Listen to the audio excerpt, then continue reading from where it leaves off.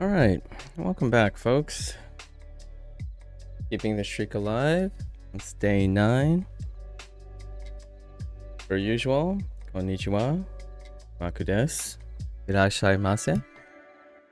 So yesterday was our one of 2 super days, and went pretty hard. Tried as much as I can to cover pretty much most of the hiragana. So instead of trying to recall identically, there were way too many elements. So we'll just take a look at these and review.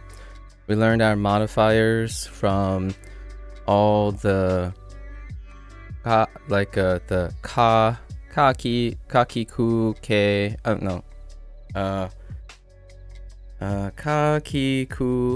kakiku ke ko. Now we have gakigu gakigu ge go, and then the sashisu se so. Now we have zazi zu ze zo, and then the tachi chu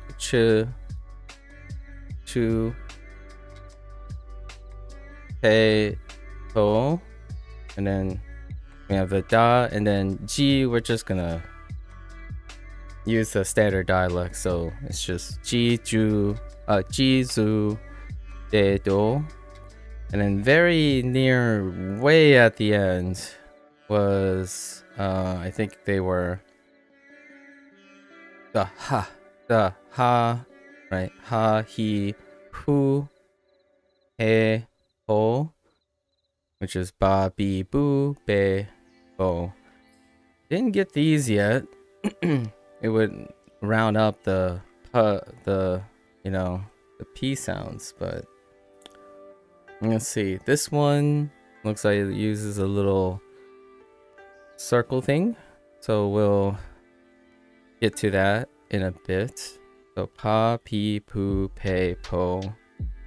We're just off the same kanas of the B's, and these ones I'll just figure out, I guess, because these ones, it's adding the ya, the you, and the yo, so I will be able to figure that out since these use the same hiragana. So that's fine. And then we know the extended consonants. I've seen it somewhere, not in our lessons yet. And then the extended vowels. So instead of using the katakana, where they put like the dash, right, the one stroke, these ones just repeat. So these are still the same kana. I just need to be aware of associating the little circle thing. Sorry I didn't come yesterday. I'm Jojo Siwa. By the way, I only followed you on that account and not my phone. Oh, hey, welcome. Thanks. I think I remember. Yeah, welcome, Jojo. How are you today? We're just reviewing today, another super day. My voice is kind of hopefully it holds up. I went pretty hard yesterday. Today is day 2. Today is the day we remove romaji and practice our hiragana without romaji.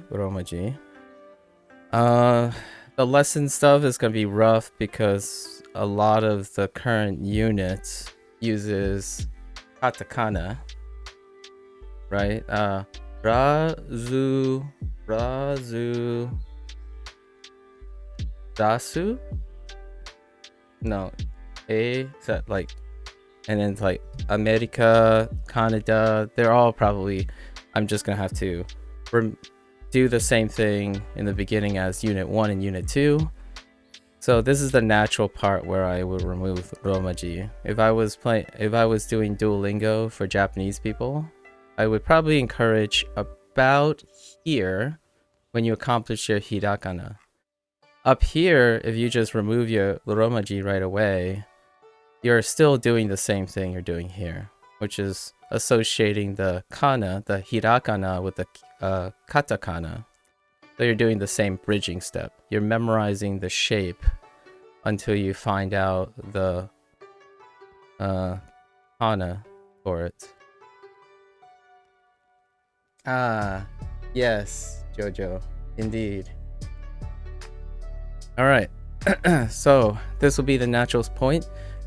Tomorrow when I get back to normal stuff, there is a chance I'll bring back the romaji just so I can see what katakana romaji looks like, because I want to at least be able to keep up with attaching. I want to go from the kana to the romaji now. So right now, back in when I started, I wanted to go to romaji to the kana. Now this kana, the hiragana, is gonna be bridged to katakana, and then I'm gonna use katakana to go all the way back to the beginning to romaji. I want to at least familiarize the romaji so I can use both forms of keyboard inputs and help people either make a gigantic leap or vice versa. It's always nice to go back and forth, backwards and forward, so you can remember where you started, all the different steps of the learning, and then going backwards. It's kind of like I talked about this before, and coincidentally a friend of mine posted something that reminded me of why I do this. A lot of times if you don't know where your foundations are, it's hard to go forward. I mean, where the foundations are, if you keep going forward, you never find out how to go backwards. So what I mean by that is, say you do a task and you use a tool, and you use that tool a lot. That means you no longer practice anything that tool replaces, right? Just the same as when you learn something and you constantly use the same thing at the highest level, you no longer use tools at the basic level. So for me, I always practice foundations. And for a lot of people, romaji is not the foundation of their Japanese. Romaji is the foundation of English. So I like to practice all these foundations so that they can be useful in the future for teaching purposes and for educating purposes. So it bridges the gap. So if I become a very great Japanese speaker and I keep using Japanese at the level that I will eventually be 6 months down the road, it will be very difficult to communicate with someone who's starting Japanese. So I don't want to be that. I don't strive to be the best at the specific task. I want to be someone that enables and bridges the gap. It's also the same with communication and problem solving. Problem solving is generally held at a nondescript level. If you constantly solve problems, very specific problems, you get very good at solving those specific problems. However, if you don't practice the foundation of problem solving, you do not know how to branch from you kind of become unpracticed. Not like you don't know how to do it. You'll have to recondition yourself and practice again. So this will be, I think this will be a great place to do our digression for today before we start our lesson. So it's a good inspiration. The person that posted the thing about the teaching, about seeing their students. So let's go into that for a moment.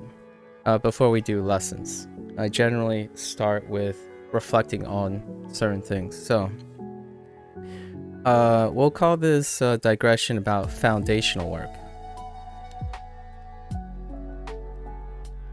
So when we're younger, right?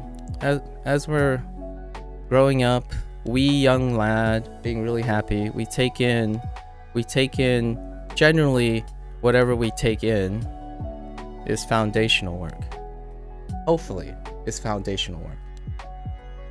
Nowadays, though, there has been a concern. Well, I've heard people giving up on Japanese due to kanji, but giving up for katakana is something I've never heard before. Are you sure? Because if you, again, so Babin, I'm gonna assume that you're, let's say, N2 plus, right? I'm gonna assume now you're about M2 plus. So here's the thing about framework.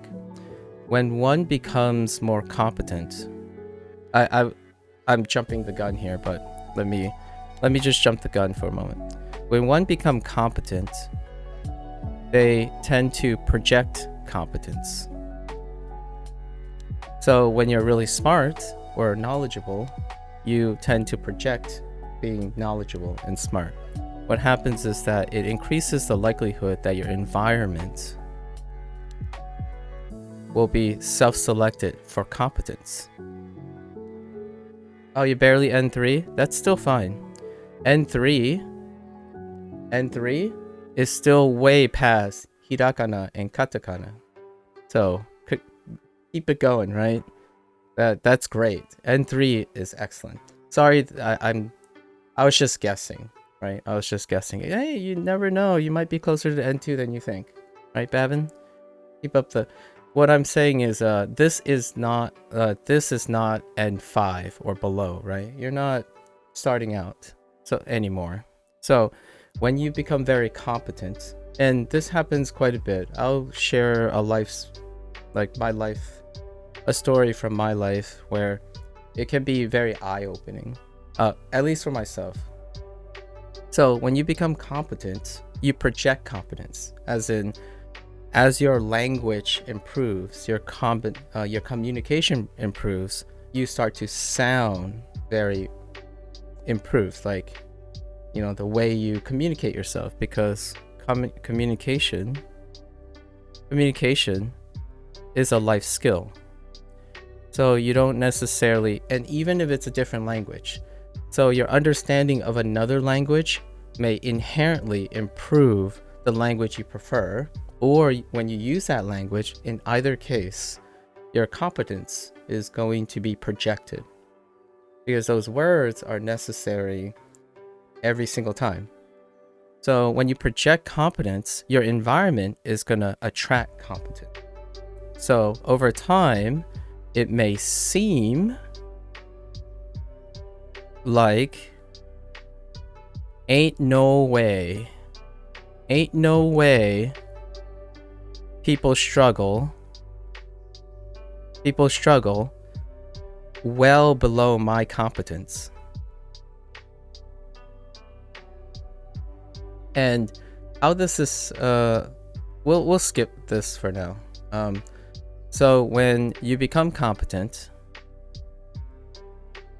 it goes up. The gap grows from incompetence.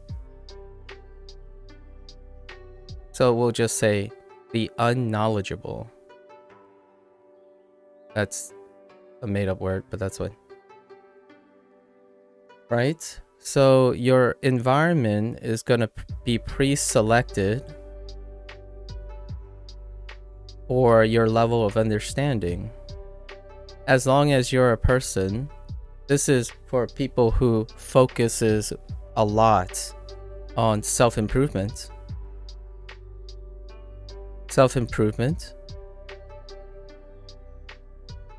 self-esteem, even actually successful, like mentally, like personally being satisfied and successful. Bonjour. Being successful. So when you become successful, very competent, you project that, and then and what you do is also you pre-select your lifestyle and environment to better cater to your level of understanding. So over time, your environment's level of competence goes up. What this generally does is it creates confirmation bias. And if you're someone who's very ambitious, aspiring, and you're constantly trying to get better, there's another thing that pushes back on you, and that's if you're a humble person, someone who always feels like they need to get better, you get imposter syndrome. So imposter syndrome and also being at the I generally draw this normal distribution graph, but this is what's often happens, the Dunning or the Kruger-Dunning effect. That's always at play here,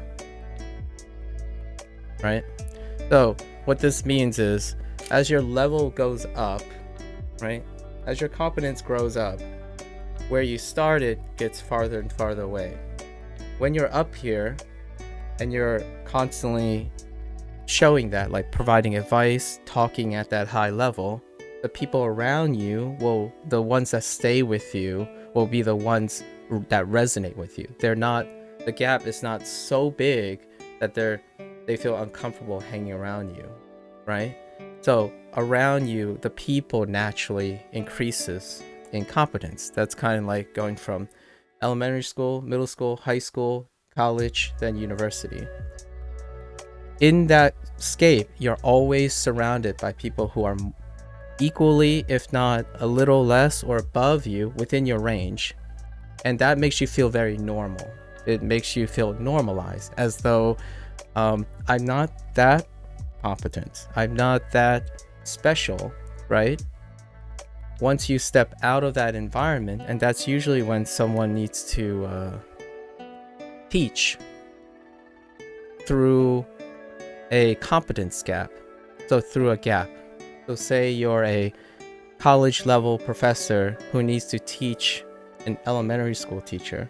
The gap is gigantic, and it takes quite some time to normalize that again, where you have to understand that the imposter syndrome makes you feel normal, as in as you keep going up, you don't feel very special. Like over time, if you constantly exude your competence level, everyone around you grows with you.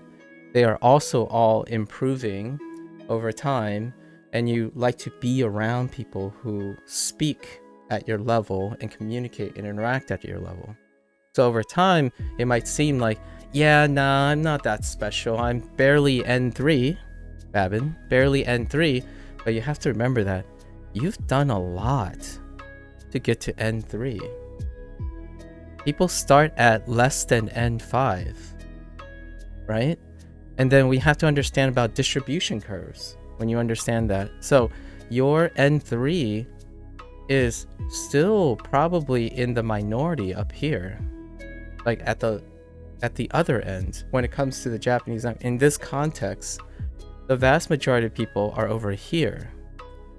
They're up here, which is around N4 or less, actually, when they first start. Like online, when you see people pick up, there's probably a larger population that you're not exposed to anymore because you don't have to.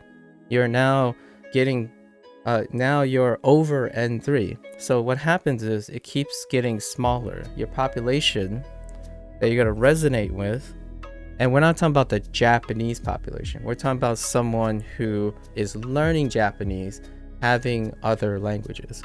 So most people are over on the other side. So if you look at the area, I usually draw a graph on a open surface.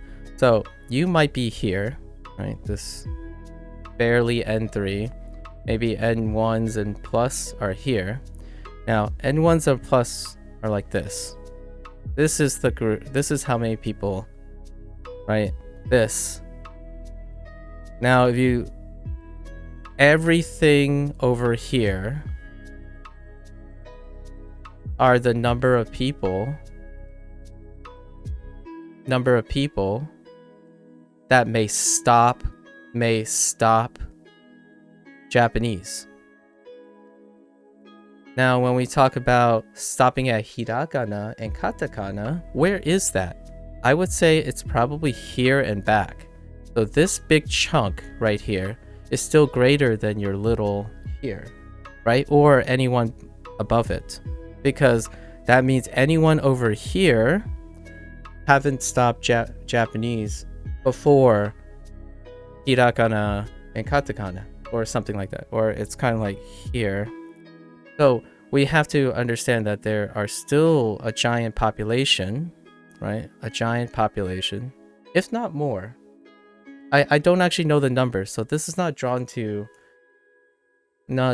proportions. I don't actually know the truth. The idea is there are a significant visible but invisible people, because if you're spending a life where you focus, and this is the great thing about successful people and motivated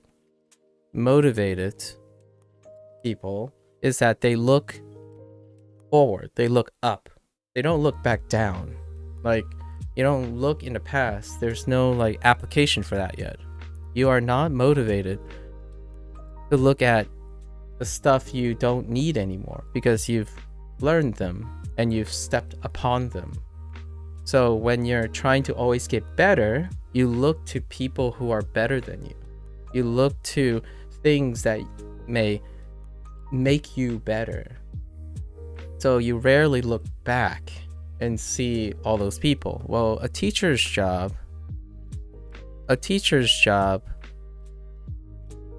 is literally that, or figuratively. The word would be figuratively and literally, because when they look back they see kids. So oftentimes a teacher's job is to constantly look below their competence level, and they are to raise the competence level of anyone they talk to. So their environment is constantly seeing people who are below their competence level as opposed to being above their competence level. So when you're in like a skill set, right?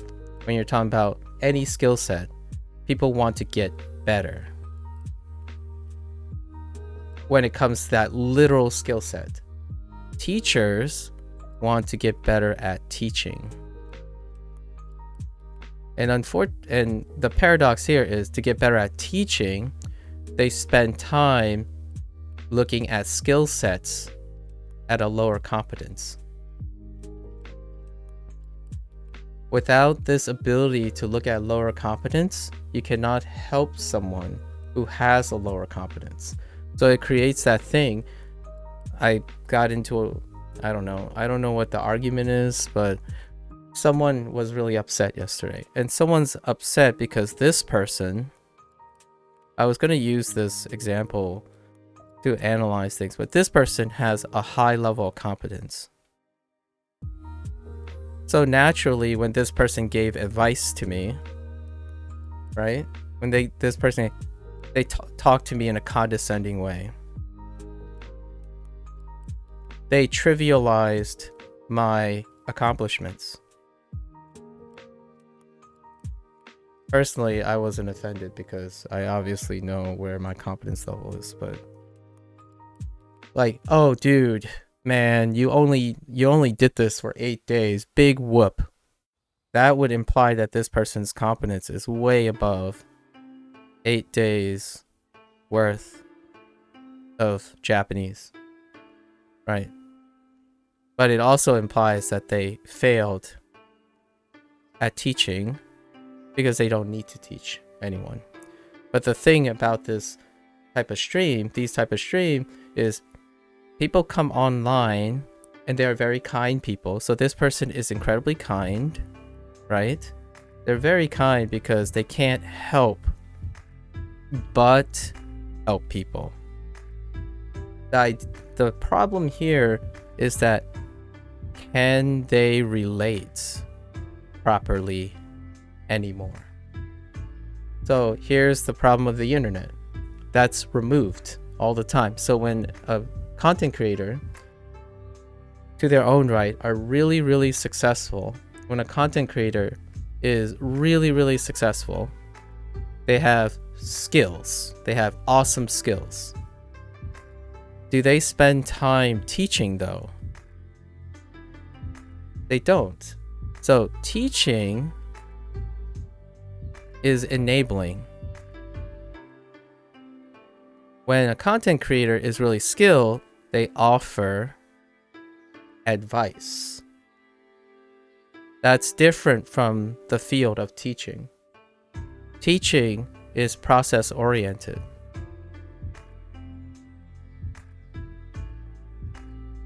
This requires a very long time.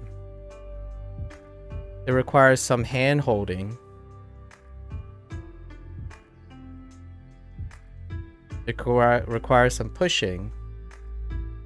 When you offer advice, it cuts the process. It gives you the end result.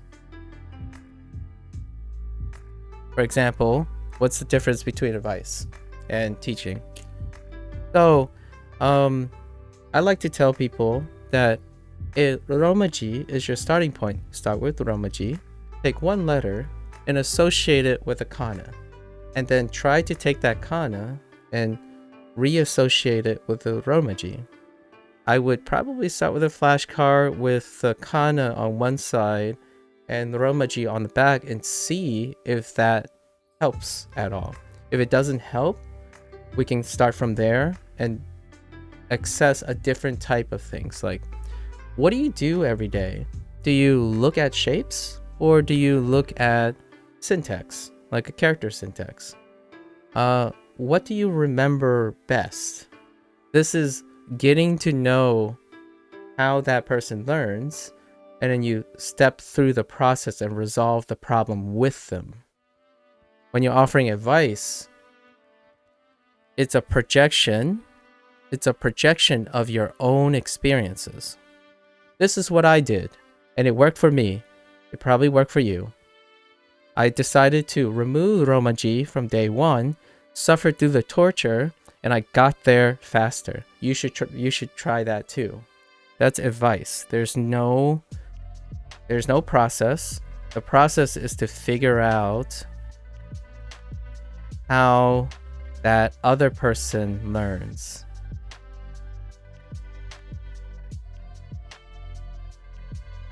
The difference here is you have to end up learning with that person.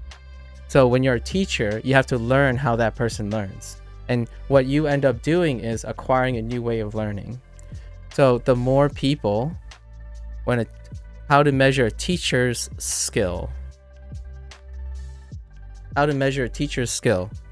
You teach a lot of people, and you acquire a lot of ways to learn. So that one day, you hope that most of the kids that come to you, you can use this toolbox of learning techniques. So if someone struggles with romaji, my advice is not limited to someone who doesn't struggle with romaji. And then when you give an advice, if the person struggles with kana and not romaji, it doesn't ignore that romaji could be useful for that person's kana. Things like that. And you don't need these tools. If you're not educating, if you're not going into education, you don't need these tools. These tools, what these tools will do is you spend more time at lower competence levels. So like, if a Japanese teacher could be a Japanese teacher who starts at elementary school, like teaching elementary school. And you're like, too incompetent. Let's go to middle school. Like, now I'm not feeling it. My competence level is higher than middle school. I'm gonna move to high school to teach, then move to college to teach. That can very much work. What that does is it keeps the level of competence going up simultaneously while investing time in learning how to teach. And that's where my personal life story comes in. I thought that's what was very rewarding about learning how to teach. As I grow up, right? So as early as high school, I tutored, or I helped other people because I'm slightly above them, right? Like anyone who's like 1 year below me, I didn't have any problems teaching them because the gap in competence is similar. This is where the internet comes in. When you're watching someone play a video game, you're automatically assuming that that person has similar competence level. So that's why it feels appropriate to provide unsolicited advice, because it's assuming advice is useful when this gap in competence is small enough so that the two people can resonate. They're like, oh yeah, man, this boss is so hard. It's so hard, but at first you just have to do this and this, pay attention to that, and that person gets the advice because the gap is small enough. When you're teaching, this gap can get gigantic, and it's even more pronounced when someone is learning from scratch and then you want to help them. You want to offer advice, right? As a person who loves Japanese.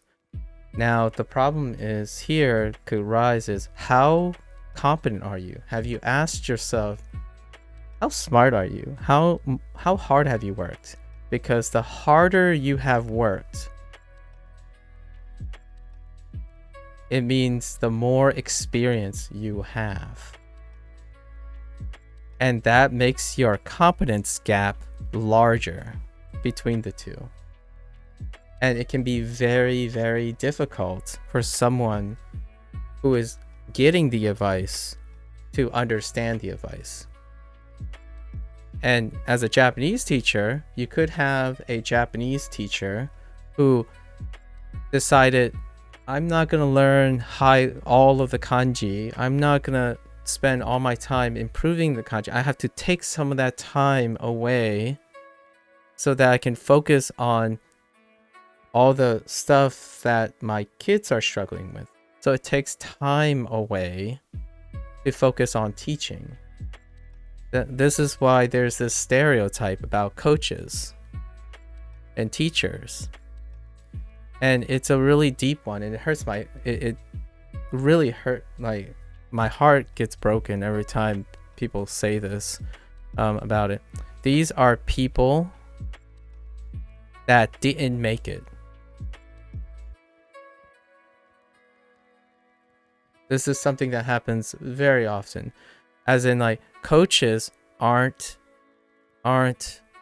as good at the skill set. Teachers are the same, right? Like, oh yeah, but if you hate your coach or something, it's like, yeah, my coach, he can't even do what I can do. I should be able to. Well, the idea is they can't. Like, but their skill set isn't just the skill. Their skill set is literally in their name. They have to spend time learning how to coach. They have to spend time learning how to teach. And that's time not spending developing the same skill that you're working on. So it's not everyone. Obviously, I'm not talking about everyone. It just breaks my heart when I hear that. I love it when students, right? This is like let's just throw in some Star Wars here. the most satisfying and rewarding parts of being a coach and a teacher is when your student surpasses you in the skill set. Okay? The downside of this happening, the trade-off of this happening, is you will know that you helped the student, but the student didn't practice teaching or coaching. Your hope is that you inspired them to remember or gain self-awareness of what you did as a coach or teacher for them. And one day, that when they no longer practice their skill, the skill that they've capped, they will think back fondly on the people that coached and taught them and explore teaching and coaching so that they can pass on their skills to the next generation. Usually nowadays, this part doesn't happen anymore because the skill caps are so high on our skills now. Like, the internet has proved that. The internet is there. YouTube, Twitch is constantly reminding you that the skill cap is so gigantic, because when you look at YouTube and Twitch, you are reminded of what is the pinnacle, what is the zenith of your competence, of the skill set you have. So it hasn't happened yet because the internet generation is still less than 30 years old. Like, I was pre-internet generation, right? So this awareness of where that skill cap is wasn't there when I was like growing up. I didn't look at the highest peak. I looked at what's slightly above me all the time, right? So for me, I have no desire to try to reach the skill cap. And what happens is, if you're constantly looking up, I would say those people who are going to become 30 all the way, they probably have a lifetime's worth of practicing the skill cap. So no, I don't think people are great at teaching or coaching, because I know they're awesome at doing what they do, which is not teaching or coaching. Is to keep getting better, because the skill cap is so high, you can probably spend your entire lifetime doing it and you'll be okay. Like, you're envision. The downside is, which is where the article came in, is a friend of mine that I known for a while gave me an article, and they're talking about the state of teaching. The punchline here was the state of teaching. They noticed that there were deficiencies. One of the symptoms of the state of this teaching is that there was deficiencies in kids, and not that kids can't do specialized tasks,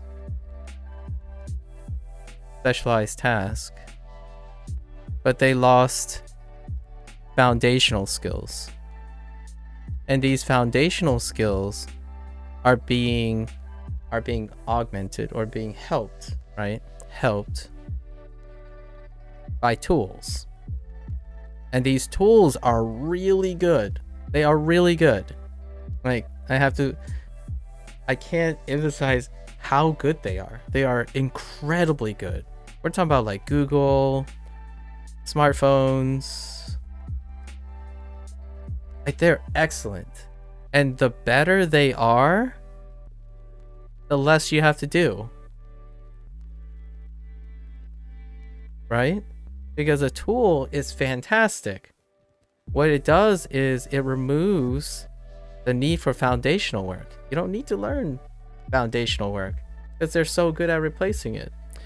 And right now, teachers, which breaks my heart all the time, because this is not a like a new pandemic. It's been spreading for a while now, and it's been increasing, and I've always been curious how we're going to, as a society of human beings, like everyone around the world, how we're going to address this. Is the idea that our tools keep getting better, which is awesome because it saves us a lot of time, but our competence is getting lower in life skills. Our life skill competence is getting lower, and I see it myself, like in myself. Even at 30 plus, I still feel like my life skills are suffering, right? As in, like, communication, it's my focus, and I still see weaknesses in my communication, even though I spend most of my time focusing on communication. It's still weakening because the tools keep getting better. They just keep getting better. Like, do I call my doctor to make an appointment? Yes and no sometimes. I could rely on a tool to just do it, right? How does that tool work? Well, I have to remember that when I go online and I use an electronic interface, right, to schedule,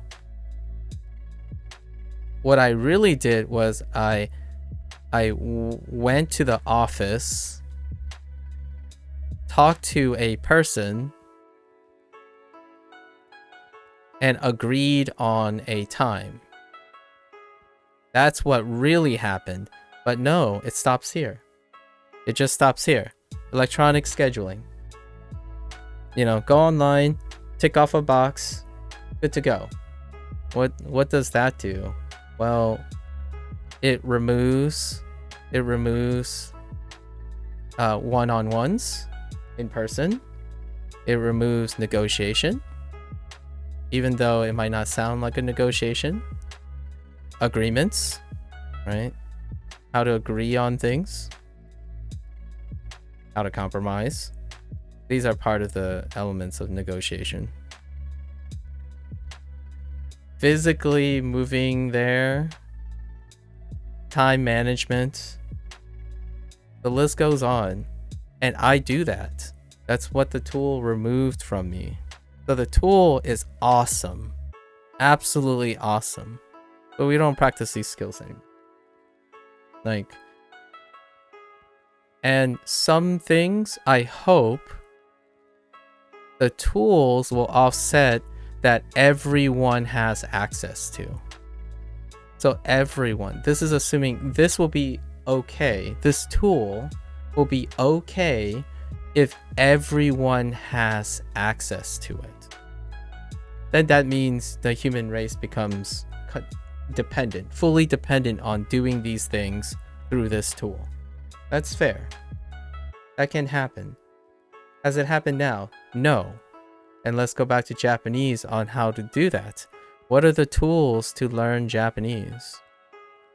What are the tools to learn Japanese? Well, this is where Duolingo comes in.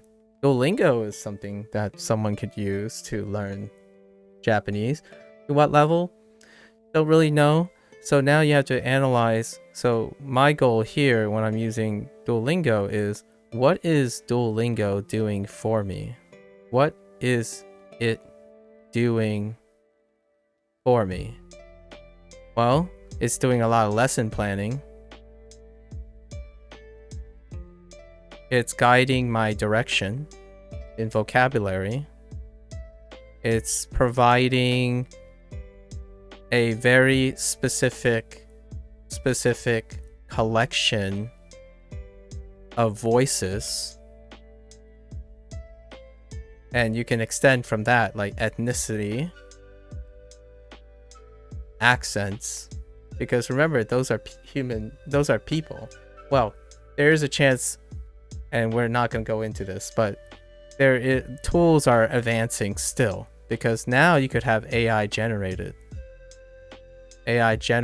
content. So you don't know if the voice sample you're hearing is not just generative AI now. It's very faithful.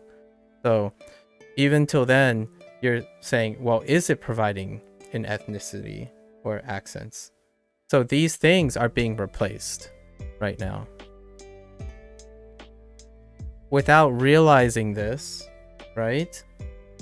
This is where the article comes in. Teaching has become almost unimaginably difficult because competence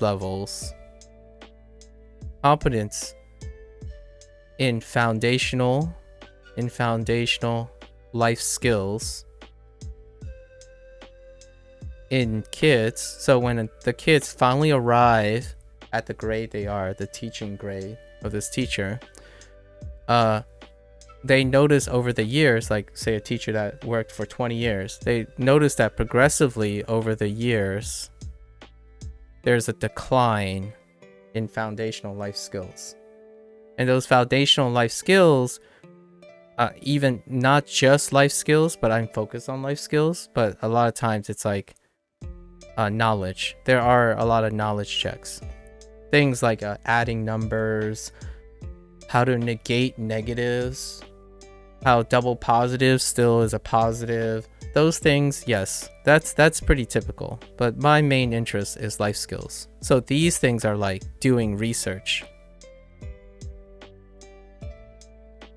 Like, for example, that was listed specifically. How to do research, okay? And I can tell you now, if you're talking to anyone who is younger than 20 years old, research means something very different. It is not the same anymore. Now the question is, what are the pros and cons? Pros and cons of this new age research, right? Well, it's search engine related, obviously. And yes, both older people and younger groups use a search engine. But how do they use it? How do they use it? And that was the topic of this research. You can search terms, right? But the process of understanding the logic behind how to use a search engine based on terms to look for your solution is lost. So, for example, if I ask someone who's less than 20 years old, hey, can you help me search for something? Like, I really want to know how to find the colligative property of water. Immediately, the likelihood is the first search term will be water. Then they might add properties. What they're gonna go do is they're gonna hope that the search engine is gonna find something before it hits something they don't understand, which is colligative. What does that kind of look like? That kind of looks like someone who is using Romaji to learn kana and ultimately increase their bank of kanji. It's the path of least resistance. This pattern isn't just restricted to learning language. It's restricted to learning life skills. The downside is when you're doing this step with tools, it doesn't connect the things. How is Romaji connected to kana, and how is kana connected to kanji? And then reverse in the other direction. So if I gave someone colligative, right, the word colligative properties of water, if they start at colligative, they can't get back to what is the question even asking. Like, what am I even looking for? So when I say, hey, can someone give me a list of the colligative property of water? You're no longer exercising a life skill where you're asking yourself the process of the question. Like the person asking the question, what are they looking for? Why do you not ask back like, hey, why do you want this? Or what specifically is interesting about the colligative property, so I can search for something very specific. And then when I can be very specific, I can answer the question better. So all these things are life skills that are part of skills that are very good. Like, oh man, kids are so fast at doing certain things. They're so excellent at doing certain things. It's difficult when you're a teacher because the learning process is gone. There's no like, this is a life skill. How do people learn now? They learn by getting advice. They don't learn by making mistakes. They don't learn by critical thinking.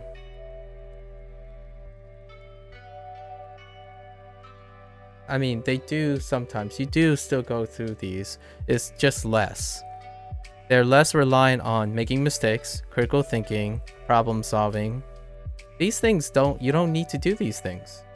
Really, like in reality, if tools get better, completely better and better, you will need these skills less. You don't need to solve problems or critical thinking. You just get advice. Advice removes the need to critically think or problem solve. You don't have problems if someone has already solved those problems. So when you're learning Japanese, if you're getting advice on Japanese, you're going to assume, sort of, that you have no problems. There will be no problems that are unique to you.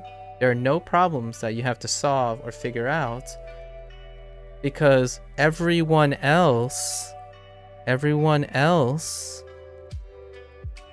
there's got to be someone out there that has the same problem as you that can offer you advice. And that's where it goes all the way back to Babin's talk.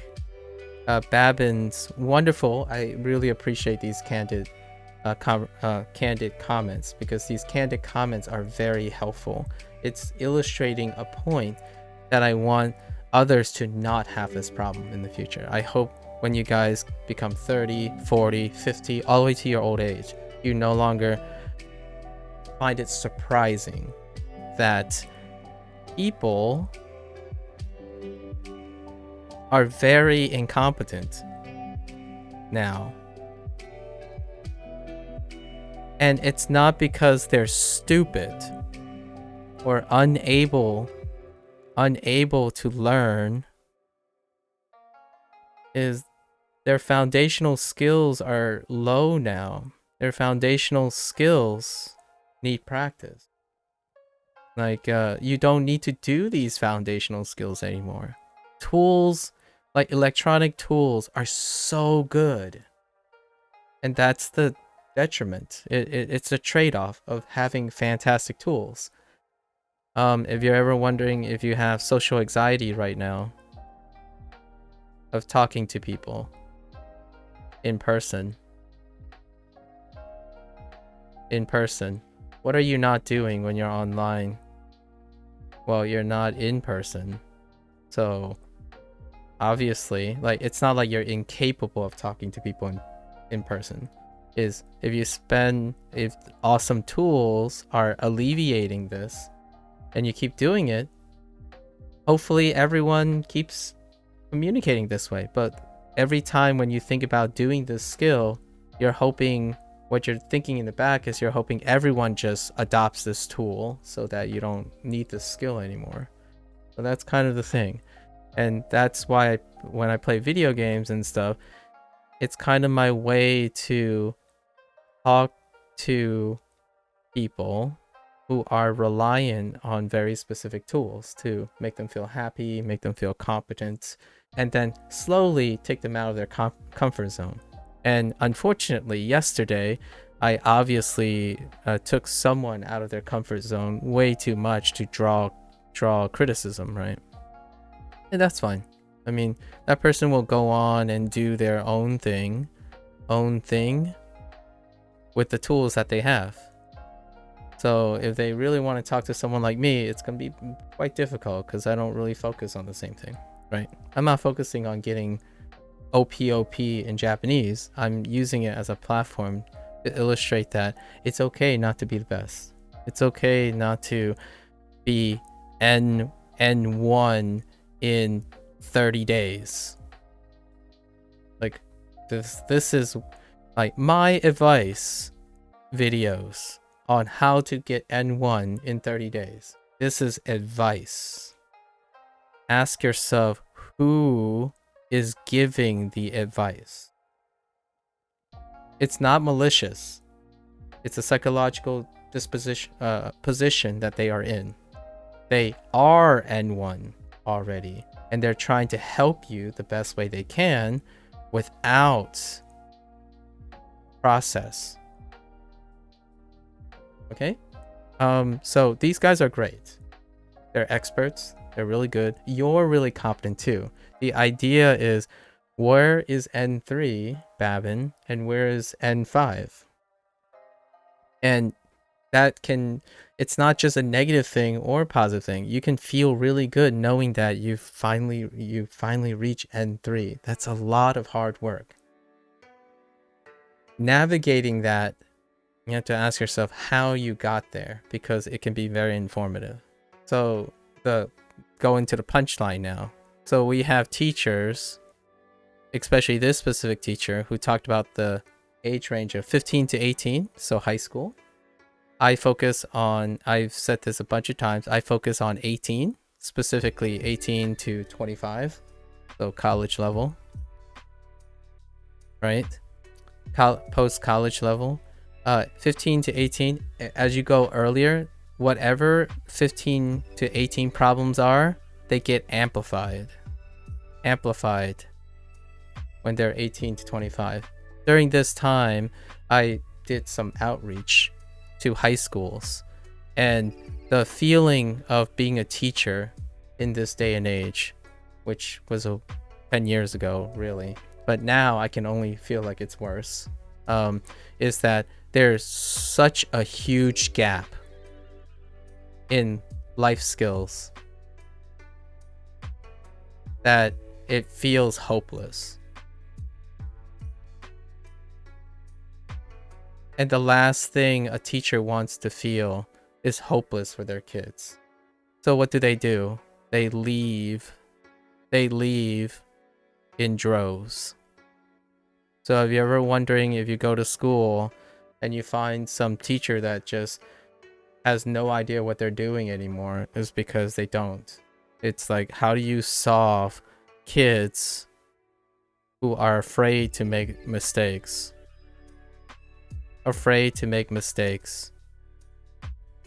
Solve problems on their own. Have foundational logic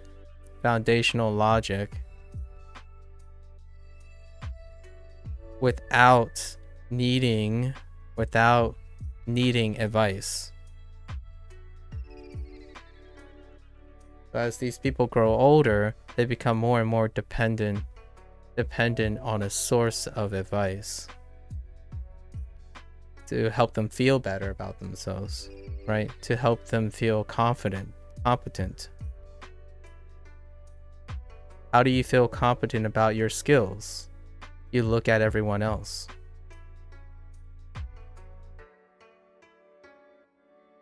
Well, to me, what I do as a teacher, generally speaking, I have to look back. Like, N3 is awesome. When someone tells me they're barely N3, I want them to tell me what this means. What does it mean? What does it mean to be an N3? And if they can describe to me all the things that they know as an N3, it helps the person and the student or whatever, like I could know zero Japanese, but if I can get that person to describe to me what they know with an N3 in Japanese, I like to believe that it will allow them to see what they know and how they know it. It reminds them of their journey and their process of getting there. And that's usually what teachers do.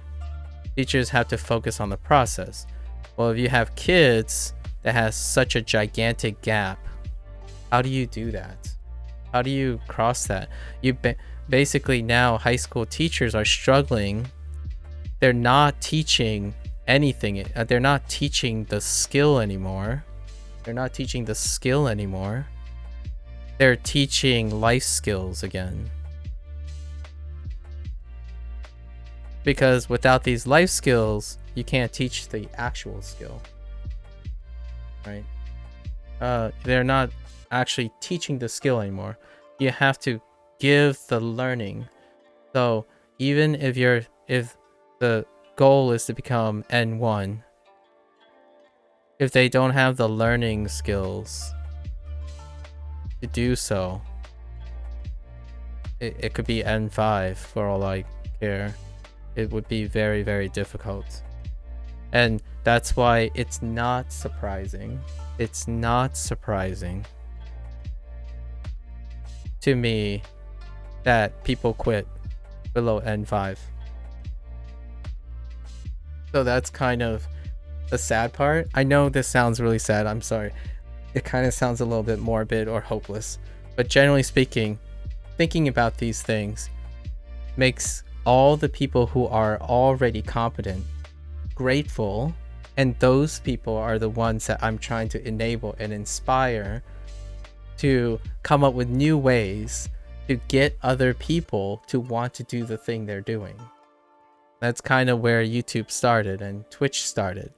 Somewhere along the line, algorithm and machines have skipped over that now. So now it's about what's the best way to do something. What's the example of the best way? What does fluent Japanese look like? Well, I'm going to tell you that all respects to those people who are fluent in Japanese at the highest level, that's not fluent to me. Fluent is someone who's freely learning Japanese without effort. Like, if you're learning Japanese, you're loving it, you're constantly progressing forward, that is fluency, in my opinion. Because you will eventually get there, to any extent of yourself. I know that is diminishing those who pass way past N1, but to me, it's a necessary switch of perspective in order to encourage all the people you're leaving behind. So all those experts, all those fluent people, good for them. They're so good at what they're doing. They're just so terrible at teaching people, in my opinion. You trade off being able to teach people by being very good at your thing. Those people can choose to sacrifice some of their time at being the best to teach or coach. That's perfectly up to them. They're not obligated to do so. My goal in life is to make teaching seem rewarding and fun, and like practicing it doesn't often seem like fun, because how do you practice teaching? You do things like this. I'm deliberately spending more time on Romaji to Kana and back, because I need to figure out, how do I bridge this gap to be a more effective teacher? I mean, this is a very specific example just for Japanese. And that's even worse, because now I'm only limiting myself to Japanese. So I need to figure out how the techniques that I learned from Romaji to Kana and back, how do I apply this to other languages? right? Because it's not just Japanese. If you limit yourself to Japanese, then this is context specific. That's not learning how to teach. That's learning how to learn. That's just learning Japanese. So when someone offers advice by dropping romaji, they're thinking about all the things that make romaji bad. They're not talking about how relying on one thing without associating it with another thing is what's causing the problem. The idea is people are learning romaji without associating to kana actively. So when they remove the romaji, there's no association to kana. So they'll struggle to drop romaji. I don't see that in myself because I didn't do that. Not only that, today is the day. So this is like the punchline to today. I'm removing romaji today. If it hits a fan, like if I hit a wall, I'll put romaji back and try to come up with a different strategy to offset this. That is solving problems. It's doing and then solving problems. If you're constantly getting advice on what's the best way, you are not solving problems. You are getting advice from someone who have already attempted to solve those problems because they made it. There's a reward for struggle. It's not what you think. It's not that I made it reward, like that delayed gratification. I made it, like haha, I made it, right? That's a haha joke, by the way, guys. Haha, I made it. No, the reward, in my opinion, is you get to learn how to solve problems for yourself. And to me, this is priceless. This is a life skill. So to heck with feeling incompetent, or if you trip, you fall, you get up, you're practicing a priceless life skill. Every once in a while, I'm not saying do it all the time because this stuff kicks your butt. It makes you feel bad. It kicks your butt. You're always feeling like you're incompetent, you're not very impressive. Yeah, it does kick your butt. But every once in a while, do something, in my opinion, do something without relying on advice.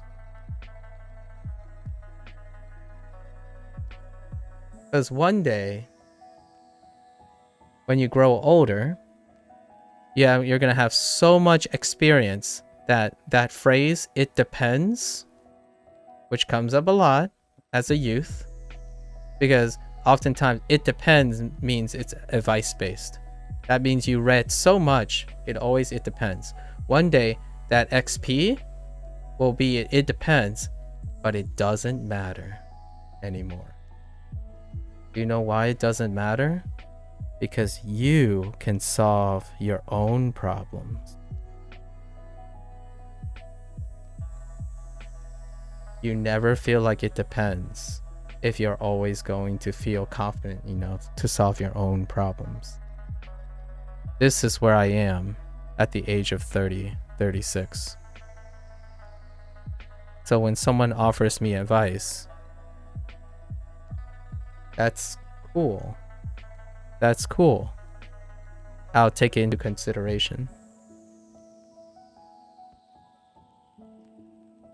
When the advice is, you're doing it wrong.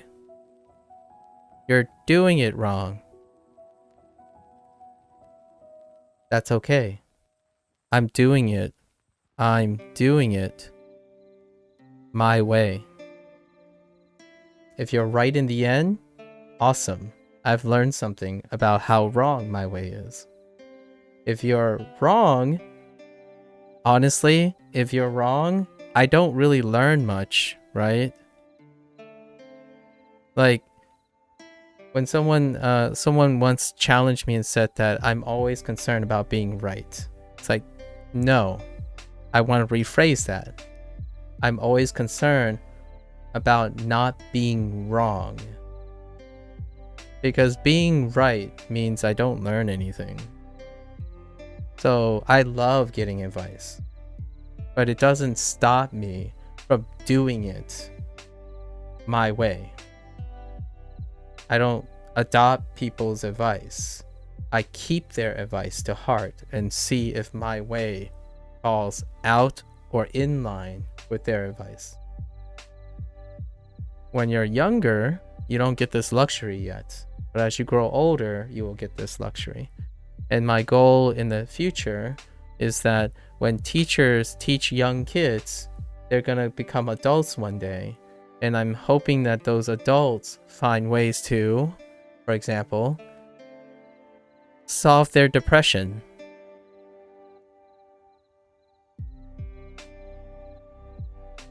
Solve their boredom.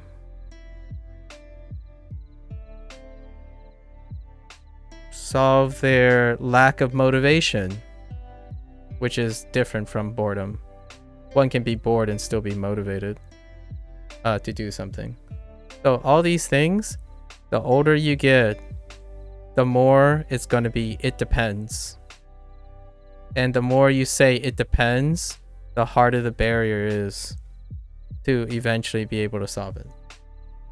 So hopefully that's not the case. I don't want it's already happening now. Like I usually talk to people around the age of 18, and this whole it depends thing, it means Google it, because Google has a lot of information, so it depends.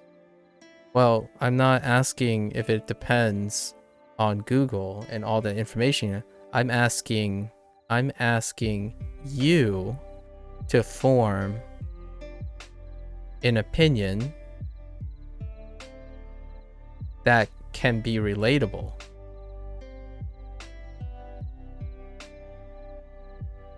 That's different from giving advice that is not relatable. You can be the best Japanese speaker in the world and give unrelatable advice. And that's a vicious cycle, because if these are the people who are giving unrelatable advice to young kids, what do the kids do in return? Well, if they ever reach this, they're going to continue giving advice in an unrelatable way to the next generation, and it keeps going back. This is the vicious cycle. That's kind of a morbid standpoint, but I honestly believe when there are enough deficiencies in teaching,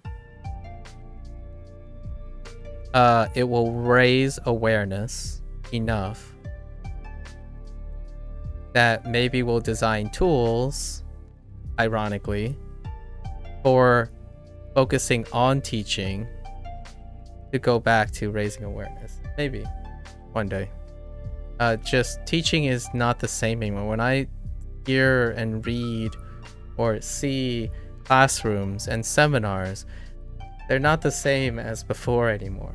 They're trying to solve this gap of using tools for the kids. So now syllabus, right?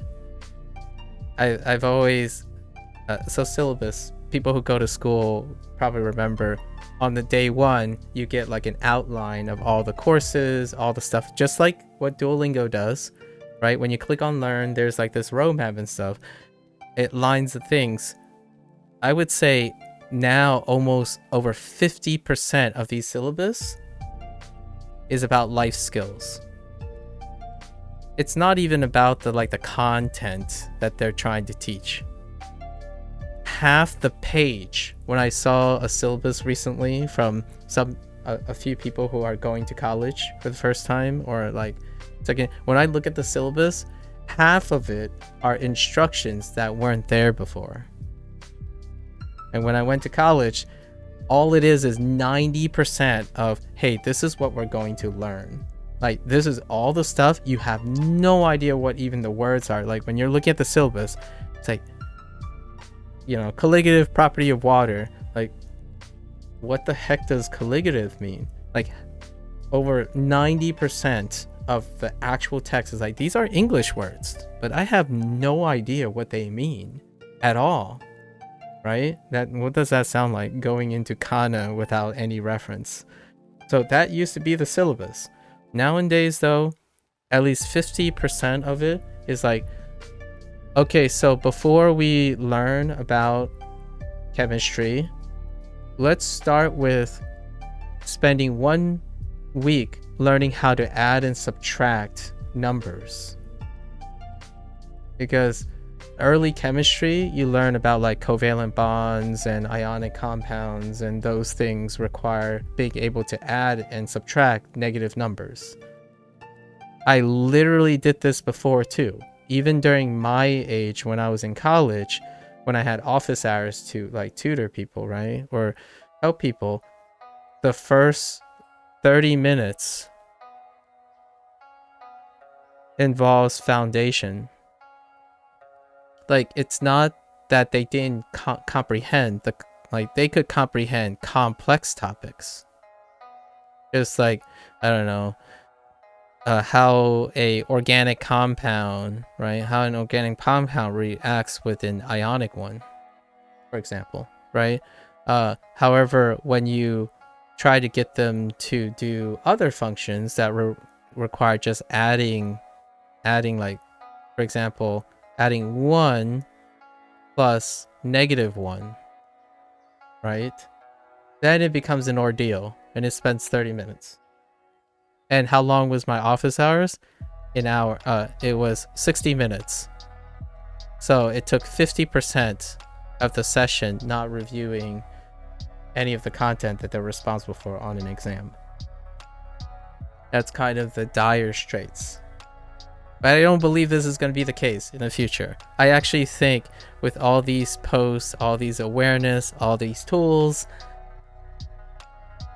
humans are going to solve that, in my opinion. So just keep an open mind. And let me read these messages. I'm sorry. When I go into these things in the beginning, I just keep going. Katakana is one of the reasons I gave up on Japanese. Oh, I'm sorry to hear that. I didn't even read the first one. You turn on Romaji day 1 to torture myself? I see. Give it another shot, you know? Maybe one day. I'm sorry to hear that the whole turning off thing didn't work out for you. Well, I've heard people giving up Japanese. Yeah, we read that. Babin, thank you for your input again.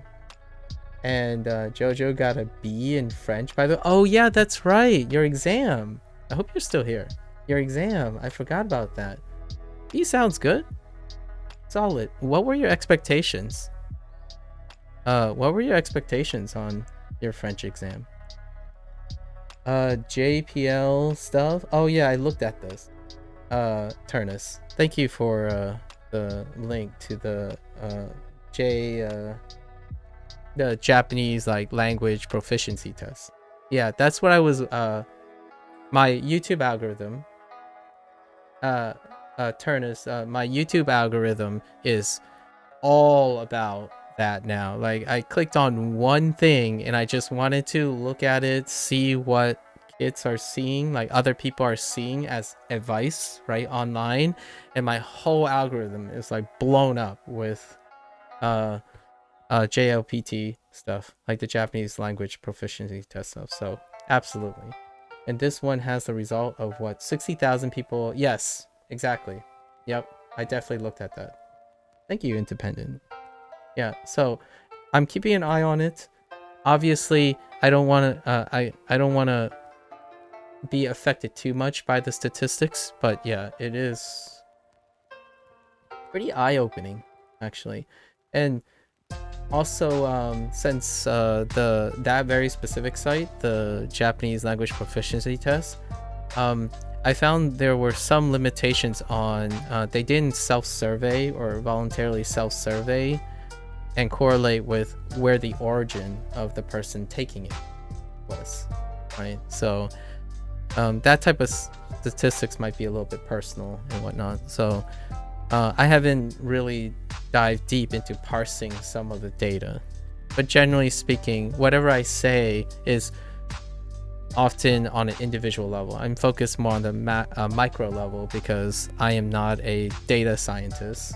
I am not a data scientist, and I do not work for a data hub that would be focused on these tasks, and I don't have those skills either. So just a little bit of digression, I do work with big data before, but big data in the sense of genetics.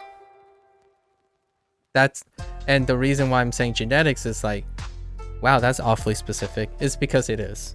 So that means I have less generalizable skills, unfortunately.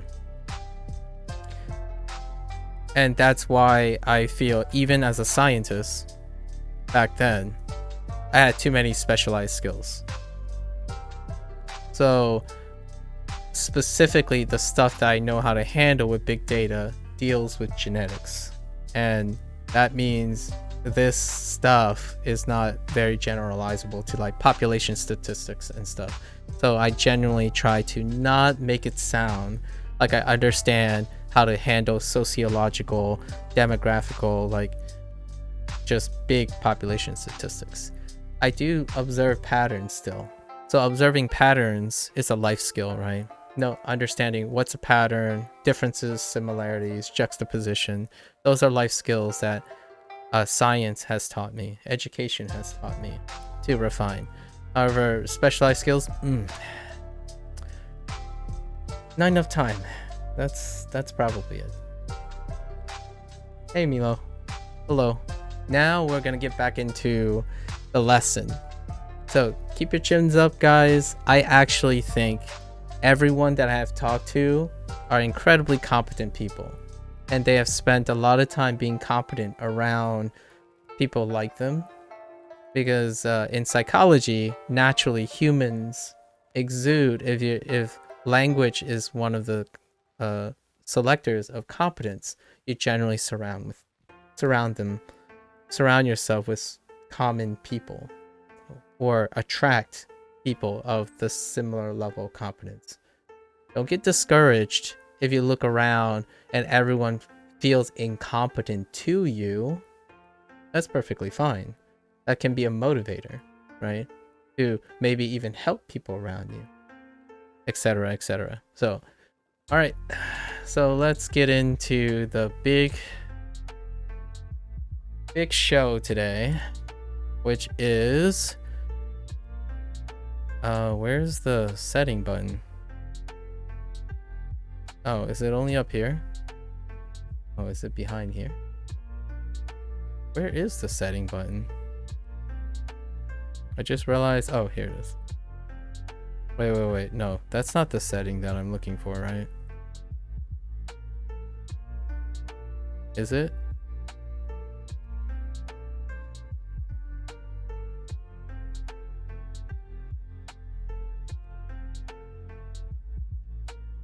Hold up 1 second. I don't know if this is the type of setting button, so let me turn this off for a moment. And just to make sure, oh no, yeah. That setting button is not the thing I'm looking for. Where is this? Okay, so hold up. I'm preventing doxing myself. So that setting button. Am I still learning Japanese? I am. Still learning Japanese. For sure. Independent.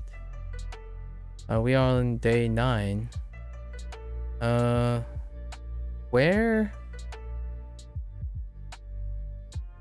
is it? Okay, the easiest way we're gonna do this is it's a good idea to be able to find it though, because that's a design thing. That's a design choice. The heck? Do I actually have to go into something? Okay, so let's just do the hirakana, right? It's not here either. So is it only when I come here? It is.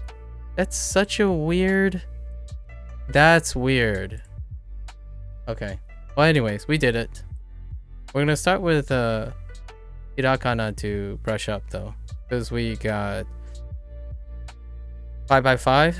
We got 25 to cover. Because dakuon, well, actually, we only need one set, because I just need to associate the little like circle thing, stroke, the little circle stroke with E. So I have to actively do that right now. So let's go in. Oh, because it's only in the lessons. Oh, that's right. It's only in the lessons.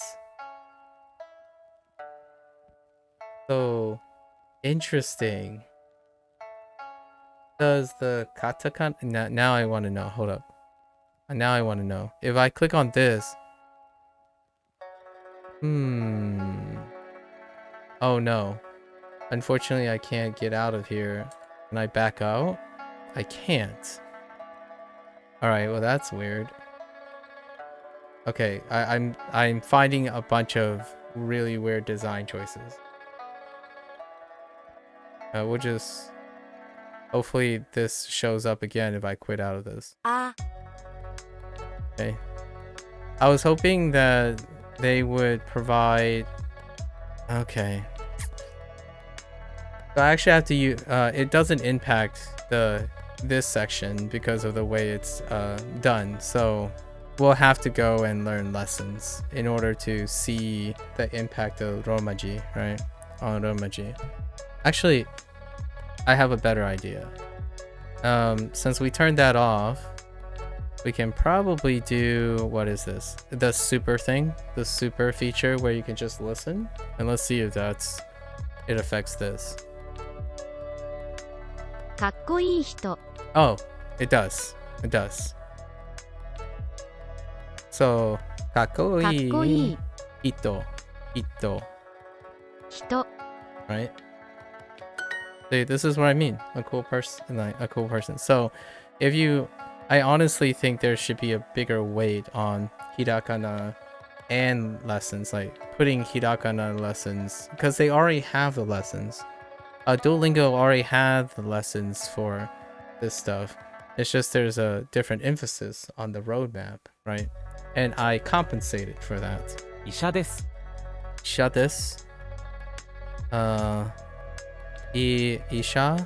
desu. So I actually didn't learn this yet, right? In the hirakana section, but I know this like smaller ya, this smaller ya.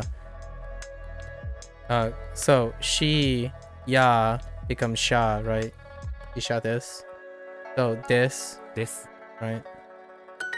So yeah, no problems dropping the romaji. Right. So yasashi isha desu. Isha desu.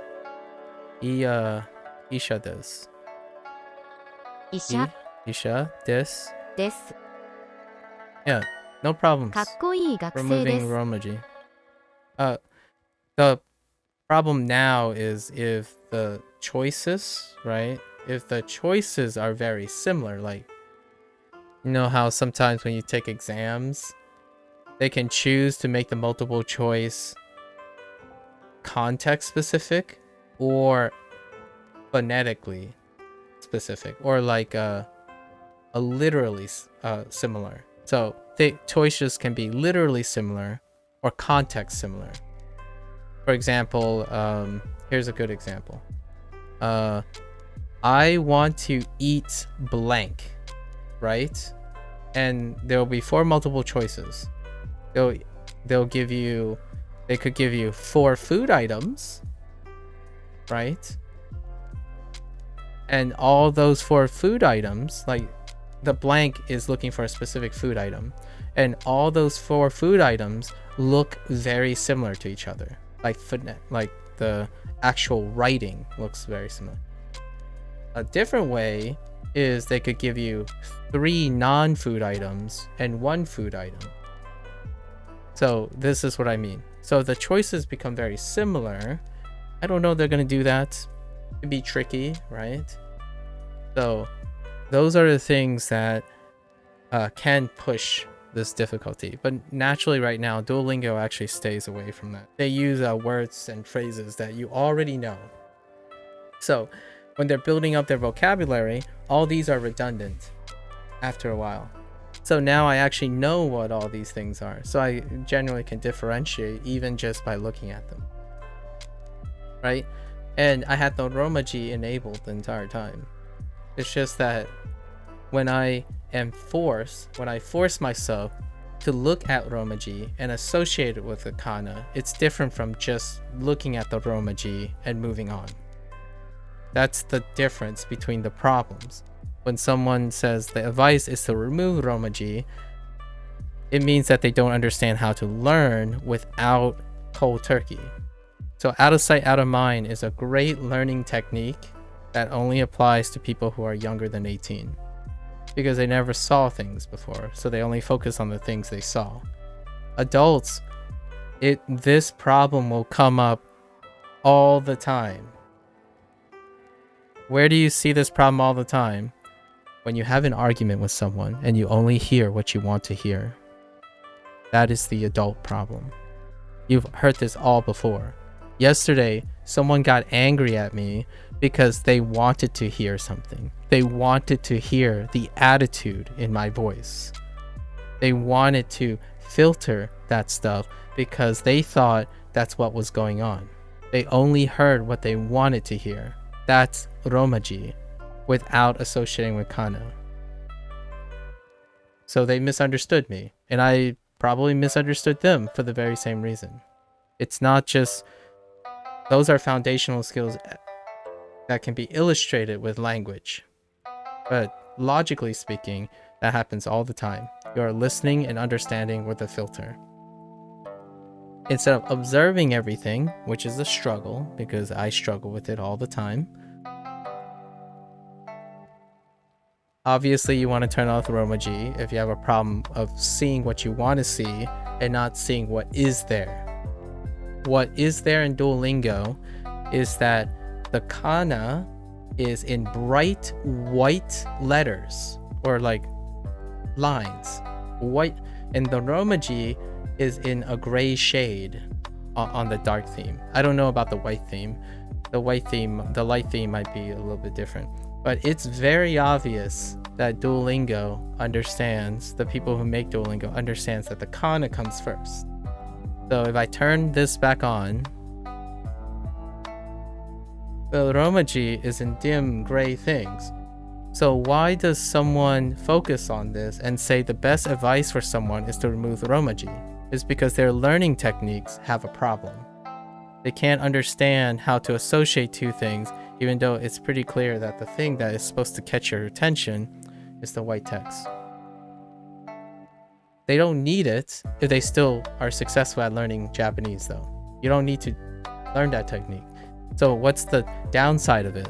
What's the downside of making it easier for yourself? The ironic thing is, if you don't learn this way, you're not learning how to focus on something when being distracted by something else.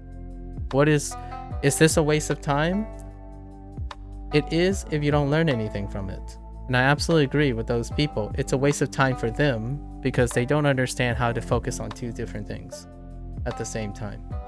You aren't forcing yourself to focus on the kana while the Romaji is there. Or you're not focused on making associations. So I spent the last 8 days associating these, and it takes a long time. If you saw my lessons, they're so much slower. So much slower. So I agree with everyone. If you're busy not associating, it won't slow you down. It'll make you faster. You're not practicing something though. I am. I'm practicing how to form associations, and that takes time. And when you practice that, it takes less and less time. It'll still take more time than not doing it at all. That's fair enough. If you don't need the skill to form association, perfectly fine.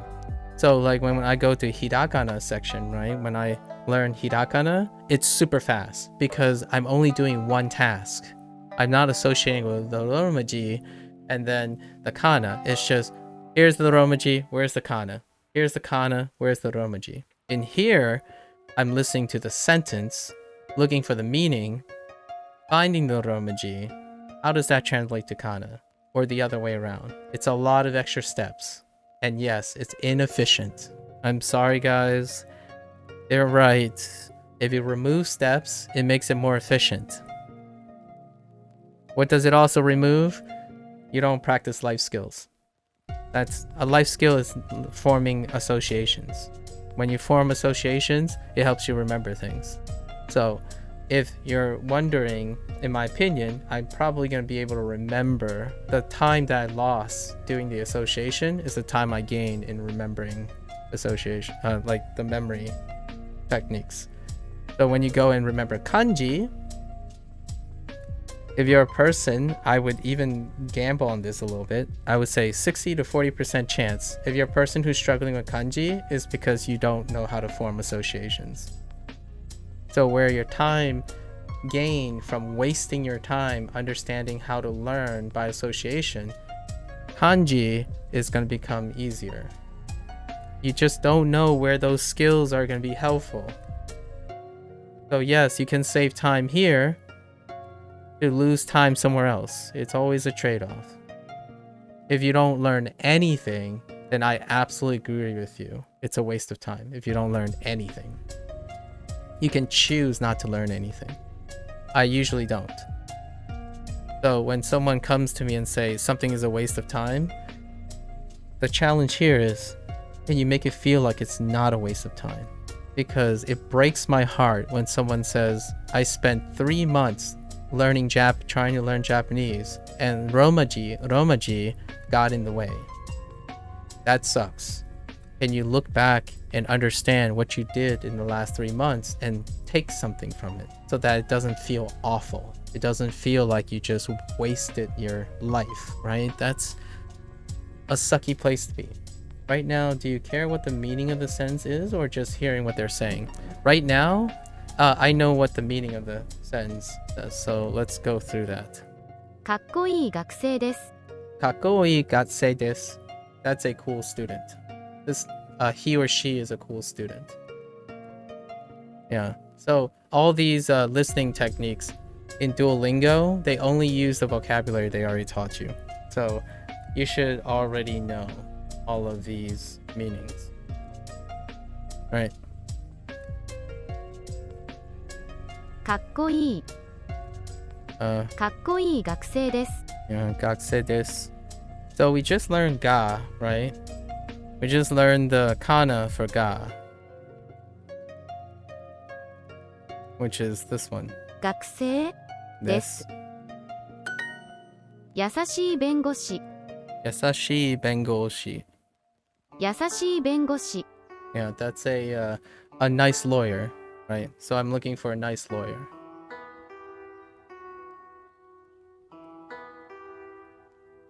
Yasashi bengoshi. And we just learned ben? Yeah, we just learned ben. 弁護士。 Oh, well, is there a 優 desk? しい弁護士。 Yeah. A nice 先 lawyer. 生。 Sensei, which is teacher, right? Sensei, I don't think we have any. Sensei? No, these we have all these kana already. Hirakanas. かっこいい人です。 Kakoi hito desu. かっこいい Hito 人です。 desu.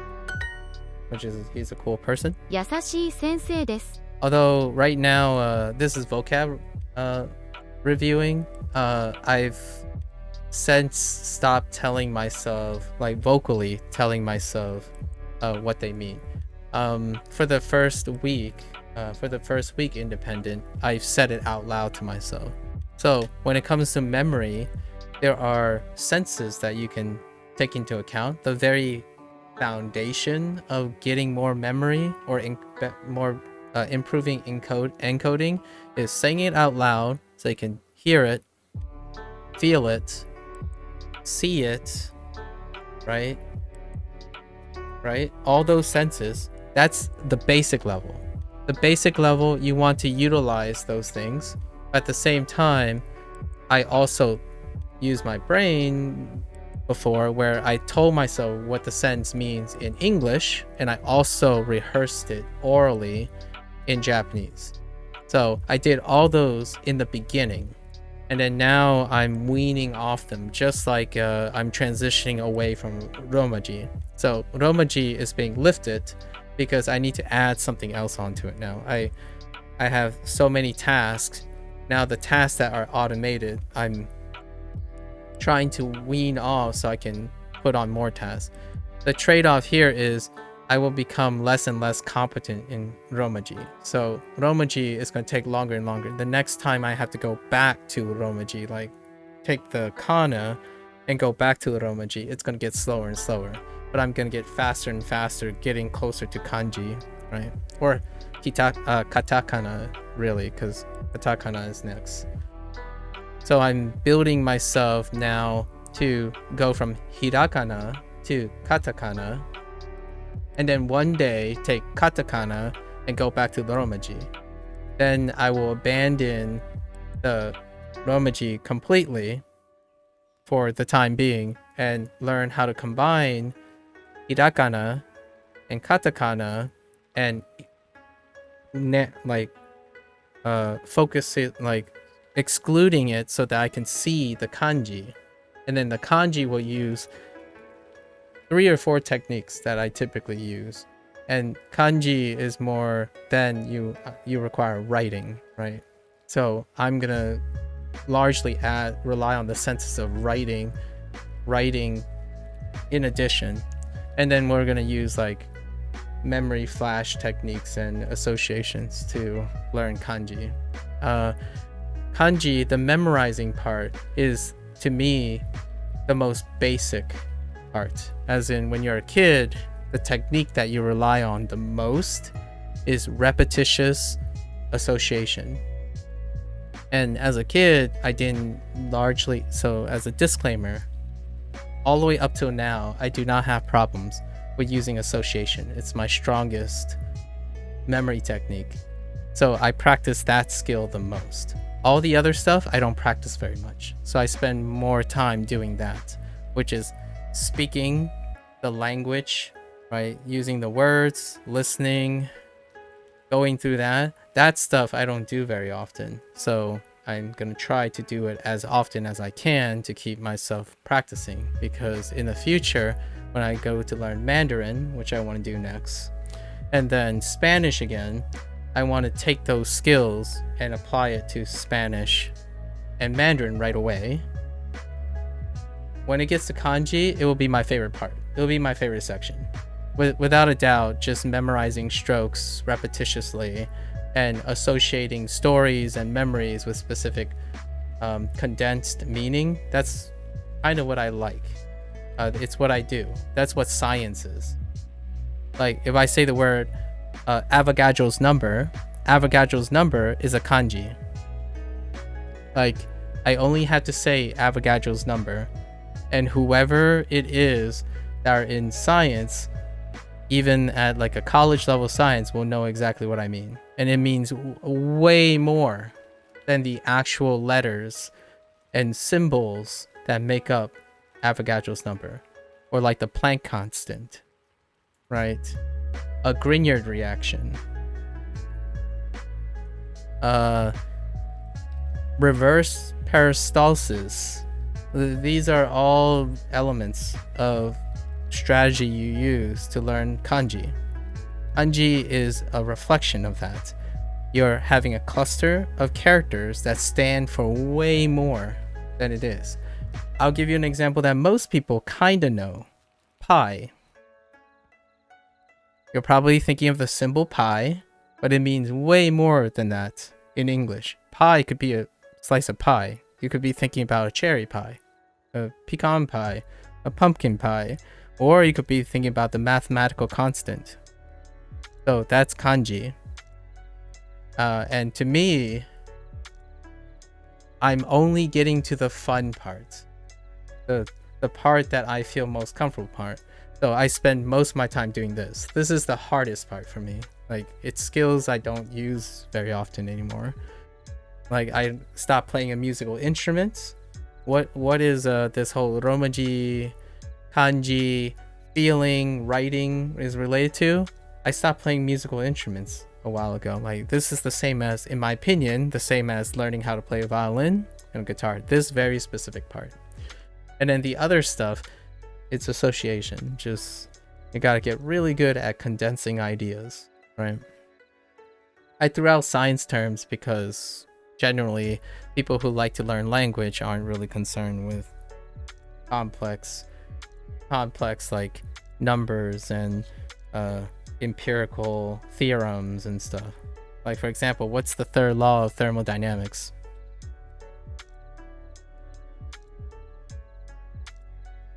I'll let people think about that. Usually it's like Newton's first law of motion or something that perhaps people will remember, kind of thing. Like, what's the difference between potential energy and kinetic energy? Stuff like that. That's kanji. The strategy to learn kanji is associated with how good you were when you were in school remembering mathematical theorems and physical and scientific theorems. Could you remember those really easily? If you can't, welcome to the world of kanji, right? Because those symbols are abstractions until you ascribe meaning to them. What does the infinity sign mean? Things like that. 優しい先生です。優しい先生です。優しい right? かっこいい、 Oops. かっこいい。優しい。What is it? 優しい先生です。 Sensei desu. A nice teacher, right? Did I get sensei? Yeah. 先生で Yes. す。弁護士です。We're gonna be doing this the whole day now. Since this is what I would like to do the whole day. So we're not doing any lessons today because that involves katakana. We'll struggle through it when it's not a super day. Today's a super day, so we're just gonna bootstrap listening, finding the kana, and then rehearsing the... Oh, we might want to add more vocabulary though. I am 2 lessons away from adding another vocabulary. They're probably going to be katakana though. Like my current section is America, Canada, Igirisu? Yeah, Igirisu. I keep forgetting the Brazil one. Brazil. Yaru. I don't know. Brazil. So yesterday I did like the first set of lessons for those, but they're all in katakana. So even if I had all hirakana, it would be a bit to get used to seeing the katakana without meaning or association at all. 弁護士です。弁護士です。Lawyer. He, she, a lawyer. We just got Bay yesterday. 弁護士です。 This is everywhere, so easy to pick up. 優 the しい this. 学生です。優しい学生です。優しい。優しい。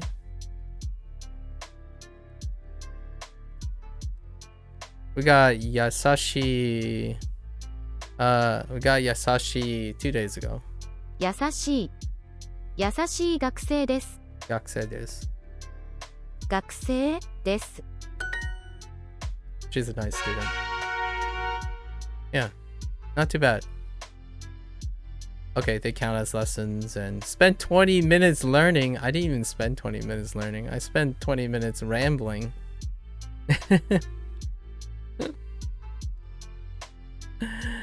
Ooh, you get more XP to... Yeah, you know what? Yeah, I 優 love it. しい人。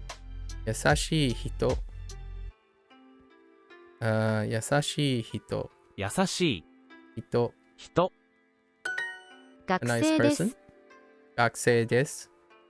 学生 Gasei des. です。 A student. She is a student. Or 先生です。 sensei des. Teacher, a teacher. Right. 先生です。 かっこいい弁護士です。 A cool lawyer. かっこいい。 Ben. Gotta get used to singing. This? かっこいい弁護士です。 Yes. です。弁護士と先生。 Bengoshito sensei. So a lawyer and a what? 弁護士と先生。 A lawyer and a teacher. 弁護士。 So と。 sensei? Yeah, sensei. 先生。 優しい人です。 Yasashi, a nice person. Yasashi, oh man, it's so much more efficient too. 優しい You don't need to worry about A's. That's kind of nice. Sorry. 優しい人です。 Hito des. 人です。 I'm starting to enjoy that I don't have to write articles and stuff. Like I stopped thinking about it anymore. Like so here, like as an English person, 優しい人です。 when I hear yasashi hito desu, I don't hear a he or she is a nice nice person. I just hear person nice here. Like I literally hear yasashi hito desu. Like but I can process what they're trying to go for. But I've already eliminated the habit of saying he or she is a nice person. Sorry, pronouns. かっこいい医者。 Kakoi isha. Kakoi isha. 医者。 And this is something we haven't learned yet. The isha, the sha. But we know that ya, you, and yo can be added to a kana, a hirakana of before to add that. So that ryo, ryu, or sha, cha, etc. Chu. I don't know if that exists. We'll see if it exists. 弁護士です。 Bengoshi desu. Sorry. 弁護士です。かっこいい弁護士です。 Kakoi bengoshi かっこいい。 desu. 弁護士です。 Yes. かっこいい弁護士です。 優しい学生。 Yasashi gakusei. Yasashi. 学生。 Oops. 学生。優しい。学生。 Oh, was 学 that 生。 bengoshi? 優しい学生。 Yeah, 学 gakusei. 生 Yes. です。 Oops. 優しい学生。 Oh, no this. Oh. 優しい学生。 I just added it myself. 優しい学生。優しい。学生。 Okay. Nice. I love these listening ones. When it's not a super day, so when super is over, what I'm going to probably do is I'm probably going to write out the stuff as I'm learning the lessons.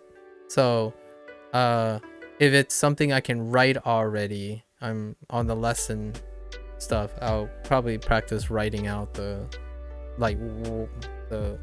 clusters together, like gakusei, just like write it out to myself so that I can utilize writing at the same time. But today, since we have this feature, right, it's listening is only part of the super thing, and I have one more day. Tomorrow, I'm not going to be able to get up and do a few hours of it, so we're just sampling how useful this is. I think this is super useful. I don't know if you can do this yet. Oh yeah, you can. Let's see. お茶とご飯です。 Ochato gohan desu. And still, that the bottom one is also restricted to your vocabulary. So how far you've gone through the lessons, right? お茶とご飯です。 Ochato gohan desu. So お茶とご飯です。 green tea and rice. This is green tea and rice. So ocha.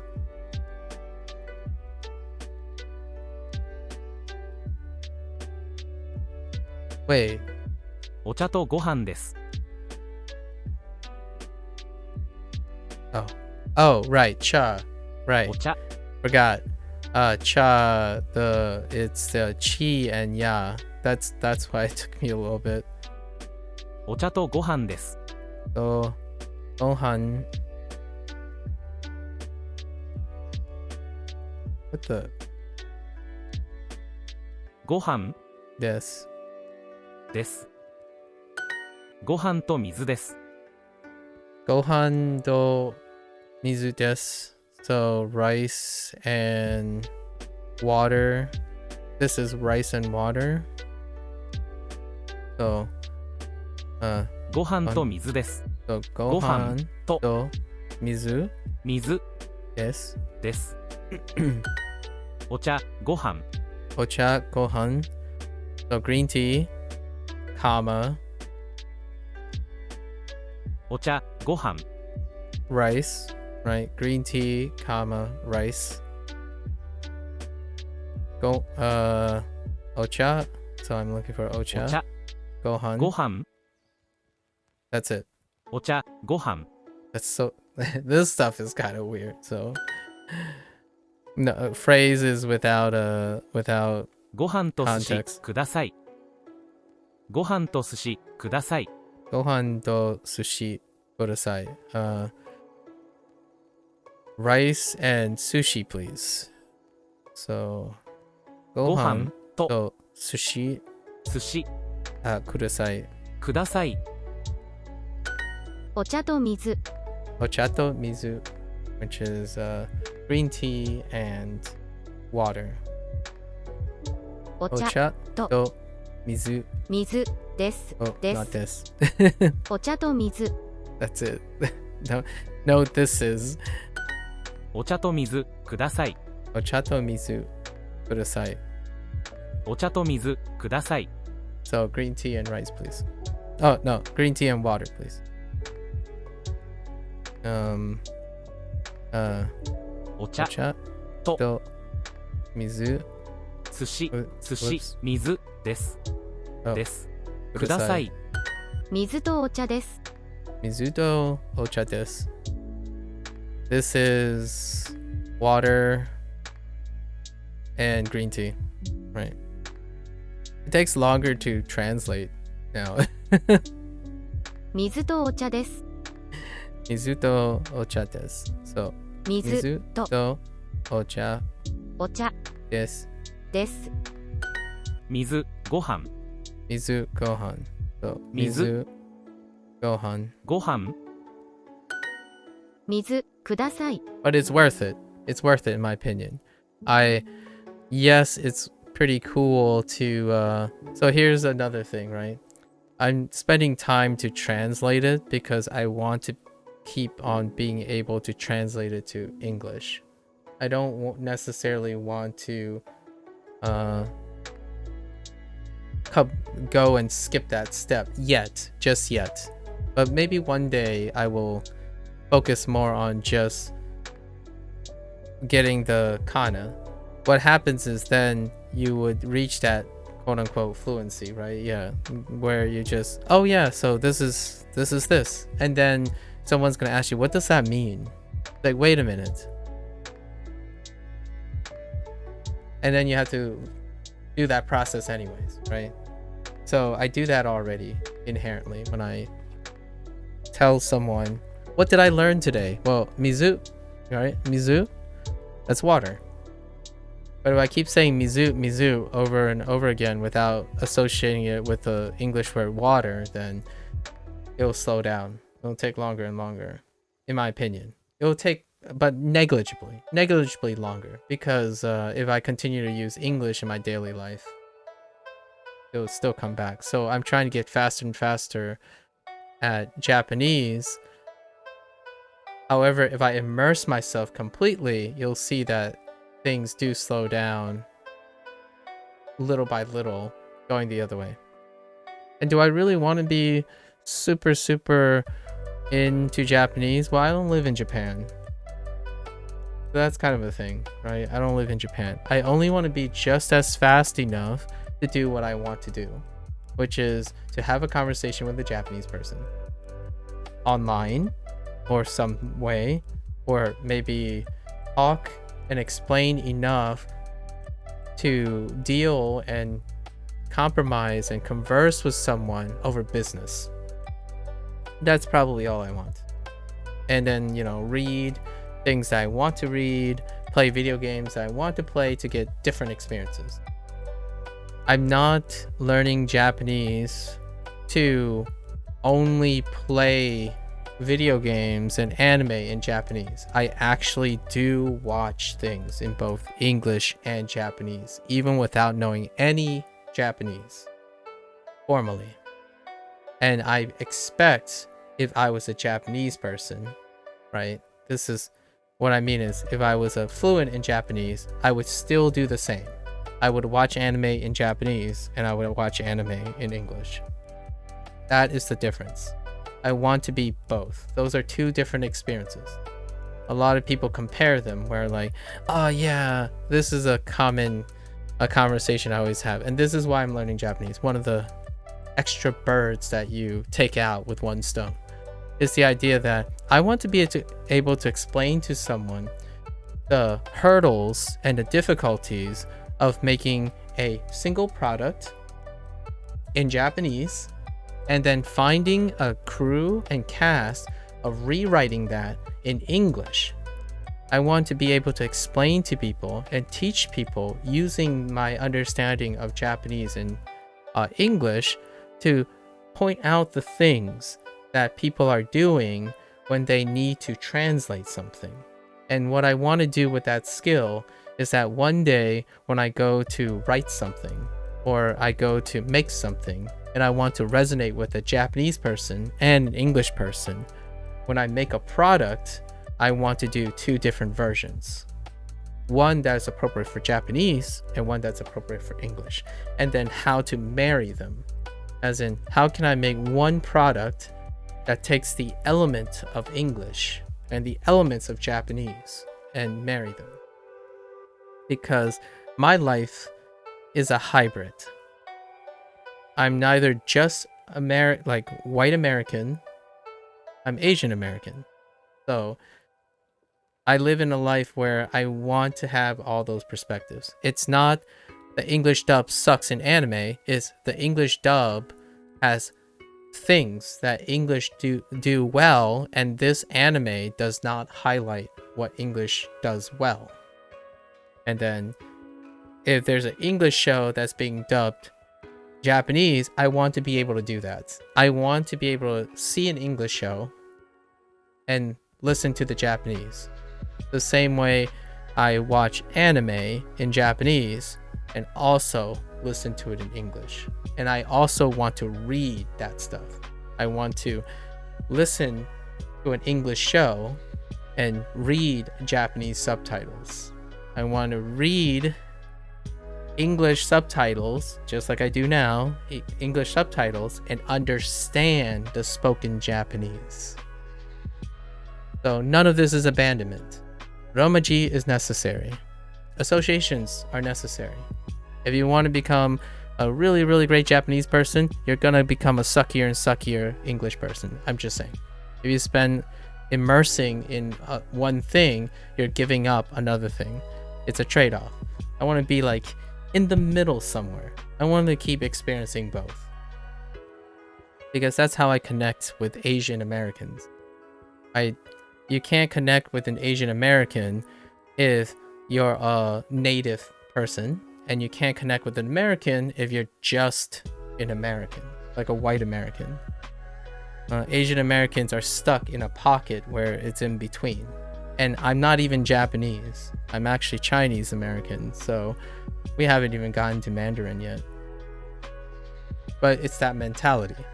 If you're multicultural like myself, I would say it's always constantly about having both perspectives, or 3 perspectives, or 4 perspectives. And it sucks because you don't have time to be individually good at all of them. It takes away from each other. There's a lot of interference.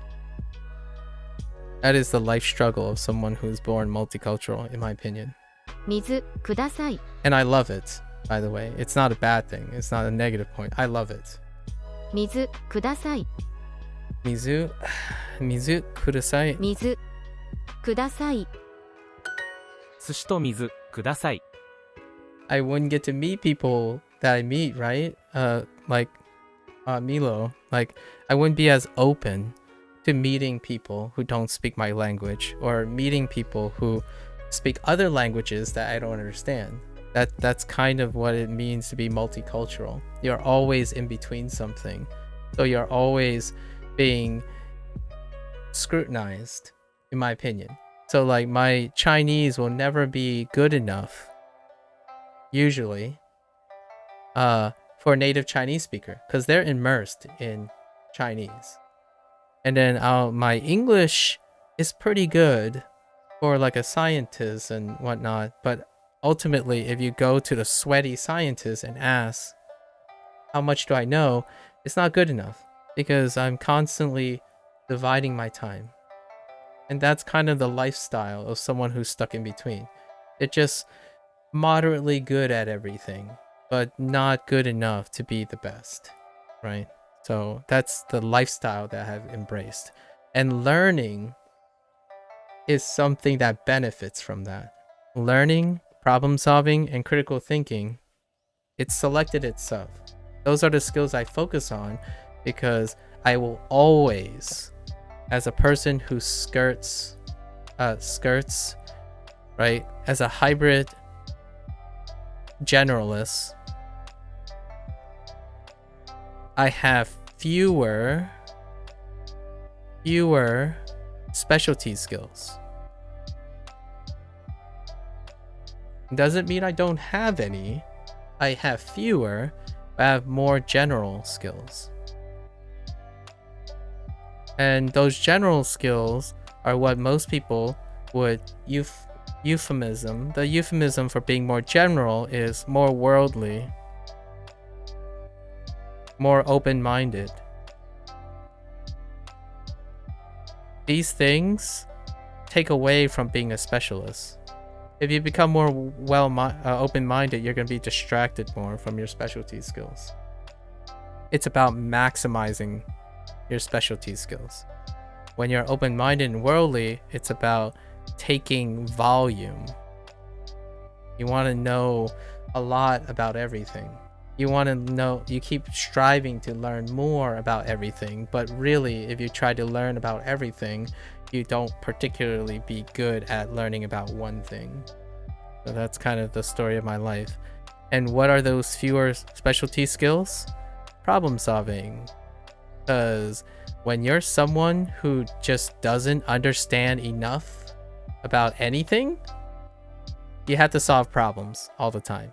And then you have to critically think to solve those problems. And then you're always constantly learning. Always constantly learning, because you're generally not going to be interested in becoming the best at anything. So you always have to remember to specialize in learning. So ask yourself, are you an open-minded person? Are you a worldly person? Welcome to my world, because these are the skills for an open-minded person. When a lot of people would say this is called enlightened, which I don't really like this term sometimes. And open-minded, the problem with open-minded is when people think narrow-minded, this is somehow negative, right? Which I kind of get, but what I see is someone who's dedicated to one craft. When I see narrow-minded, specialists. So when you specialize, that's the euphemism for being narrow-minded. When you're not worldly, you're focused. These are the common, like, positive words. Instead of saying, if you're not worldly, you're uncultured, right? People use the phrase uncultured. Like, well, uncultured also means very focused. So those are like the dualities of stuff. And obviously we're not talking about zeros and ones. Human being is on a continuum. Like 0 could be uncultured and 1 could be cultured, and you're basically dialing it in. Where are you between 0 and 1? So it's everywhere in between, right? And you can put extremes at each end. And for myself as a multicultural person, generally all the stuff you see about being open-minded, worry, like concerned with too many things, like overly concerned, maybe sappy, it's over here. Because well, if I live my life in between, right, you have to be responsible for both sides, like the both extremes. So kind of just how I approach learning as well. So how does this translate to what I'm doing now? I'm gonna pick this stuff up fairly quick. I'm not gonna end up mastering it though. So am I gonna reach N1? Nah. You know what else is nah? Was it nah? Nah. No N1. Maybe N3. Possibly N2. Possibly. Sure. It whatever is enough to match the thing. But do I want to prove that I'm N3 or N1? Nah, I don't need to prove myself on anything. I'm not a specialist. I don't have goals to specialize in anything. If I get to N3, I've proven learning strategies. Now I'm moving on to the next thing to learn more. I could pseudo learn from other people though. Then when I reach here, I can take advice from other people. Only then will I take advice from other people. I need to decrease the competence gap. I need to decrease the competence gap between someone who's really good at Japanese and someone like me who's not good. Once I decrease it enough, I will start taking advice from those people, right? If there's someone like learning with me, we exchange advice when we're learning because the competence gap is smaller, so you can relate to each other. That's kind of the idea of watching your favorite pro gamer, and what you're doing is you're being entertained if you're not a pro gamer yourself.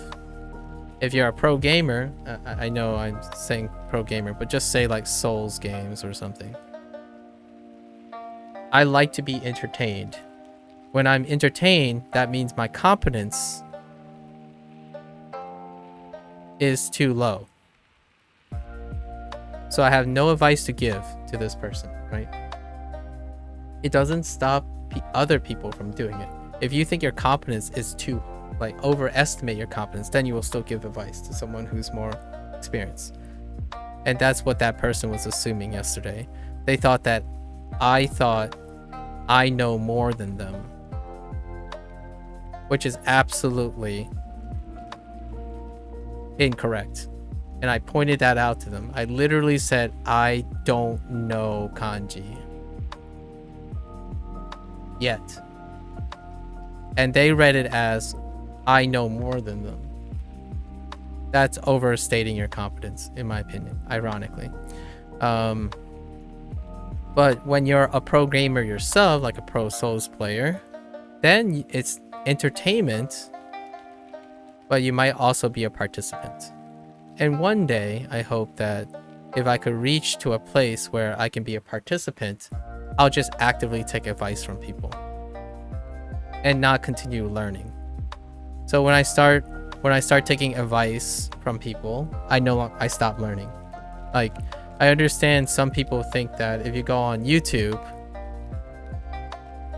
and you take advice from advanced people, what is oftentimes people ask, what is the best way to learn Japanese? And they would say something like YouTube. They cut out the process because the people that gave this advice probably already know Japanese. They went through it already. So it's advice on getting advice. There's a difference, but YouTube is the answer though. YouTube do have people that use process-oriented content. As in stepwise, like, hey guys, this is gonna take like hundreds of days. I'm not gonna boil it down to 15-minute days or 15-minute advice lessons, right? There are literally people that have day 160 easy listening for Japanese. These are the process-oriented things. But most of these people, when they hear, oh, YouTube is the best way, so they go to YouTube to look for advice. They don't go to YouTube to look for process-oriented things. That's just a little deep cut there. So for me, I hope that I become competent enough to just take advice from people. And that's how I passively learn. When you take advice, there's a difference between learning and passive advice. Which usually which people would say is the difference between passive learning, and active learning. I want to actively learn until I don't need to, and then I can passively learn. And to me, when you become a passive learner in a language, you are officially fluent, in my opinion. For all intents and purposes, if you're passive learning, if you think that someone gives you advice and you just integrate it in without even thinking, like English, for example, if I keep using the word colligative through this entire stream and tomorrow you're just gonna be like, I know what colligative means now. That's passive learning. That means you're fluent in English. That's my arbitrary status of what is fluent in communication. When you're listening to someone and you just absorb it, you're not actively problem solving or anything. You're not actively learning anymore. We're like, oh wait, was it this? Like, did that person say this? Man, I have to look up this. Like, what does that even mean? That's active learning. You're gonna end up problem solving. If you just suck it up, like just, if I'm giving you a life lesson and you just suck up the life lesson, it's like, oh, that's a good point. That's passive learning. So I hope that I will become a passive learner in Japanese in some way. Right now, it's I'm not gonna beat around the bush. I'm expending a lot of effort. Like, you have to, in my opinion, expend a lot of effort to active learn. If you're sitting here, it's like, oh yeah, this is easy. Like, I'm just gonna pick up the things and it's not exhausting. That's passive learning. Even you can passively learn things even before you become competent enough. So YouTube has made that content creators, in my opinion, that are selling you life hacks and stuff, have made you into a passive learner immediately. Which is great if it works. Because some people, like for cooking shows, that's great because cooking, you probably had to do, hopefully, enough so that whatever cooking advice that shows up, it can be passively absorbed. So that stuff's great. Language, in the beginning, not so much.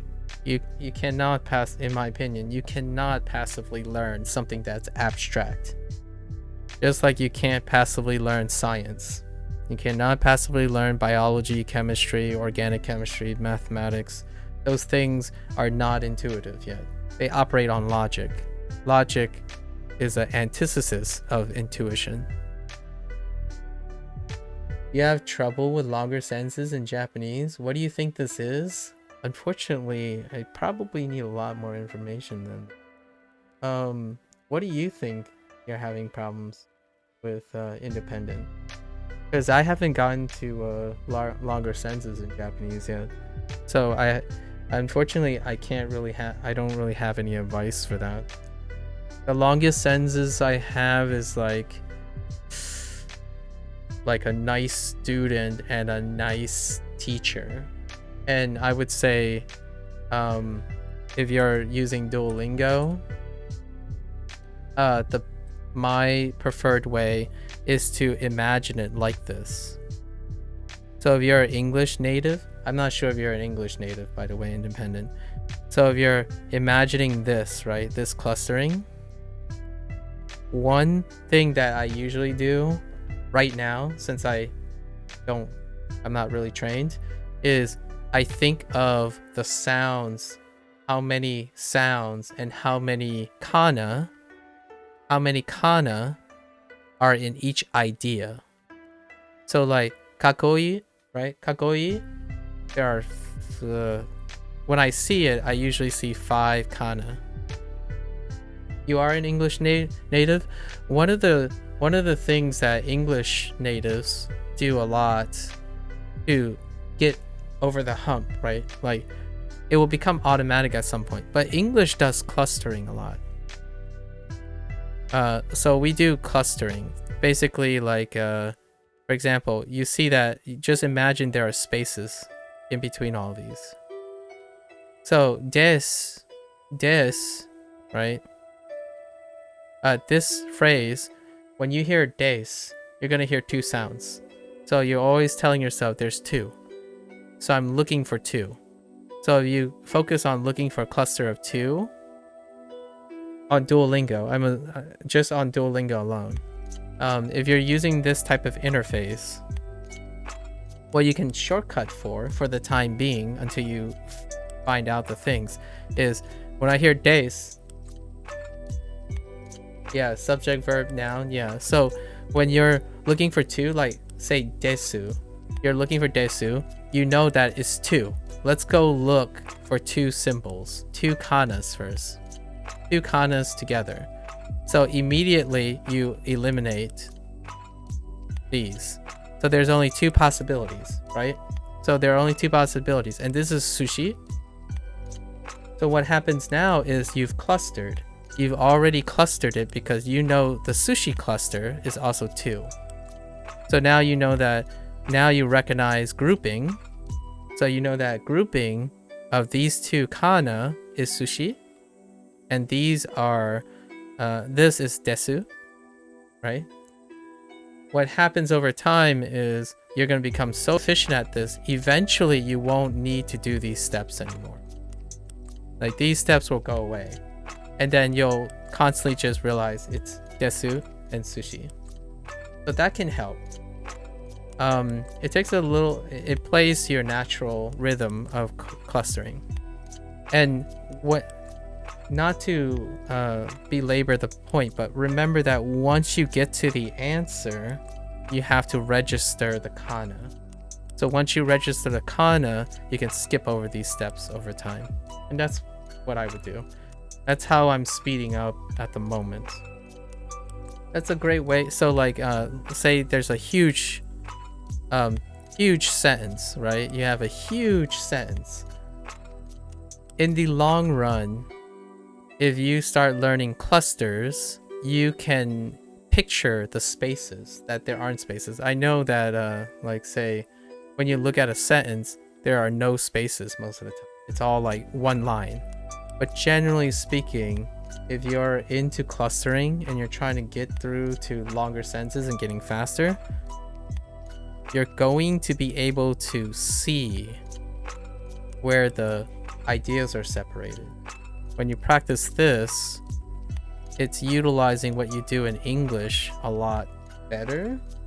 And then eventually it's going to fade away.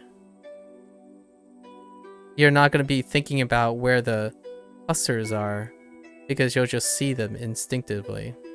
And that's where I am right now, if that helps. So, unfortunately, I didn't get really long sentences. I'm not even in the place with sentences yet. The closest I can think of is having an adjective, a noun, an adjective, a noun. Sometimes maybe a verb. So yeah, what Fictitious is saying, the subject, verb, noun stuff. Once you get kana clusters also form subject, verb, noun clusters. Hopefully that helps. Yeah, try that for a little bit. It's still going to be slow at first, but once you practice that, that's like English 101. Like English loves clustering. And soon, the whole like clustering thing, like the subject, noun, verb, you can reduce that down into kana, like hirakana. You can apply the same strategies with hirakana and katakana, and then condensing them into kanji. Right? That's the same technique. But now you're using kana, like hirakana and katakana, to compress into kanji. And that's what we're doing in English.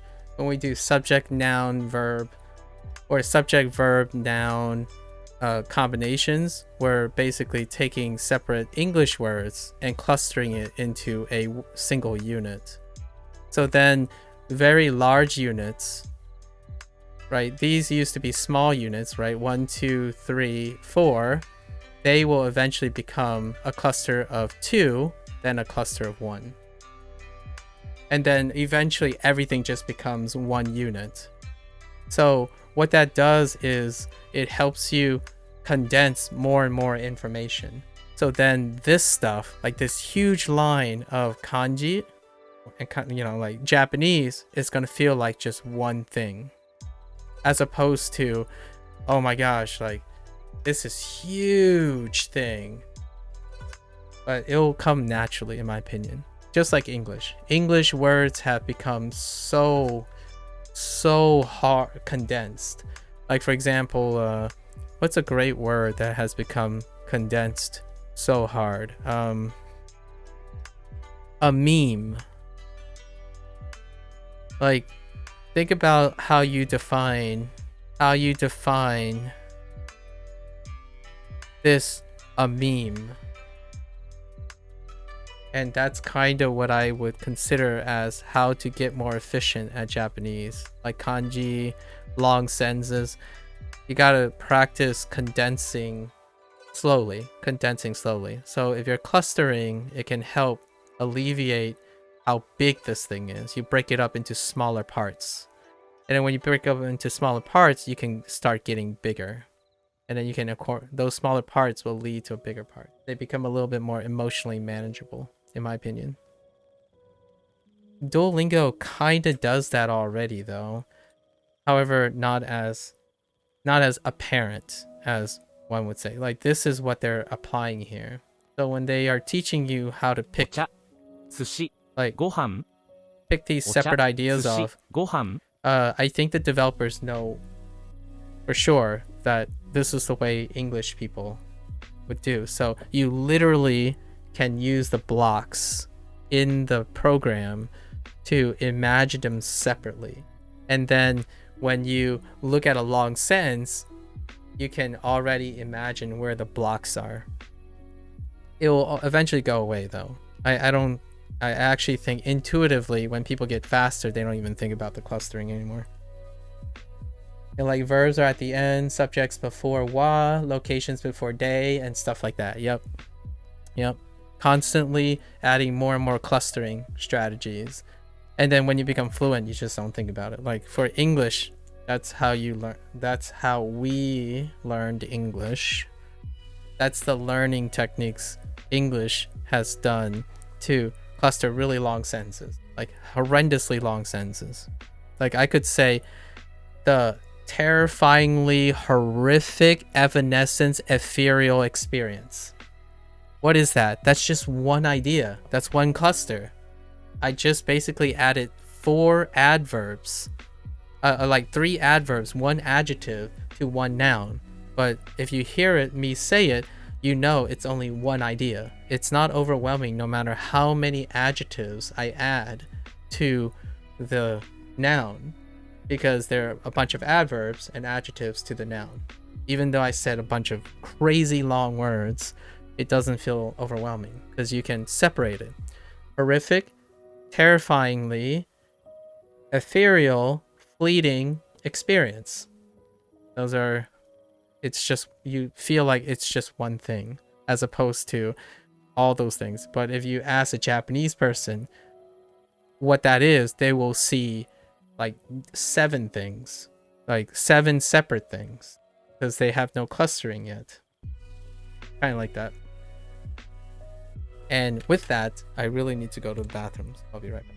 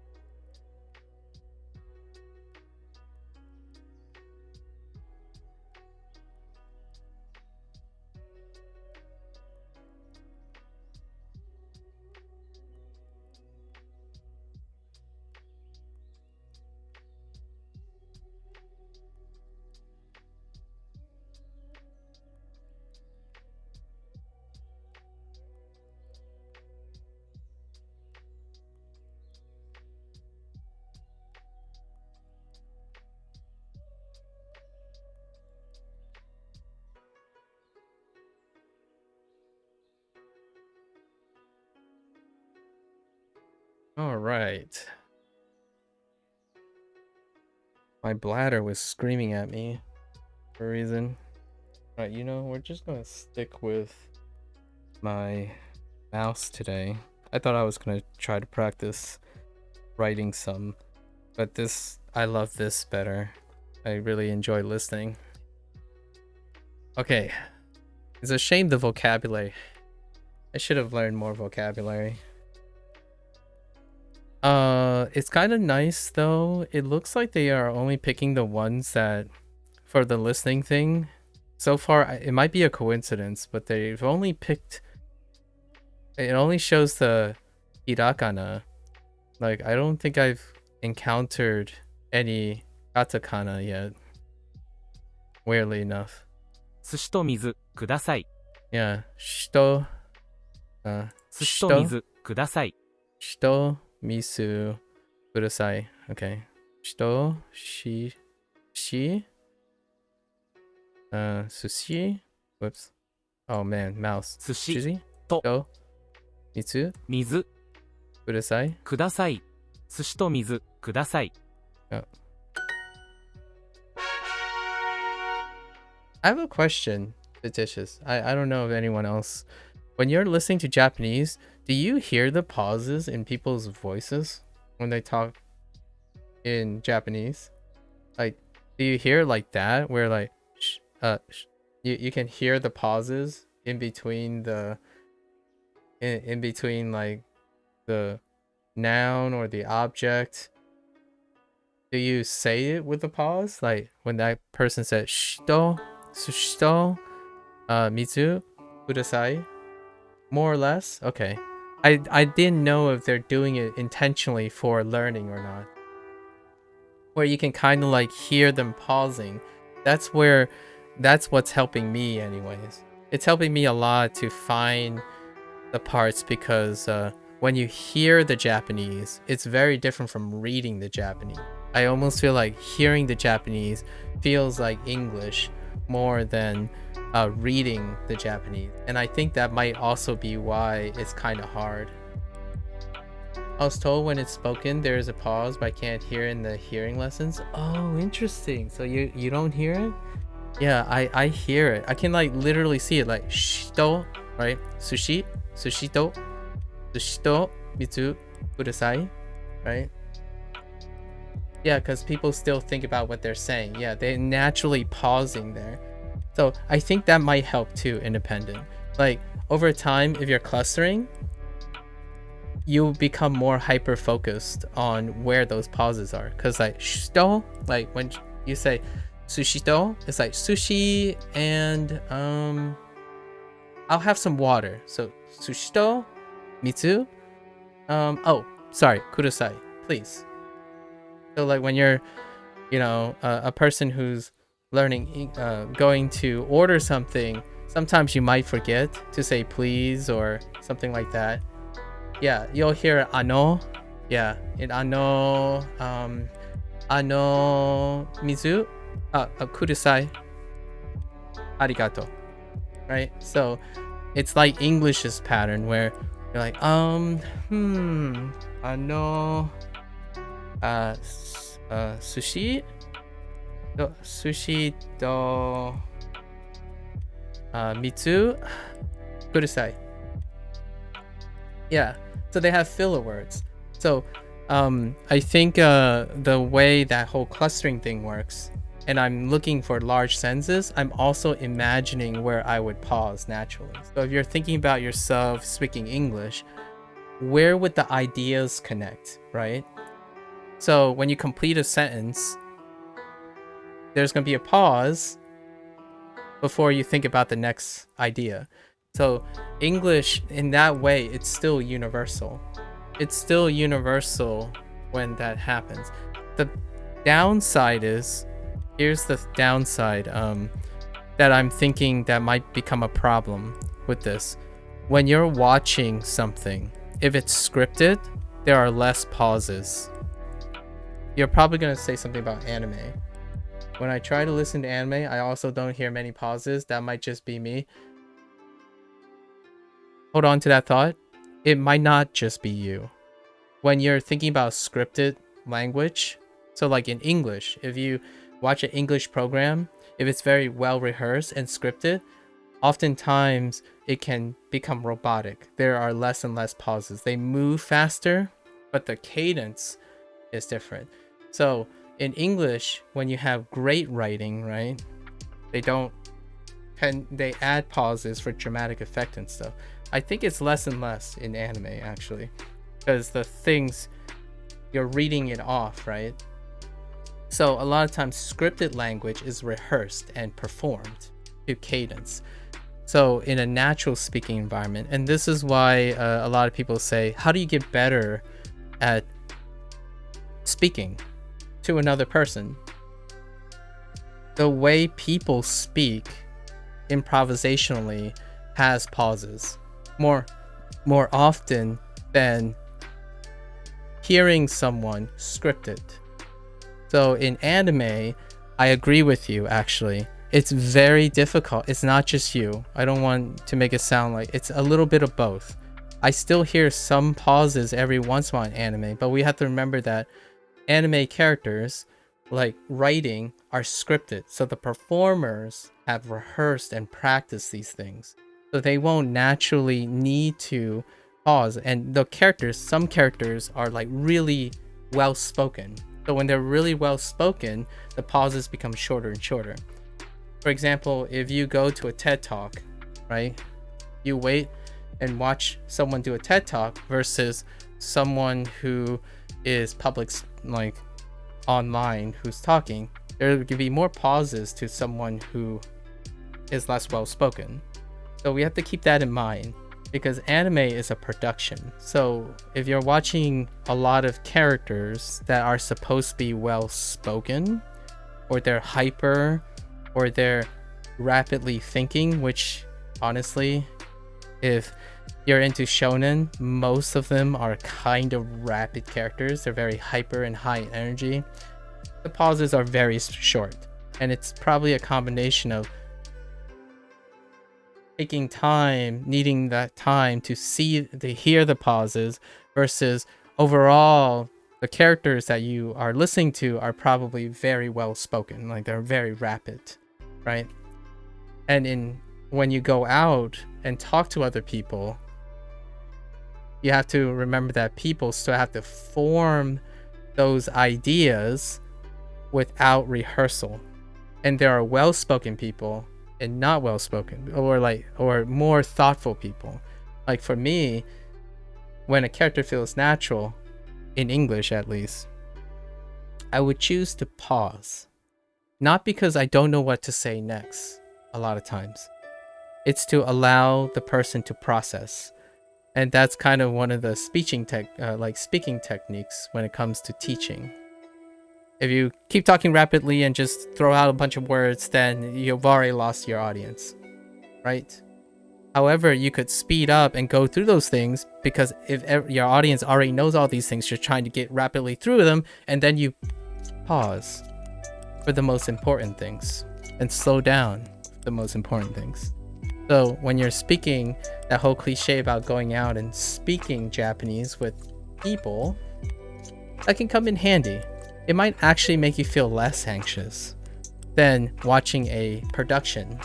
And in a production, we have to remember the people who are speaking have lines, right?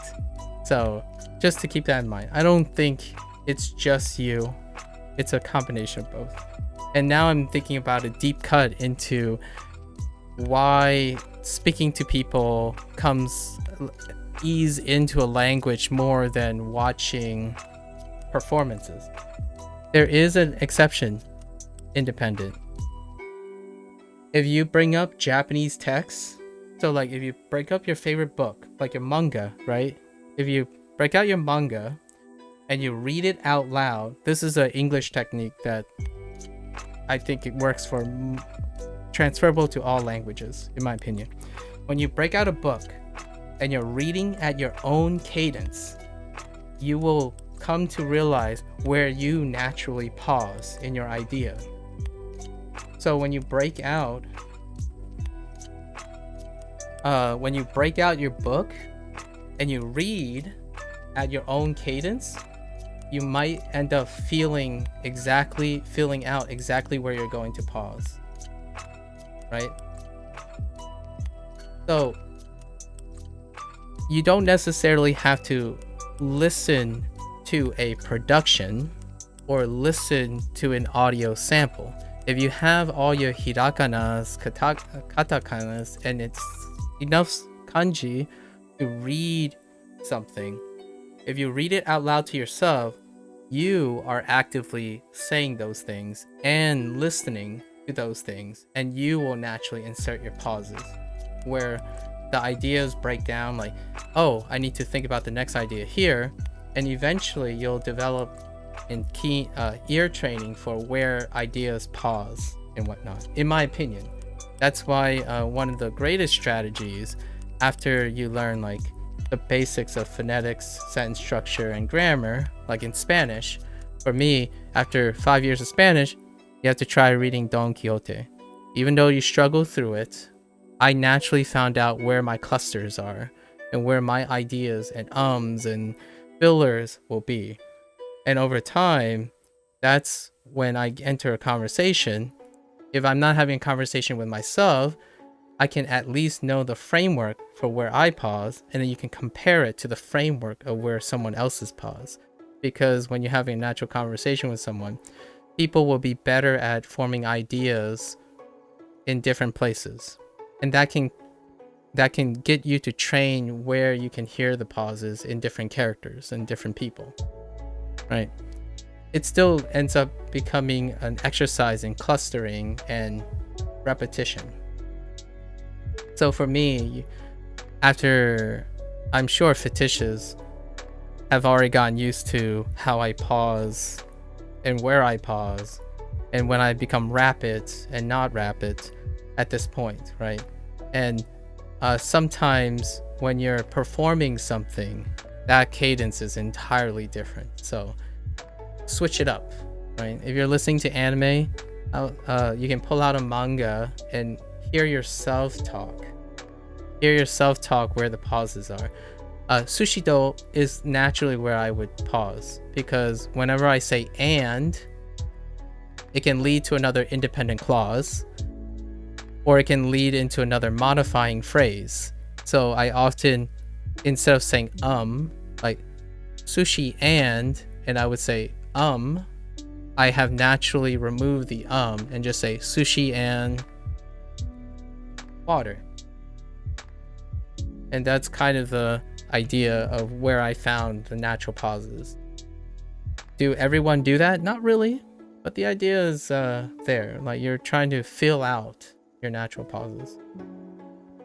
It all comes out so fast that it feels like I don't think fast enough in the language. I think Fictitious break it up into capturing the concepts while listening. Yes, capturing the concepts of listening. Eventually, when you capture the concepts, the clustering concepts, then you can fill those concepts up. So like, you have an idea of what they're saying, then that idea becomes more and more nuanced. Like what Fictitious says, like, know enough definitions and you'll be able to understand senses through context. And then eventually you can spend all the time in the world to dive deep into the nuances of the details. Well, Babin, you're skipping a step.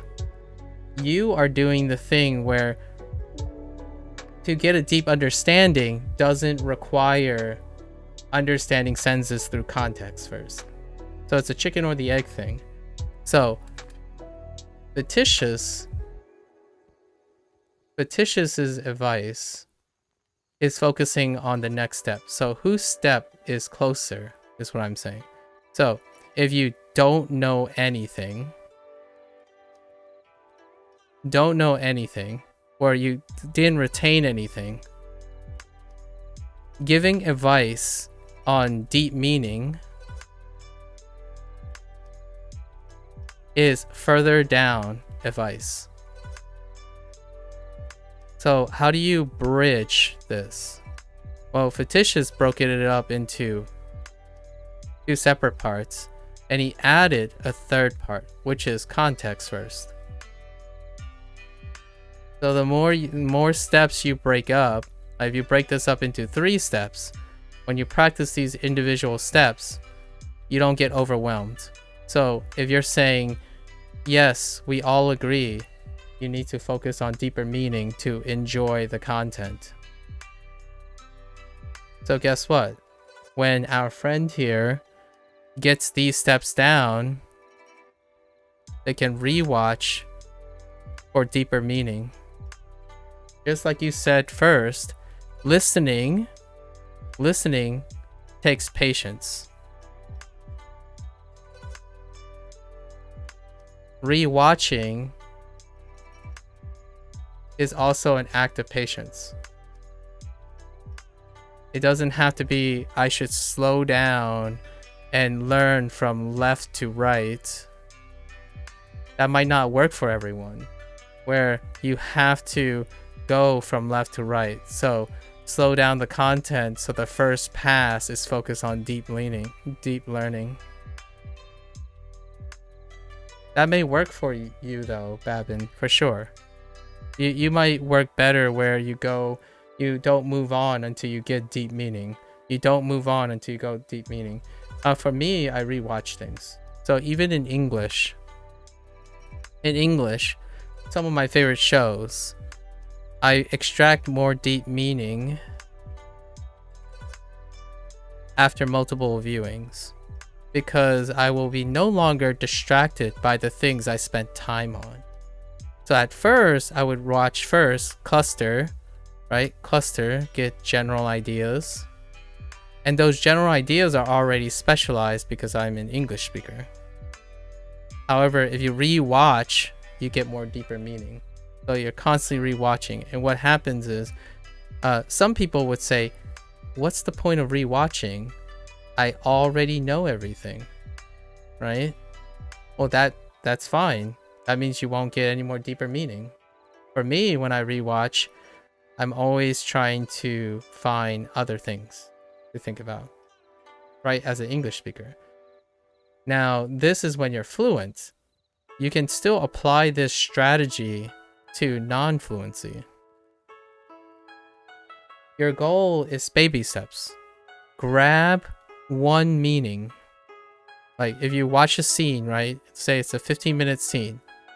If you grab 0 ideas, grab one idea first. Go back. And you grab another idea, making 2 ideas. It doesn't have to be this slow because patience is a virtue, but generally speaking, learning like what Duolingo is trying to do is the same. They give you 4 vocabulary. They only stick with 4 vocabulary. They could have gone like kanji style and just give you 50 kanji right away. Like just start with a bank of 50 kanji. That will definitely get you deep learning sooner at this pace. Some people can do this, just hardcore 50 kanji every single day. Or you can just grab on to 4. It's not going to be deep learning. Nope, you're not going to get to deep learning. However, over time, you're going to cluster these 4. So these 4 are done. They're going to be permanently clustered. Out of the way. You're basically fluent in the 4 words, or fluent in that idea that's in that segment. And that's kind of the idea. So yes, and both you and fictitious combined. So as to synthesize all of the points that are being made for independent, it's all of the above. However, now we're going to be overwhelming, right? If we combine all of our advice right away, like all of our advice all the way, it will lead to deep meaning. The problem here is if someone is very insecure and is starting really far back here and trying to get to deep meaning, and we're basically giving the person all this advice at the same time, this is overwhelming. This is a huge gap in competence.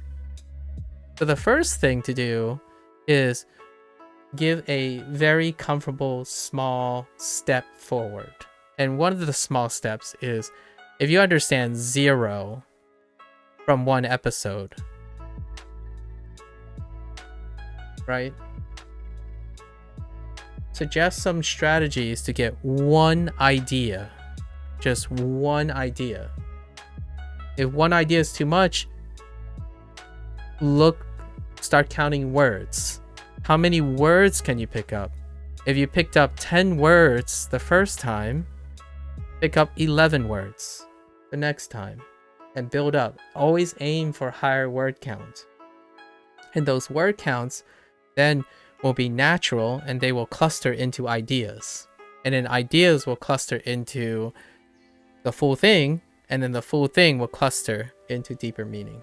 So we're trying to pick advice where independent is not going to be overwhelmed and scare away. So a lot of times advice is the finish line. Advice is the finish line. So you are focused on the finish line, which is deep meaning. And we all want to get there, honestly. Like truly and earnestly, the finish line is the deep meaning. Unfortunately, like most things, being patient, the finish line may be all the way over here, and there's all these steps to get to the finish line. I really appreciate it though. Like, don't stop doing that, Babin and Fictitious. I actually love talking about these things. It's so great that there are different people at different places. Because if you have different if you don't have people at different places, I don't get a chance to practice like how to bridge these places back to the beginning. So there are going to be smaller steps, bigger steps you take, and the smaller steps and bigger steps you take are, the bigger steps are like, I am good with this. So that you can take a bigger step. And then smaller steps like, I am bad with this at the moment. So those steps are going to take long, right? Hi, today, can I stay? Yeah, sure. Oh, hey, Angel. Welcome back. Yeah, just a thought. Guys, just a thought. I think any advice is great advice. It comes from the kindness of people's hearts and whatnot. And when you're really passionate about what's important to you, it can be a little intimidating sometimes. So we want to not scare people away and make them feel incompetent and overwhelmed. At least in my opinion, when it comes to encouraging people. So great ideas, guys. Great ideas. Wait, how come I got 40 XP? Oh, so if I keep doing this, I actually get more XP back to back. Is this person still gaining XP? No. Yesterday I secretly lock horns with my the second place person. I thought it was really fun. It actually kind of pushed me to do the hiragana way more. It's kind of exhilarating. Your last 2 days were really cool. I got a drift while I have 4-wheel drive. Wait, you literally drifted? Like in a car? Where? That, I hope it's not an accident. Like you had to drift because you had to avoid something, but that's pretty crazy. A forward wheel drive? A front wheel drive car? How do you drift? Oh. Snow, ice, and handbrake? Oh gosh. That's what I was afraid you were gonna say. I'm like, how the heck do you drift?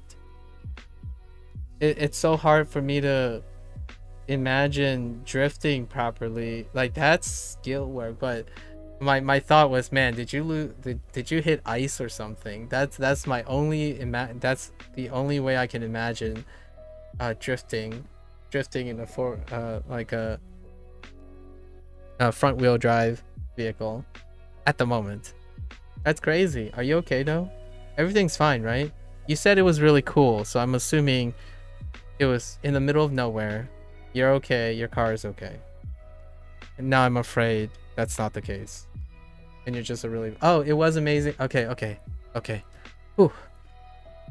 I'm gonna tell you now, Angel. Not long ago, I would say 6 months, maybe within the last year, someone said, oh yeah, it's so cool that I did this. And then I said, oh yeah, okay, so everything's fine now, right? It's like, no, my car is totaled, but I'm okay. I'm like, you're very positive look. I'm glad it didn't scar you or cause trauma. You're a very bright, shiny person. I hope you're okay. That kind of thing. But it's nice that it's always nice when the story comes out that no one was hurt. It was just a cool thing. No accidents. Awesome. How was your experience with that? Snow. I don't know where you are. Where'd you got the snow? Is snow common where you are? 優しい人 Yasashi hito. So, yasashi hito. So, yeah, we just got yeah, right? Yasashi hito. 人優しい人 Yep. 優しい先生です。 Yasashi sensei desu.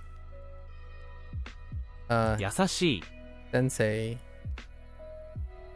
弁護士 Whoops. 弁護士 I got no, I didn't get sensei. Sensei. Sensei is old. 優しい先生です。 Yes. です。弁護士と医者 Bengoshi. 弁護士と医者 Oh, bengoshi. 弁護士と医者 Oh. Wait, what? 弁護士と医者 Bengoshi to isha. Oh. Oh, yeah. Bengoshi to isha. Okay. We got Bay recently. Bengoshi to isha. お茶 Oops. お茶 Just kidding. 医者 I looked for the sha first. But this is cha. And this is sha. Gotta make sure I remember these. We haven't gone through these yet. かっこいい先生です Akoi か sensei っこ desu. いい Uh, 先生 yes. です 優しい医者と優しい先生。 Oh, this is why you're confused about the pauses after do? Oh, the and? Because you can't hear the pause in Duolingo? Yeah. I inserted the it's a slight pause. Or I hear it, like I improvise it. So yeah. 優しい医者と優しい先生。 Yeah, see, yasashi hito, 優しい医者と優しい先生。優しい医者と優しい先生。 there is somewhat of a pause, but yeah.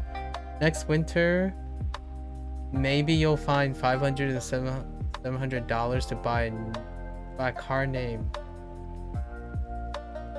Ziguri and drifts on this car. Weird idea, but a Ziguri. I'm not familiar where that is. What is it? A Ziguli or a Ziguli? I'm in like the habit of Japanese sounds, but where is that from? Yeah, so 優しい医者と優しい先生。 yasashi 優しい医者と優しい先生。 isha. So yasashi isha to yasashi 優しい医者と優しい先生。 sensei, right? So yasashi isha do yasashi sensei. So that's where I would get it, but I can see what you mean. 優しい医者と優しい先生。 Yeah. So here's probably why I hear a pause. When I hear the word do, it strikes me as the next idea. So whenever I pick up the do, and that's kind of what Fetish said earlier, where like things that are after like specific sounds, they can be places of implicit pausing, right? So yeah, I always imagine, in my opinion, when I'm speaking, after a do, I would naturally, right now, obviously it might not always be the case, but just at the moment. So yasashi isha to yasashi sensei. So how do they repeat things? Do they just give you probably two of the same thing? Wait. 優しい医者と優しい先生。 Yeah, yasashi twice. 優しい。 So yasashi isha, right? Isha. So we're looking for sha. 医者。 So isha, because this is new. Ishato. And then yasashi again. 優 right? しい。 And then sensei. ご飯。 Oops. Let's go on. ご飯。先生。です。 Wait, です。 was there 優 a しい des? 医者と優しい先生。 No des. A Soviet copy of Fiat 140. Or 124, I see. Interesting. Yeah, I don't know. I'm not 先生と学生 I'm not familiar with enough with that. What I hear is similar to fish and chips, where there is no pause. Yeah, I see what you mean though when you say add a pause though. Yeah, fish and chips. So, but in so in English, unfortunately, I agree with you. When we think of series of items, like it's not just fish and chips. It could be like burger, french fries, and a drink. Burger, french fries, and a drink. Burger, french fries, and a drink, right? Because we cluster list of nouns together. right? Recluster, but you could say, and it's just different clustering for me. I like the do being a pause. You could like the pause somewhere else in clusters, right? So I totally agree with you. If you're thinking about a list of items, I wouldn't pause at and, right? So fish and chips is a great example, or hamburger, fries, and a drink. Hamburger, fries, and a drink. However, you could say hamburger, fries, and a drink.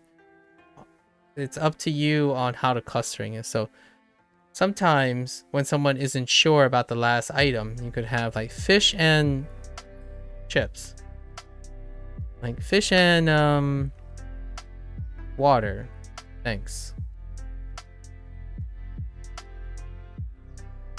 Listen in Germany, great play, great car prices, buy, learn, drive 18, 16. I mean, those are very similar in other places too. Below, but yes, Germans are almost cliche known to have great cars and car prices for sure. 先生と学生 Sensei to gasei.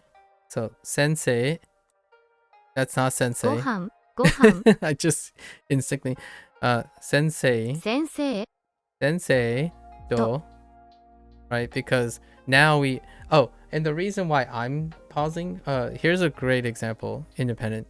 The reason why I pause at do is because it feels to me it runs with the next thing. So they say sensei do instead of sensei do, like the way I'm doing it in like English, where I would say sensei and something in the same cadence. 先生と学生 Yeah, sensei do gasei. So it feels like the do is separating it for me. So sensei do gasei, it's my natural inclination. It might not be your same one, but the idea is to look for those things. You're looking for where you can naturally cluster something so that it makes it less overwhelming. It might not be the exact one. These are just advices from someone who has other experiences. You're looking for your divisions. Like, where are your divisions so that it can help you aid in it? Eventually, you won't need these strategies anymore. Like, these strategies will kind of fade into the background. But for me, I like to picture this like do. So I'm clustering these two, but I could, if I'm too slow, right? 学生先生と学生 If I'm too slow, I would Sensei. visualize sensei, do, gakusei as three separate things. So when I started, I saw three separate things. But now I think of everything before do as one thing, and then after as another thing. So now there's only two things left. And then eventually, I'm going to cluster all of them together like fish and chips. When you cluster them together as fish and chips, they'll just become one thing. And you're constantly working up. So you want to break it down, in my opinion, and Fetish's is kind of on the same page as I am. You're trying to break it down so that it's more manageable in order to build it back up. So Duolingo works really well this way, in my opinion. That's what they're doing with these boxes. Sometimes longer words can be a little bit more overwhelming than shorter words, but what they're mixing it up is they're mixing up like single kanas with multiple kanas. So you're used to grouping different lengths of kanas and getting used to the idea that, oh, these four kanas like to be together. Do likes to just commonly be used as a standalone, and then that. So I'll pick where you comfortably want to start. Originally, 9 days ago, I keep looking for a do. I keep looking for a wa. For example, wa and do comes up a lot. And eventually, I combine the wa with everything before it and after it. And then now I did it with do as well. and eventually I'll think about it as one phrase. So this would be sensei do gatsei. Wait, actually, yeah, gatsei, right? 先生と学生。医者です。 Patience, of course. Patience. 医者です。 Isha des. So isha des. I always separate whenever I hear the days. I always separate that idea. But now I generally habitually add days where I think it fits, right? 医者です。 And sometimes that's a bad thing because when they don't say days, like they don't form a sentence, the idea is just a phrase, I get it wrong because immediately I want to make it into a sentence, or like the only way I know how to make it into a sentence at the moment. So not moving at the pace that I would like when it comes to it, but it's gonna be a while till I get to grammar and any form of sentence structure. So I just have to understand that. 医者です。 Isha des. 医者です。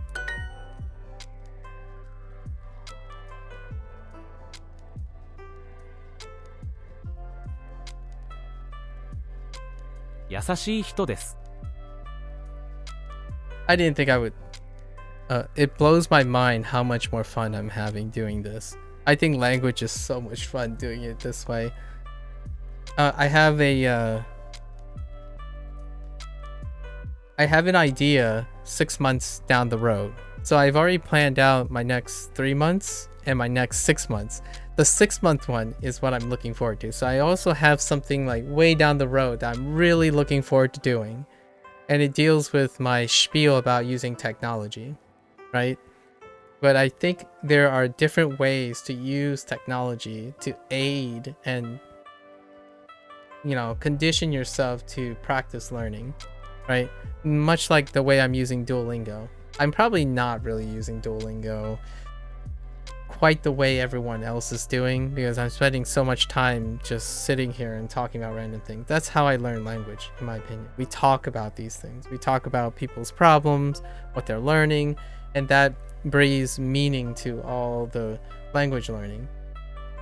Not really, it's not going to help me with my kanji word bank or anything, but that's what makes learning very rewarding, in my opinion.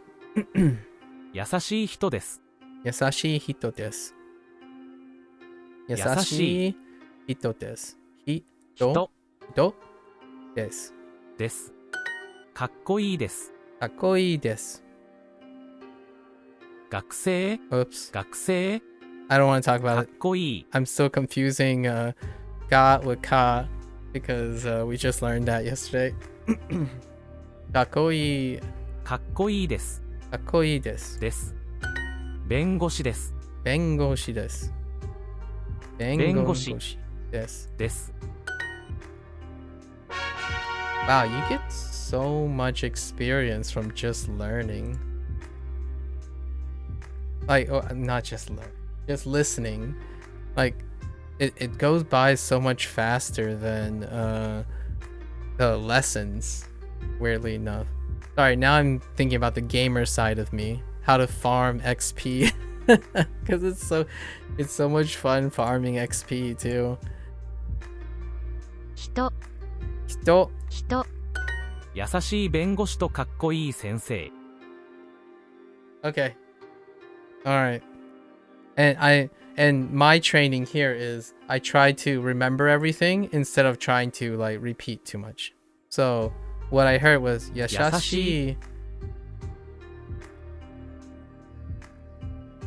弁護士とかっこいい? I think I might have heard a かっこいい。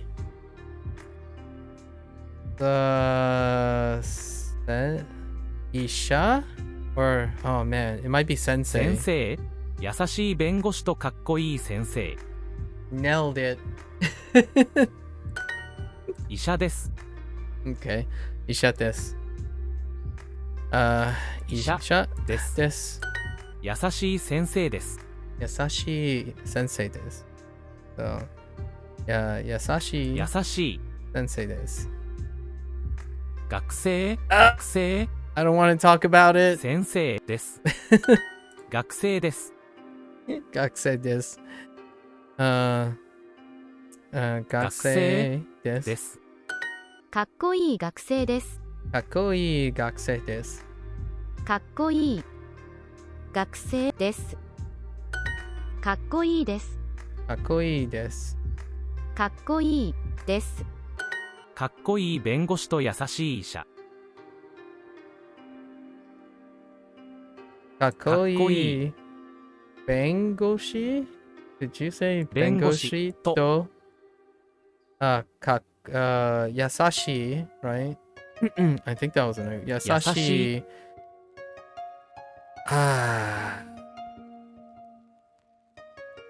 学生 Was there a des? I don't know. かっこいい弁護士と優しい医者。Oh, it's 医者。学生 Whoops. 医者。かっこいい弁護士です。かっこいい弁護士。かっこいい弁護士です。弁護士かっです。こいい弁護士です。弁護士です。弁護士です。弁護士です。弁護士です。This listening is fun. Oh man. I have to remember that I'm having too much fun. That means I'm not trying very hard. I am running away from responsibilities though. I haven't clicked on the lesson in a while, so there is some diminished return. But I'm just having a lot of fun doing this because it's my excuse is that this is a super my excuse independent. my excuse is I'm gonna lose this feature, this listen up feature.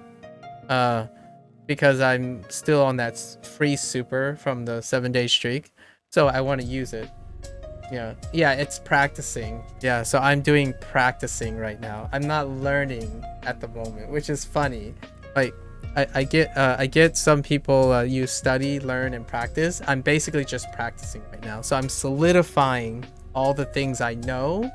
I'm not actually learning any new things. So there's no like fun and like there's no fun part, no struggle in learning new things. I'm just basically just practicing everything I learned, which is kind of fun too. It's very rewarding because it reminds you when you're practicing, it reminds you of what you know already. That's why back in the day, here's a little deep cut. When kids don't like to review, right? For example, you're getting ready, it's been 2 months in the school cycle and you're about to get ready for a midterm, right? A midterm or final exam coming up. Oftentimes the difference between someone who's looking forward to reviewing and a person that don't want to review is if they're practicing yet. A lot of times the kids that struggle the most don't look forward to review because they're not actually practicing yet. They're actually learning while reviewing. And for me, reviews are my favorite parts when I was younger because I already know the stuff. So I look forward to the review, which is the practicing part, because it reminds me of everything I already know. And yes, it can be boring too. If the review is boring, then there's either you don't care enough and you didn't learn it, or you already know the stuff and that's great. And I often try to remind kids, if the review is boring, ask yourself, is it because you already know the stuff? If you already know your stuff and your reviewing is boring, guess what? You should be excited and happy because it means you still know the stuff. And that's why this is fun for me. Like when you're practicing, you're doing things you already know how to do and you're being reminded that you already know how to do it and you're just slightly getting better at the repetition. You're basically like repeating and getting slightly faster. You're not focusing on having to learn new concepts and new ideas. And this is like the relaxing part. So the relaxing part is fantastic. I just enjoy it. It's so vibing. I'm like vibing with these phrases right now. It's a summary of the 8 days I've been working on. Like everything is just like, yeah, it's a good time. In Serbia, you get reset. Like you change class 3 times. I see 1 to 4, 5 to 8. Yes, yep. In the United States is roughly 3 and 4. Every 3 to 4 years, you get reset and get moved out of your comfort zone again. After 11 to depending, you have to, yep, which is college.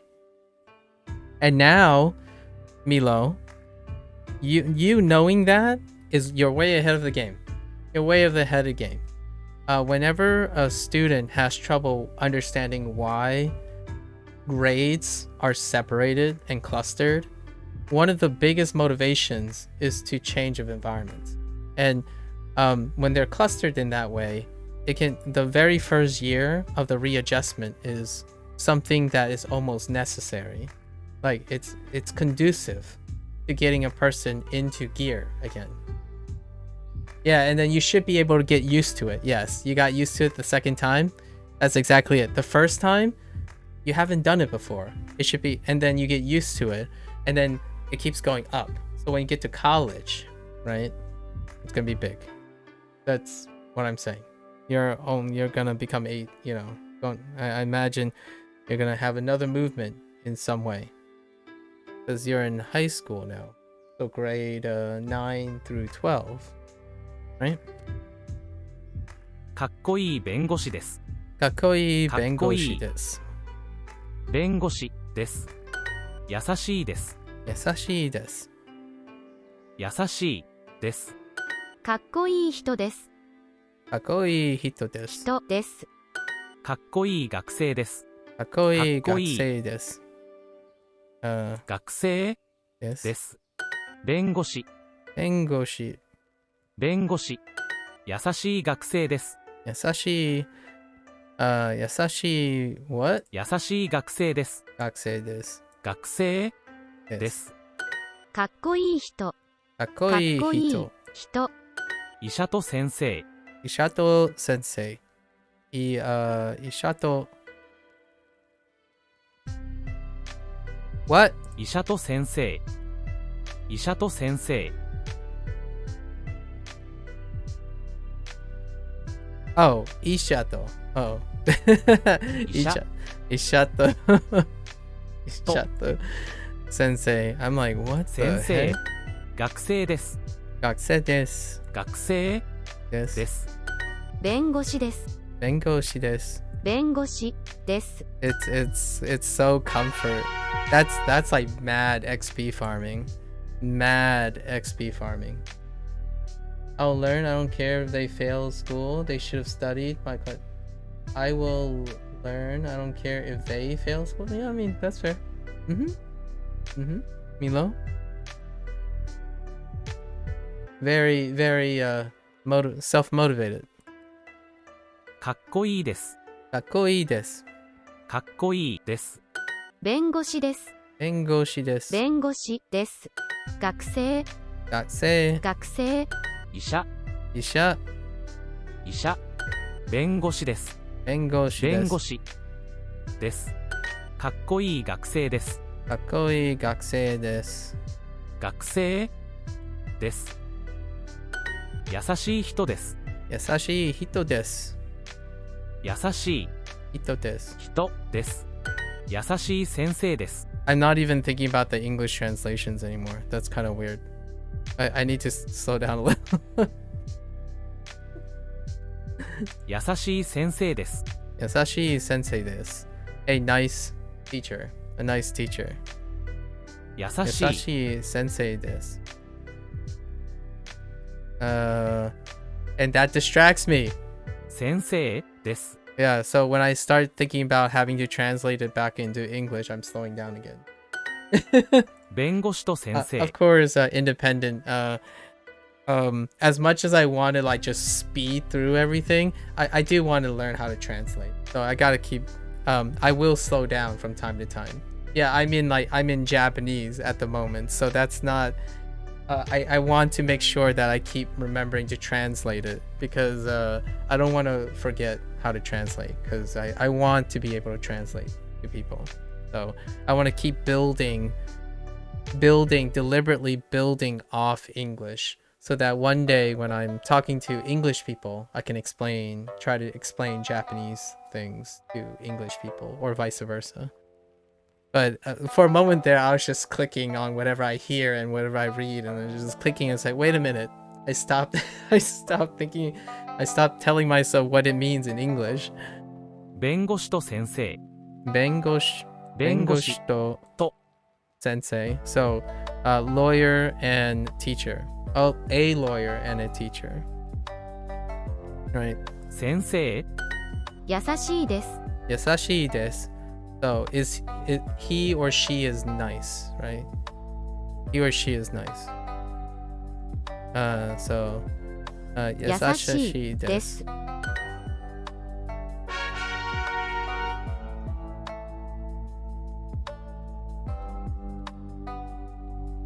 I do want to farm though. Okay. Let's farm a little bit. I love farming XP. I don't know why. It's so fun. Like XP is literally XP now. Like life XP. All right, let's try. 優しい先生です。優しい先生です。優しい先生です。先生です。医者です。医者です。医者です。優しい弁護士とかっこいい先生。Okay. 優しい弁護士とdid they say かっこいい先生先生。優しい弁護士とかっこいい先生。 Nailed it. 優しい学生です。優しい学生です。優しい学生です。学生です。かっこいい人です。かっこいい人です。かっこいい人です。優しい人です。優しい人です。人です。先生と学生。先生と学生。学生。学生。先生と学生。学生。かっこいい弁護士です。かっこいい弁護士。弁護士です。弁護士です。弁護士です。です。かっこいい弁護士です。かっこいい弁護士です。Okay. All right, we got to do some lessons. Let's go back to do some lessons. Actually, no. Let's do some hiragana practice.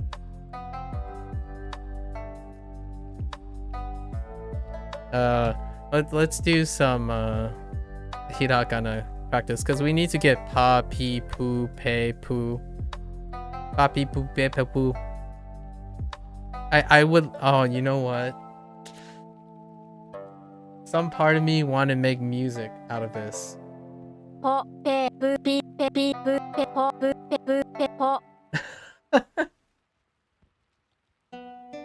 have a great idea. Maybe later. I would love to make like just like gaga, gigu ga, and then like pitch up and down and make like a, I don't know, a DMB track off of these phrases just because it sounds great. Except for no Z's. I don't like ja, ji, ju, je, jo, ju, like zoo. Like I don't want to do the zoo thing. I like the ga thing. Like I'm applying Mandarin stuff. So like Mandarin would be like ja, ji, ju, je, jo, as opposed to za, zi, zu, ze, zo. Oh my gosh. Anyways, let's do hiragana. All right, gi. Oh no. Oh no. Yeah. What'd you call it? Oh no, Romaji looks so weird now. Oh no. But yeah, gi. Gi. Gu. Gu. Gu. Gay. Ge. Go. Go. Go. Shiga. Shika. 아고, 아고, 顎ハゲ 하게, 하게, ハゲ man.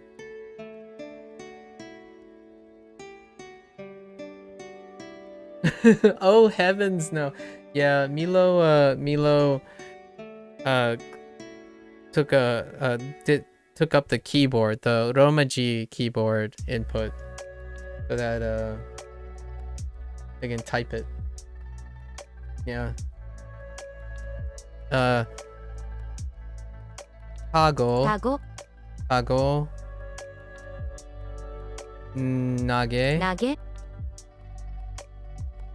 고고, 午後 고고, 고고, 고고.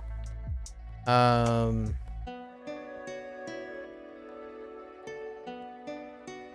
가이, 가이, 害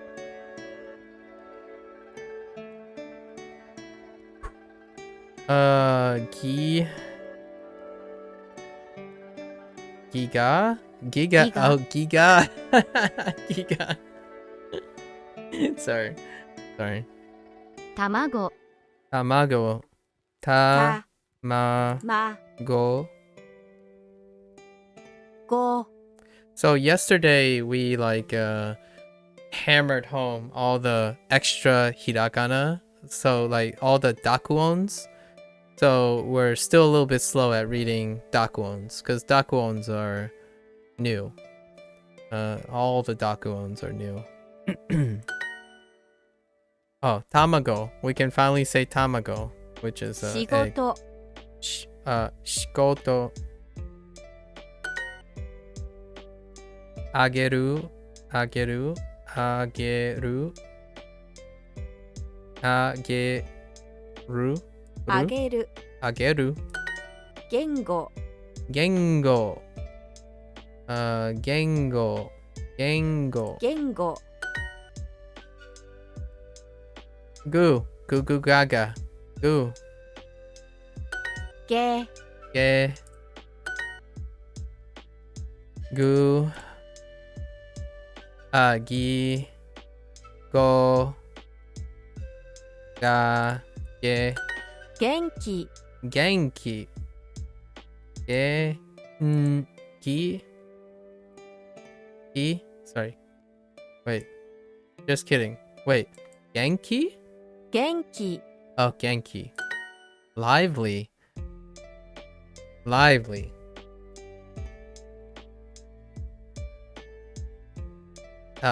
saga, saga, かご kago, kago,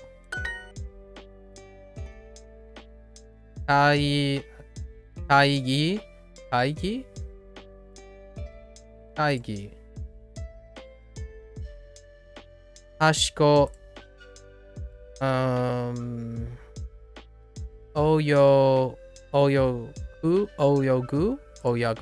oyogu, right?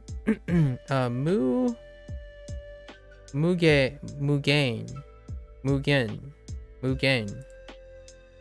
and then gohan, right? Rice, of course. We've seen gohan before. 人間 Ningen. Oh, hey, that's a word we know, definitely from anime. Ningen. That word comes up specifically in anime that, for me, comes up all the time. Full Metal Alchemist. Full Metal Alchemist, both. Ningen. That is a word that you can pick up in that show. This is a word that comes up a lot in 人 conversation. 間 Yeah, ningen. So ni, gen, ningen, which is human, because Full Metal Alchemist deals with like homunculi, and the way they besides homunculus shu or something, I forgot how they do the cognate for homunculi, but a lot of times it deals with humans and homunculi. So ningen comes up a lot, extra more, like extra more often, quite often. My English is suffering. nageru, nageru, nageru, nageru. 儀式 Excuse me? 儀式 Gichiki? Wait, 儀式 okay, gichiki. That's an interesting word. Doesn't tell me what it means though. Megane, megane, megane. Usagi, usagi. Oh, hey, usagi. Usagi is bunny, I think. Bunny, usagi. The reason why, here's another one. The reason why I know what usagi is because there's a show back in, I think 10 years ago ish. It's called Usagi Drop. And the synopsis is a middle-aged man who found out that his grandmother had a daughter. So he's raising his aunt. It's either his grandfather or grandmother. I think it's his grandfather had a daughter who now he's in charge of raising his like 6-year-old aunt, and it's called Usagi Drop, Bunny Drop. It's a great show about family dynamics. It's an awkward situation, you know, like your aunt is 20 years younger than you, but it was a really wholesome show, super wholesome show. It's not the type, it's a seinen, so it's a seinen show where it's about family matters. That's how I remember Usagi. Let's see. It's so fun learning Japanese because all the whole like titles and animes are coming back to me in a different way now. It's been a while since I watched Usagi Drop. I've recommended it to some people before. Ageru.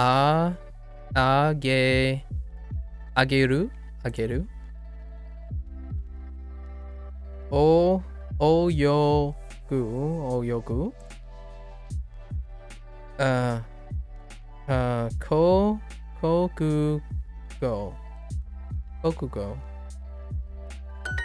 Kokugo.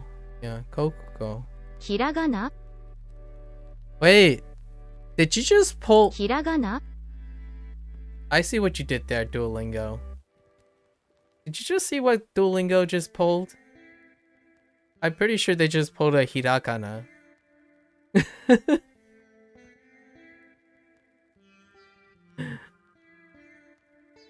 Cheeky. Hiragana.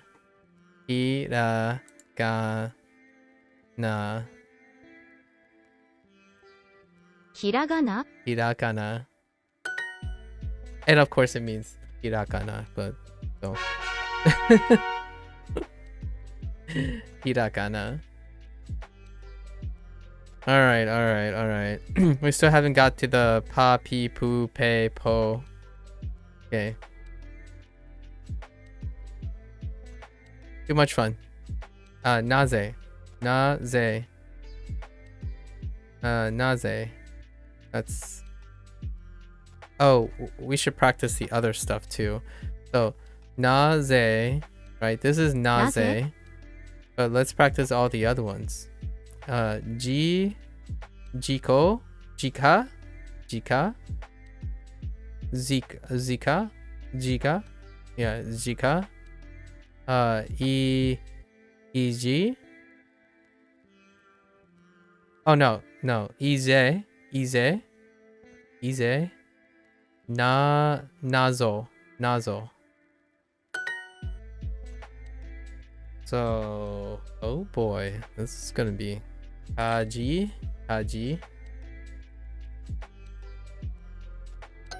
No! Oh, Kazu. Oh, what am I doing? Oh, I'm thinking of she instead of 家族 instead of Sue. No problem. We're gonna shake it off. 家族 Kazoku. Kazoku. ぞく Okay. Sure. Family. Kazoku. Okay. Yeah, there's a kanji section, independent. Yeah, there's a kanji section. I'm looking forward to it. I think there are, what is it, 60 kanji as well, on top of like the, I don't know, 200 vocabulary for N5. I don't remember, but there's like 100 to 200 total vocabulary, and there's like 50 to 60 kanji for N5. So I imagine they will at least cover those 50 or 60 kanji. That's probably where they're gonna get their first set of kanji. Kazu, like number, yeah. The thing I love the most about Germany, you could use your German skills, which are less than A1, but talk to strangers, order fast food. Yeah, yeah. Talk to German friends I speak English with. That sounds great. Yeah, so the way the rating systems work, I did like some, I did watch one or two deep cuts about the rating system, like the standardized rating systems that vary between different languages. Kind of interesting. Lots of deep cuts. Obviously, I'm not a linguistic teacher or an administrator of standardized fluency in language and whatnot, and I actually fundamentally disagree with standardization a lot of times, but that's only because I favor learning capacity and pragmatism over standardizing. Standardizing is very difficult. It's a field that I don't really touch too much upon. More about the micro, less about the macro. Macro involves standardization.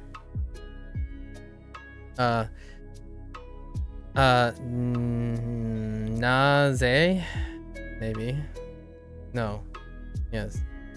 Naze. Yeah. なぜ Naze. Kazu. 数 Kazu. Kaze. 風 Zoku. 族 Zoku. Saji. Saji. Saji. I wish the Japanese language was English, but instead of the normal alphabet, we use Japanese to pronounce the words. Yeah, like you know what the words mean, only writing, reading left. Yeah, yeah. Iza. I typically, again, Milo, I typically write and work on meaning, but you met me when I have super days, and super days are working on using features, specifically using features that are available for super. So tomorrow I will be writing and learning new words again. It's utilizing my い time ざ with things that are outside my control. So I want to go back to listening. Unfortunately, the listening has limited vocabulary because you don't get to time when you get the super. You only have 7 days when you get that first 3 days of super. And this isn't even using super. Yesterday I spent most of the time learning the hiragana in order to listen without romaji. Unfortunately, we're gonna try some lessons today. Unfortunately, the words are using katakana most of the time. The unit that I'm in uses katakana most of the time, and I only know all the hiragana at the moment, or supposed to know all the hiragana so far. E. Oh, this is getting tougher now because I'm not used to writing the romaji today. Sa, so, za, iza, 富士 fuji, fu, ふ ji. じ I wish there was one language in the world, and I wish that it stayed the same, like we all speak the same, but on the other hand, we learn and discover cultures.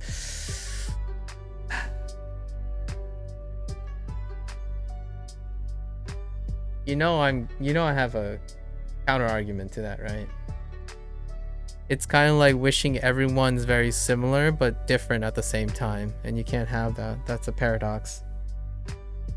We have different languages is because we have different cultures. Cultures lead to different languages. Languages lead to different cultures. So if you want everyone to be identifiably different and fun to discover new things, you can't discover new things if everything stays the same. Yeah, it's a fundamental paradox, but you know, it would be interesting to imagine how that's possible. Yeah. We wouldn't find each other as interesting. You know? we, like independent, Milo, me, like the reason why we like to talk to each other is not because we all stay the same and speak the same language and have the same problems. Generally, humans are very curious about each other because we are different, right? And different things make life worth living. Unfortunately, humans are really well equipped to become bored and disinterested in their life if their life constantly stay the same. And then everyone they meet constantly stay the same. Like imagine a room full of friends who are bored of each other. Yikes. I've been there. Some of my best friends, for better or for worse, we are still best friends. But we don't really hang out too often because it takes us like 10 seconds to catch up. It takes like 5 minutes to catch up with like 6 months of activity because we're so much alike. We are incredibly alike to the point where we have to do new things together to make it exciting to be friends.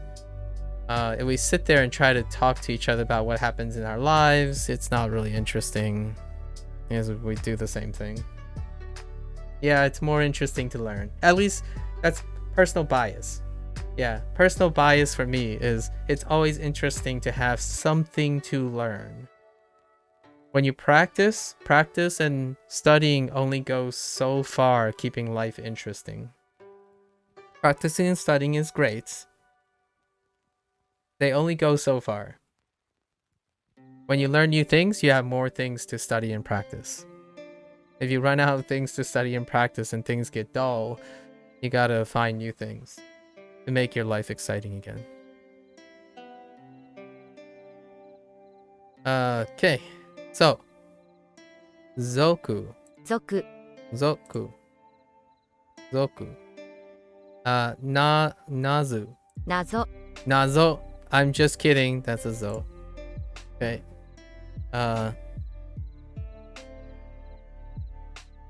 Jiko. 事故 Hizu. Hiji. 肘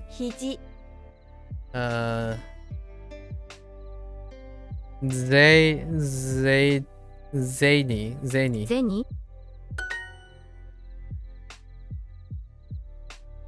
Kazu. 数 Katsu. Man, the Z's get really short after a while. It's not like pizza. Whenever they say pizza, za is so strong, but this is just katsu.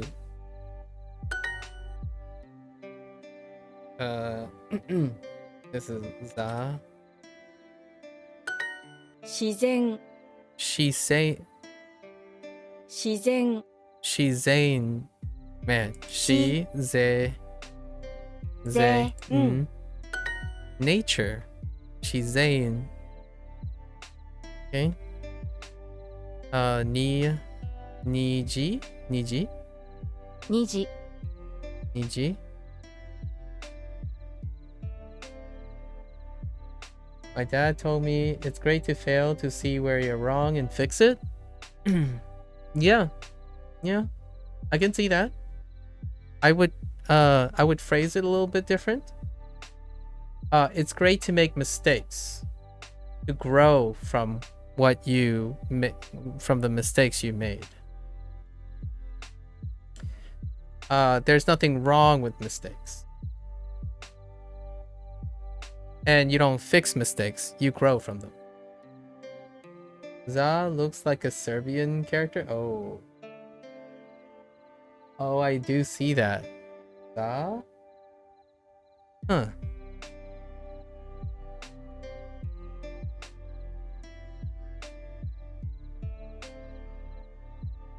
There's another character that's kind of close to it.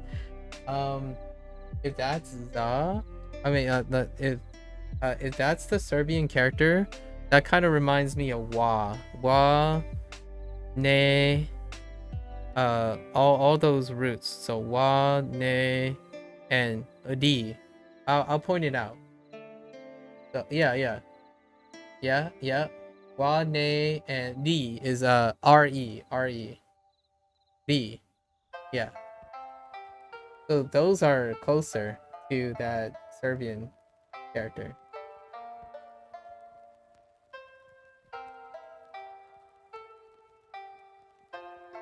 What the heck?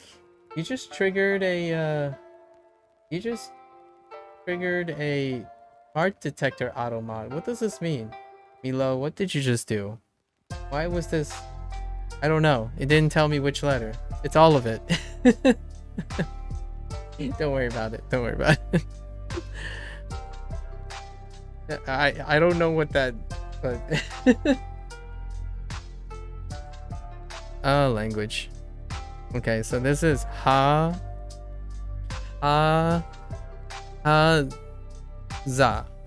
no, hazu, hazu,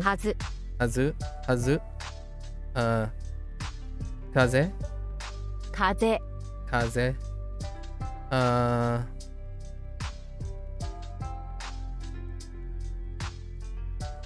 G, oh my gosh, Giji, giji, and then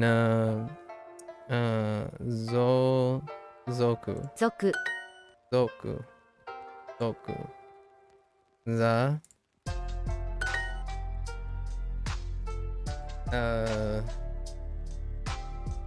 hazu, kazan,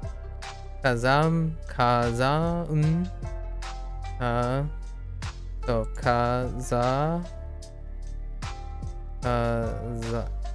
wait, kazan, oh, volcano, kazan. Oh, gay? Interesting.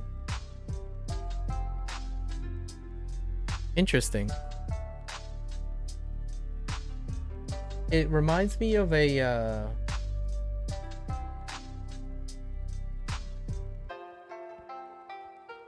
person making like a, a ballerina dancer when you're looking straight on and they're like T-posing with their feet crossed. If you put in a little tiny head on top, it looks like a ballerina dancer. Whatever that pose is it a pirouette? I don't know what, I don't remember what the pose is in a ballerina. That's what it reminds me of. Iji, jika,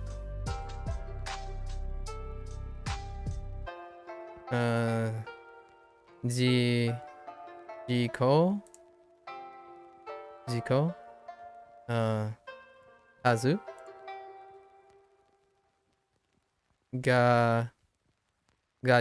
giji. Dang it.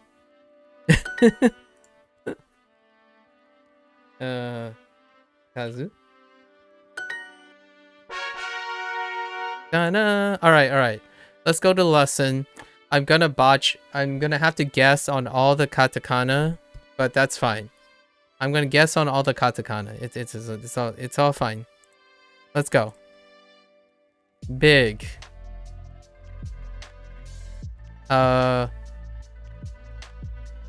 It's ooki. 大きい。これは日本です。これは日本です。これはこれは Alright. I think Nihon is all hiragana. Nihon desu. Because not borrowed, right? 日本 Nihon desu. です。 Kore wa Nihon desu. This is Japan. 小さいです。 Chisai desu. Chisai desu. So chi sa i desu. So it's small. 日本とアメリカ Nihondo America. Nihondo. At least they're not being mean, and oh no, they're kind of being mean. Because I definitely see two of them. 3 of them. Okay. 日本とアメリカ Nihondo America. So Nihondo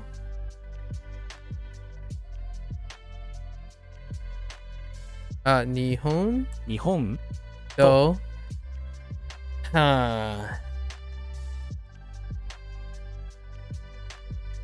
It's not this looks like ア ka. メリカ That's fine. That's fine. We got enough. Like this ri looks like ri in hiragana, and ka looks close enough to ka in hiragana. So America, that's just how it goes. 小さい。 Chisai. Chisai, which is small. 日本は小さいです。 Nihon wa 日本は小さいです。 Japan is small. Nihon 日本 wa chisai. 小さい Wait, des. です。日本は小さいです。 これはアメリカです。 Kore wa America desu. This is America. これは日本ですか Kore wa Nihon desu ka? Is this Japan? So kore wa これ kore wa Nihon desu. Nihon desu ka? Nihon で desu す ka?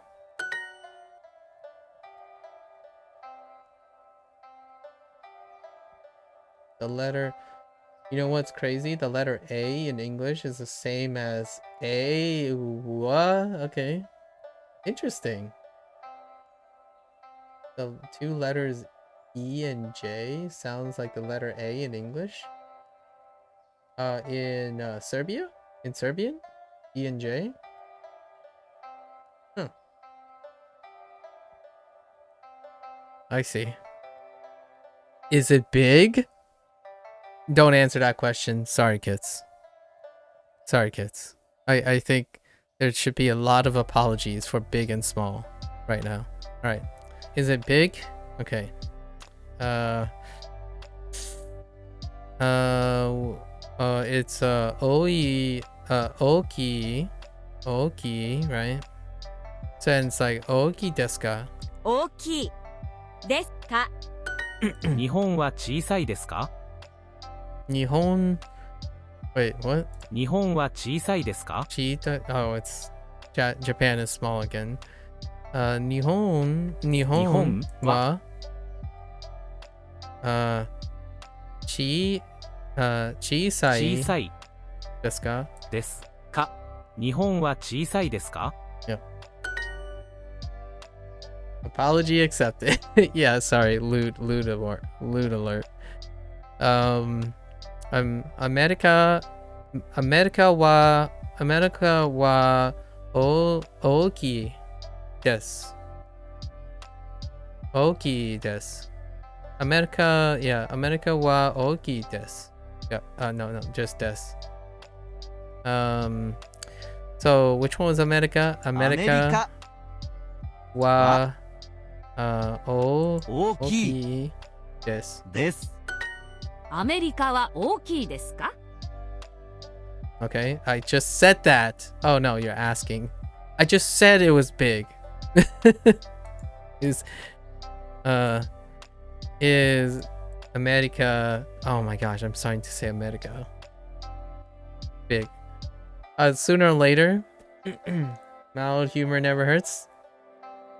We're trying to be appropriate. Remember, just to keep in mind, Milo, my streams and my channel is also strictly mentioned that it's 18 plus. So just we gotta be mindful, you know. It's nice that you have a mature mind, but I don't want to be responsible. Sorry, kids. You know what? Sooner or later, I'm gonna talk to someone, and I'm gonna say America, and it's gonna be funny as heck. When someone's like, "Oh yeah, I'm, America Jean," all of a sudden I'm like, "Wait a minute, hold up. Sorry, I'm American." Oh no.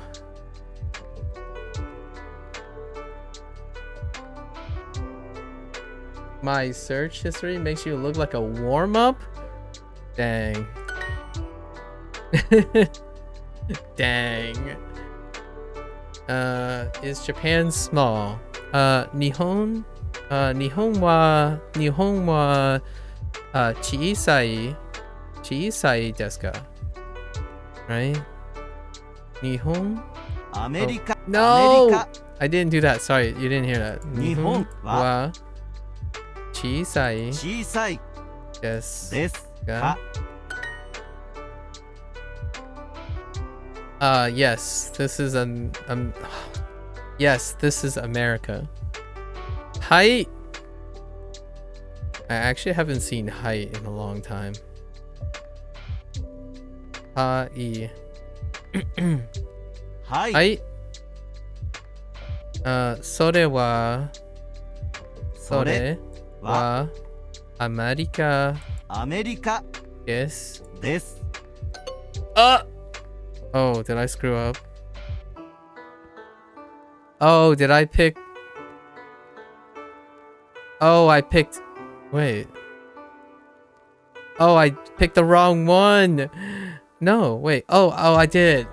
That. Yes, that is America. I picked that as America. My bad. I said Sorewa, I'm pretty sure. I meant Korewa. Korewa. America does. Is America big? Is it though? Is it? Okay. America アメリカ wa は oshi. 大きい Oh, oki. Whoops. Oki で desu す ka? か Yes, yes, yes. Hi. はい、はい。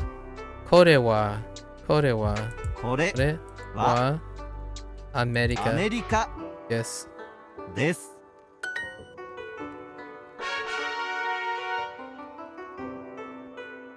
What about me? You don't like racism? That's fine.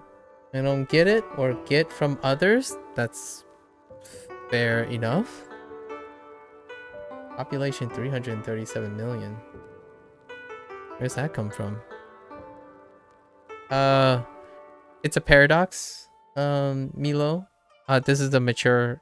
This is probably going to be like a more of a deep cut into adulthood. In order to understand racism, you also have to be able to understand how it happens, right? So like, in order to get it from others or resonate from others, you also have to have been either the victim involved in racism or not. So a lot of times, yes, it is a universally negative thing, but it also makes sense that you don't understand it either. It's a paradox.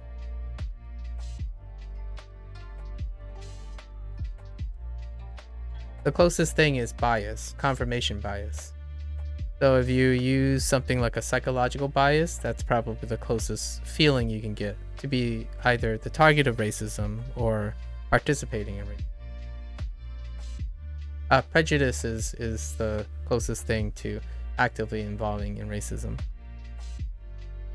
So things like you did the wrong thing, I know what to do the right thing, that is the basis of racism.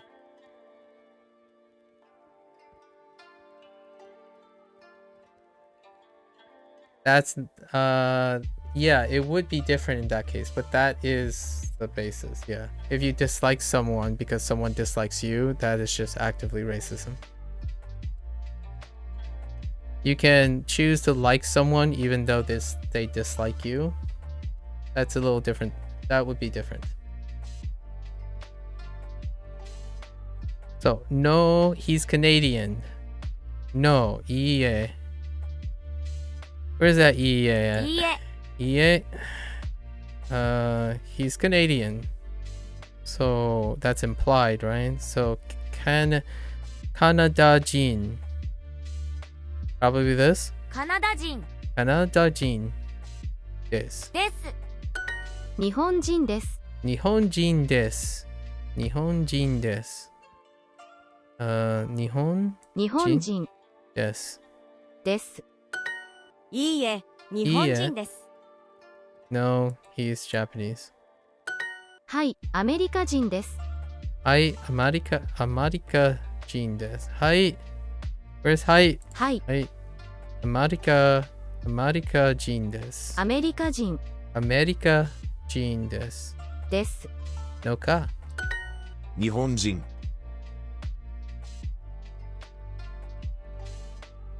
So that's another thing. When you have friends of a particular race, it's not exclusive of being racist.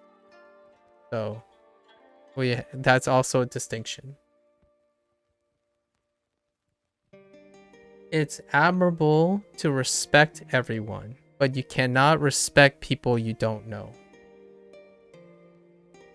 It's very admirable to aim for it. It's a goal that is incredibly admirable. Yes. Yeah, the people you know. That's great. That's the more realistic thing. It's to aim to respect and share mutual respect with the people that you know. Yes.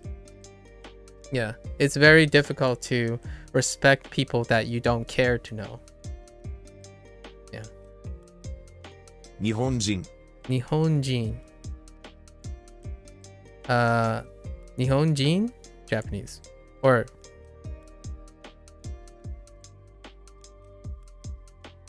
no. It would be Nihonjin desu, right?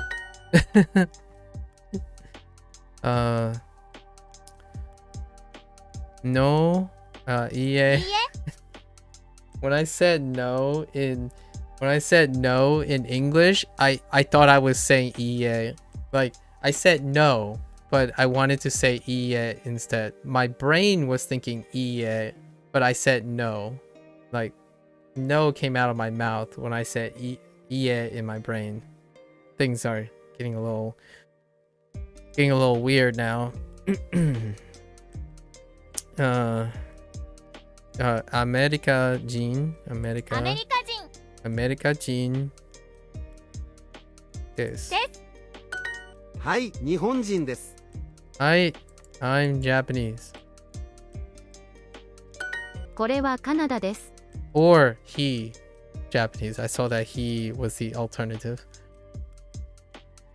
これはカナダです Kore wa Canada desu. Kore wa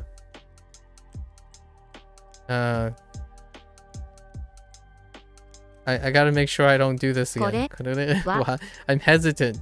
Kore wa これはカナダです Canada. Canada. I guess it's this. ブラジル No, that's ブラジ Brazil. ル Uh, カナダ okay. Oh, I suppose there's 3 kanas. Should have です gathered that. カナダ人です。 Oh Lord, katakana is your worst subject so far. Go get him. Independent. Show the katakana who's boss. Independent. カナダ人。 Anatadjin. No des, so sure. Oh, it is implied by I'm Canadian. Huh. Kanadajin. Hi はい、カナダ人です。カナダ人です。アメリカ人です。アメリカ人です。アメアメリカ人人でですす。アメリカ人 I'm American. Ah! What? Oh, カナダは大きいです。 there's no this, I suppose. カナダは大きいです。 Canada 大きいです。カナダは大きいです。大きいです。カナダカナダ大きいです。は大きいです。大きいです。カナダは大きいです。 I'm Canadian. So I didn't add des before, even though they accepted it. So can I just go Canada Jean? ブラジル人 Whoops. ブラジル人カナダ人 And is implied? No, you do need this. That's weird. So that one solution accepted it, but the other way around. If you translate Kanada-jin into I'm Canadian in English, it's fine. But the other way around, it's not fine. Funny thing, huh? Funny thing, huh?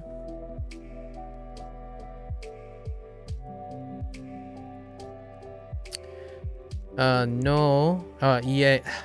Hit it again. I said no, but I'm thinking EA. いいえ So I'm thinking EA in my brain, and I'm saying no instead. Weird. Canada wa oki desu. 大きいはい Why did I? はいです アメリカ人 America Jean. I'm American. Apparently, that's how that works. No? Oh my gosh, it's so confusing. Okay, don't worry about it. What humor do I like most? Can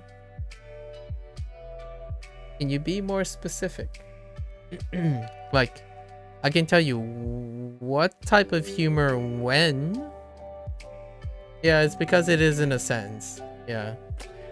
It's tough when you only think of it in sentences at this point. Dark? No. Not the type of humor, but I guess when. So like how, or how I feel. So oftentimes, I guess to answer your question, most of the time, I like situational irony. And situational irony can be all of those things. It can be dry, dark, happy. So situational irony. And then situational irony, I like situational irony to be metaphorical. And they're using metaphors often to be satirical. And satirical things can be both dry and dark. But usually it's not haha funny most of the time. Like, it's not haha funny. So let's break this down. So basically, to better give an example, right? A show that talks about how older people have trouble understanding younger people about topics that younger people find intuitive, but when older people try to do it, it's funny because they're so out of place. Things like an older person trying to figure out what a meme is by talking to their Zoomer kid. That's funny to me. Like, that's usually things that I enjoy because I'm always from the perspective of an older person most of the time. I like that there's humor that show that older people may be a little bit out of touch with younger people, but what it needs to do is to have a level of understanding that shows that time have changed. So it's funny because if you're a kid in this situation, you will relate to the kid and it's humorous. If you're an adult, you'll relate to the adult and it's humorous. And for me, it's humorous because I feel like I understand the kid to some extent and the older person to some extent. So in that way, the humor lands most of the time. Because if one falls apart, like the first half falls apart, the other half is good. If the other half falls apart, the other one is good. So most of the time, that humor, yeah, I would say 80 to 90% of the time, that type of humor lands for me. It's very deep. There's metagaming and whatnot. Doesn't necessarily mean it's the most frequent type of humor. So when we're talking about frequency, like how often humor comes up, it's whatever is most popular. So the most popular type of humor right now is Zoomer humor, which is nonsensical. So when I'm online, YouTube blasts me with Zoomer humor more than the humor that I like but don't get exposed to frequently. A lot of times the things you like are the things you expose yourself to most frequently because they're the things you like. But typically I don't do that. I don't seek the humor. The humor comes to me. So the most frequent things I see is Zoomer humor. At least Americanized Zoomer humor. So the stateside Zoomer humor. Because of the internet. Okay. I'm Canadian. What did I mess up? I didn't write des, right? Oh no. Yes, I didn't write des. So, Canada人です。カナダ人です。アメリカ人 America Jean, I'm... Oh. Not a sentence. Right. Don't forget that it's not a sentence. Hey? イギリス人 Igirisu Jean. Oh, man. British Igirisu? I want to know the origin of Igirisu. So, it's whatever I haven't seen yet. Igirisu Jean. This is Canada Jean. イギリス人 Igirisu Jean. Igirisu. Oh yeah, there's the ri. I guess it's close enough. Ri su Igirisu Jean. Wait, is that イ it? ギリス人 Oh, okay. Oh no. It's bra bru アメリカ人、 No, no, no. アメリカ人、 it's bra ブラジル人、 bra zu bra ブラジル人、 Brajuru Jean. Brajuru. ブラジル人、 Burajuru. ブラジル人、 Burajuru. Burajuru Jean. Holy heck. That's gonna be a problem. ブラジル人、 Burajuru Jean. ブラジル人、ブラジル人、 Say it slower. ブラジル人、ブラジル人、 Burajiru. Burajiru. Burajiru. Burajiru Jean. Burajiru. Okay. Burajiru Jean. Hi. Burajiru Jean です。です。ブラジル、 Burajiru Jean. Yeah. Burajiru. And it's Burajiru. Burajiru. Burajiru.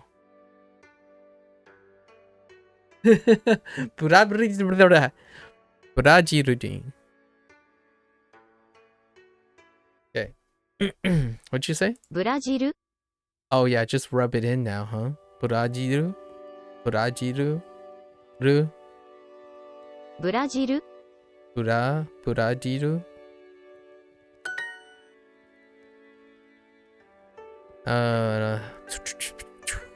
Okay. Yeah. いいえ。いいえ。ブラジル人です。ブラジル人です。ブラジル人です。ブラジルですか？ブラブラジルですか？ジルですか？ブラジル。カナダ人。That's not カナ it! ダ人。ブラジルブラジルでですすかか？ Is it Brazil? イギリス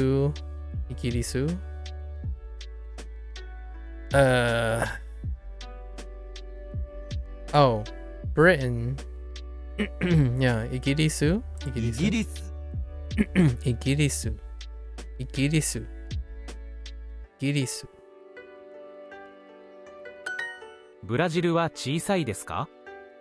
ブラジルは小さいですか？ブラジルは小さいですか？ So, ブラジルは小さい小さいですか？ですか？これはイギリスです。これはイギリスです。So, this is Britain. ケンさんはブラジル人です。ケンさんはブラジルです。ケンさんはケンさんさんははブラジル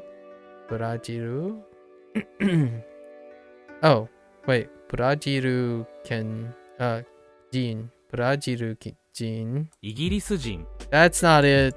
イギリス人ブラジル人ブラジル人で。ですす。ケンさんはブラジル人です。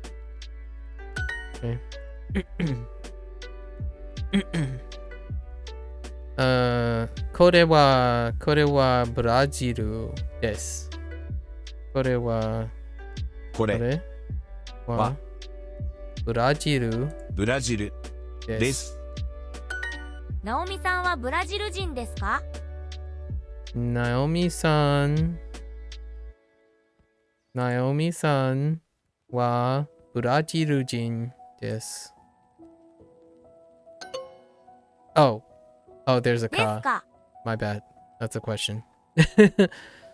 Is that Britain? イギリスですか？イギリス。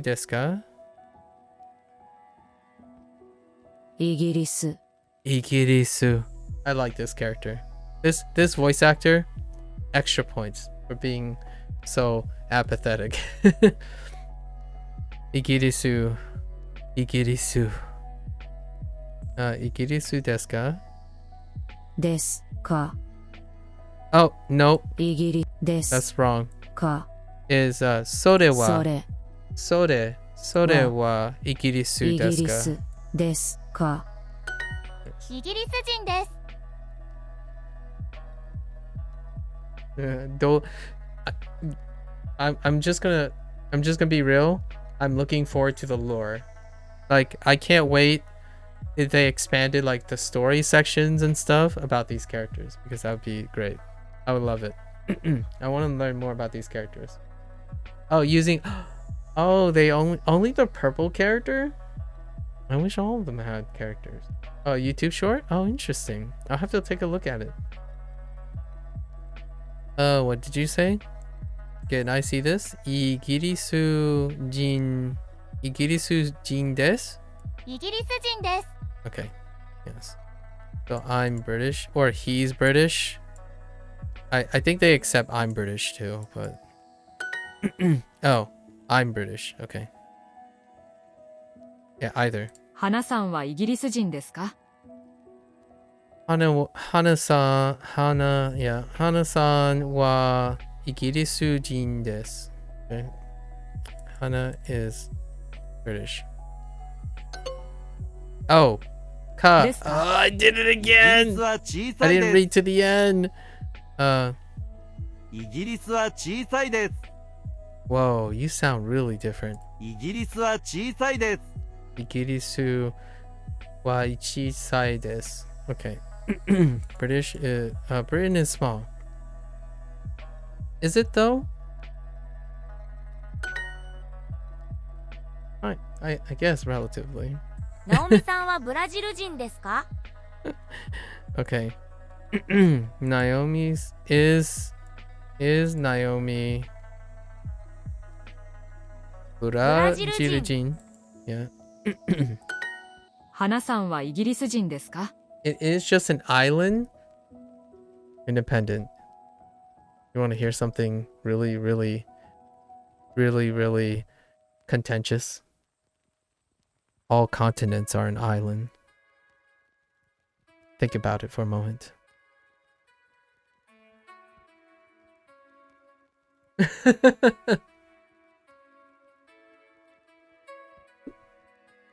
How big you want to go, man?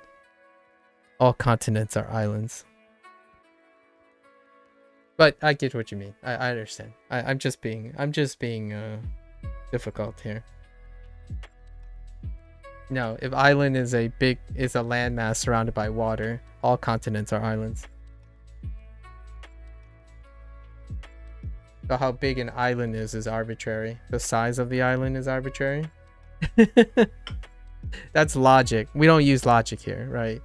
When we talk about language and communication, it's about colloquials. It's about understanding what the vast majority of people. So when we talk about what real Japanese people say versus what the logic dictates, yeah. So yeah, like to Japanese people, Japan is big, America is small. Like if you know what I mean, like figuratively. So when we start using logic, that's when everything breaks down in categorization. Yeah, categorization is arbitrary.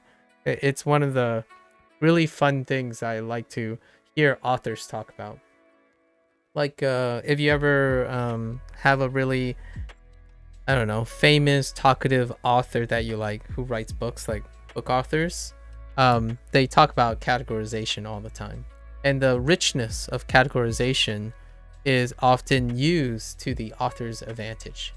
So like, how do you make something very interesting? You could say things that they aren't, but they are actually true if you think about it. So they break down logic. So abstract stuff like Japan is big if that is your universe. Japan is small if America exists. Right? That kind of thing. So categorization is so one of the fun ones that a person that I like, an influencer that I listen to, he's a really well-known author. And I think he was the one that talked about Pluto. You know how Pluto is not a planet anymore because of categorization. But when you start thinking logically, right? Because the funny thing is astronomy is a science a lot of times, but science uses categorization. So categorization is subjectively arbitrarily designed in order to simplify and cluster. And we just talked about this earlier, Independent, on how to cluster words and sentences, right? Clustering is a representation of subjectivity, but it's helping us use our logic to dictate where the clustering is. Yet it is the least logical thing, right? So a lot of times all rocks that are orbiting, that are in space could be categorized and fit a lot of the definitions of a planet. It's only arbitrary that Pluto doesn't qualify as a planet because the categorization just excludes it. Inherently, though, logically, they're very, very much quite similar. And that's kind of like the sizes of things. Small, big, hard, easy. To me, it's the fun part about being human. We use categorizations and it leads to so much fun discussions. At least in my opinion, it leads to fun discussions. Lots of people don't have time or place or patience to have a fun discussion about what they think is big and what they think is. It's understandable. The internet hustle culture kind of makes it all about time. But I would sit down and talk to you about what you consider as small and big all the time. Just trust me. At least this one, you'll trust me. If you think something is really hard and scary and is making you feel bad, tell me about it. Please explain. I'm here to listen and probably offer my 2 cents in some way. I wouldn't offer my 2 cents unsolicited, right? Exchanging things is what we're here for, not one-sided exchange. That's kind of weird. Or that's what lots of people look for anyways. 花さん Okay, so Hana-san, how did I mess up? Oh yeah, it's because it's a question. Hana-san wa Igirisu jin desu ka? So is Hana British? Okay.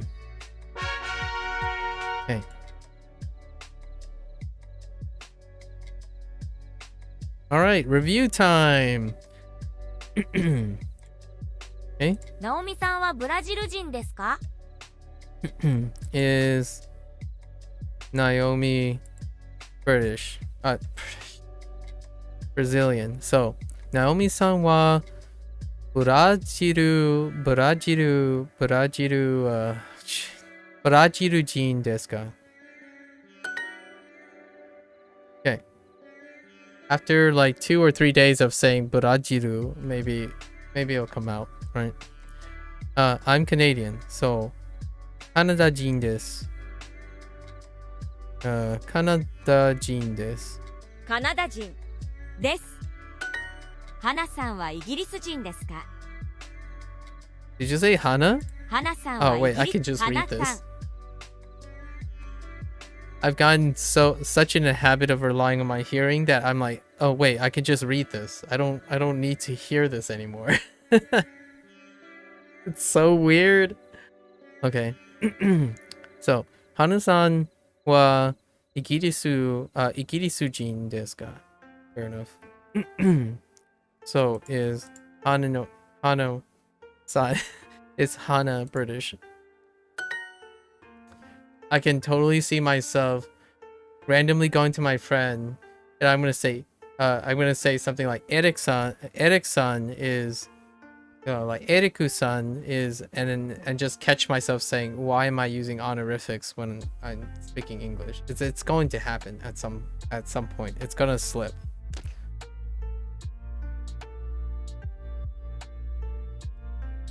The brain remembers 2x less when it's in stress. That's not specific enough, Milo. The brain remembers 2x more when it's in good stress. The brain remembers 2 less when it's in bad stress.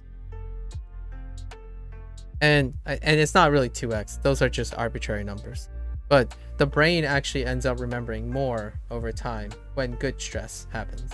What is good stress? Good stress is something that you intend to do.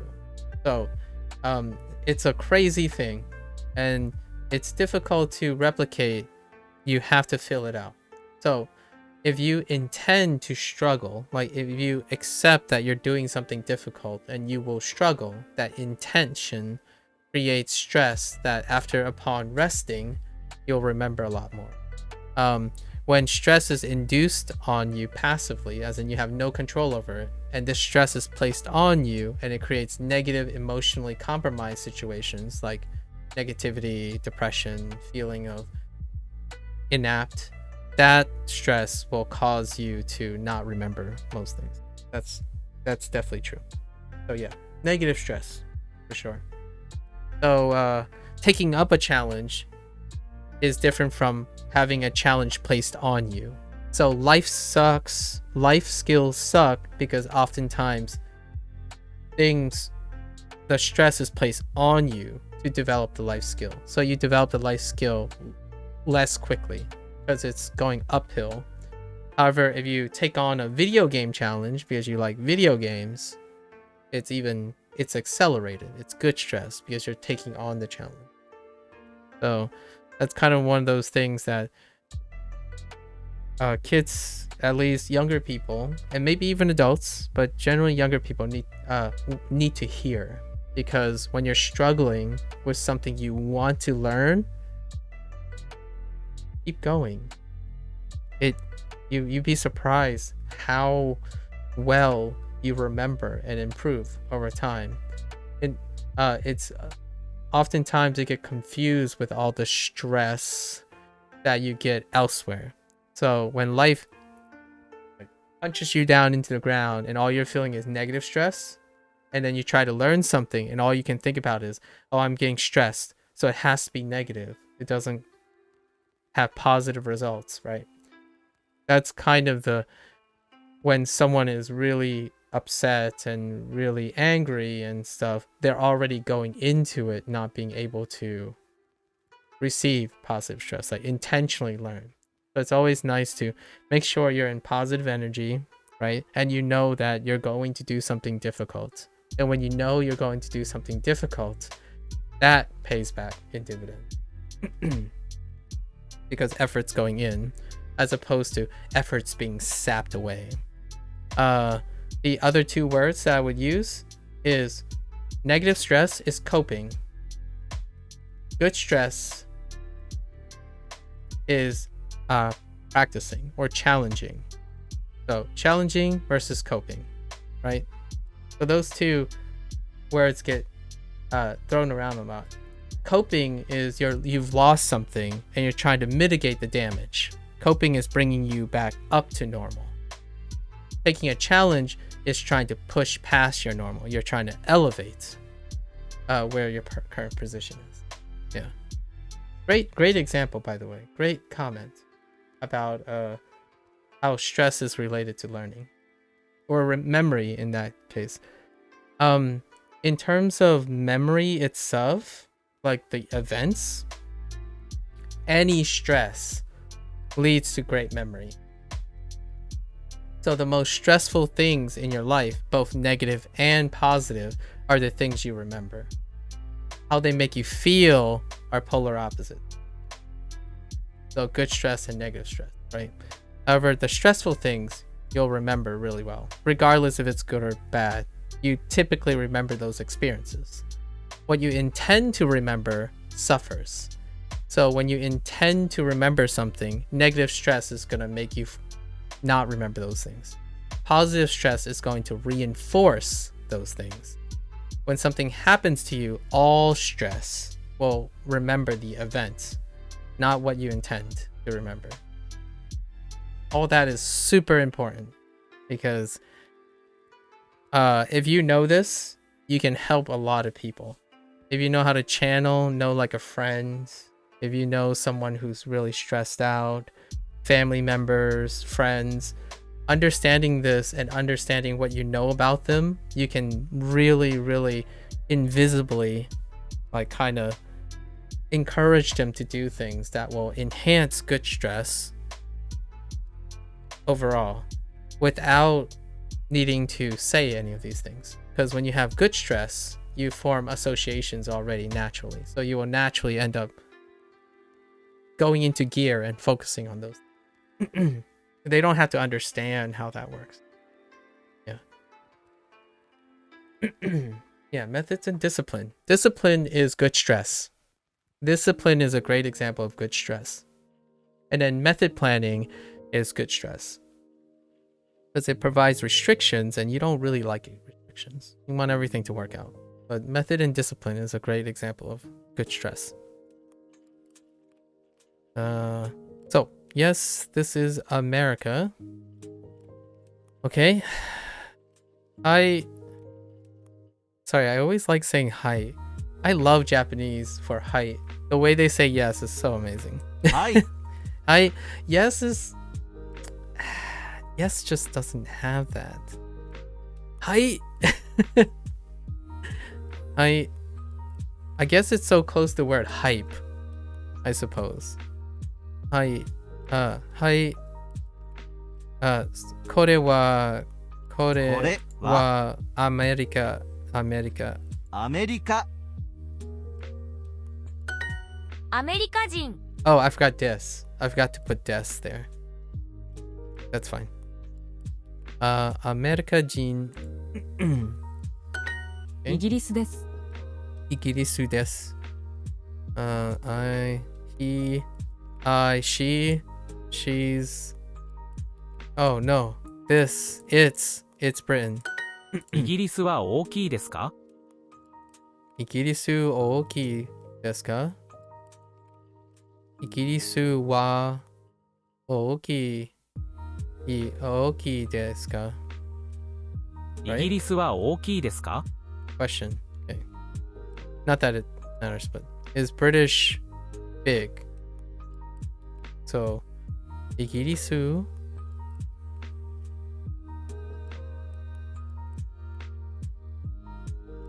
イギリスは大きい大きいですか？ですか？ Is Japan small? 日本は小さいですか？ Okay, so that's what I'm looking for. 日本日本はは小さい小さいですか？ですか？アメリカは大きいですか？アメリカ大きいですか？アメリカは大きいですか？アメリカはは大きい大きいですか？ですか？ Is this Japan? I don't know. Is it? これは日本ですか？ですか？これはこれはは日本ですか？日日本ですか？いいえ、カナダは大きいです。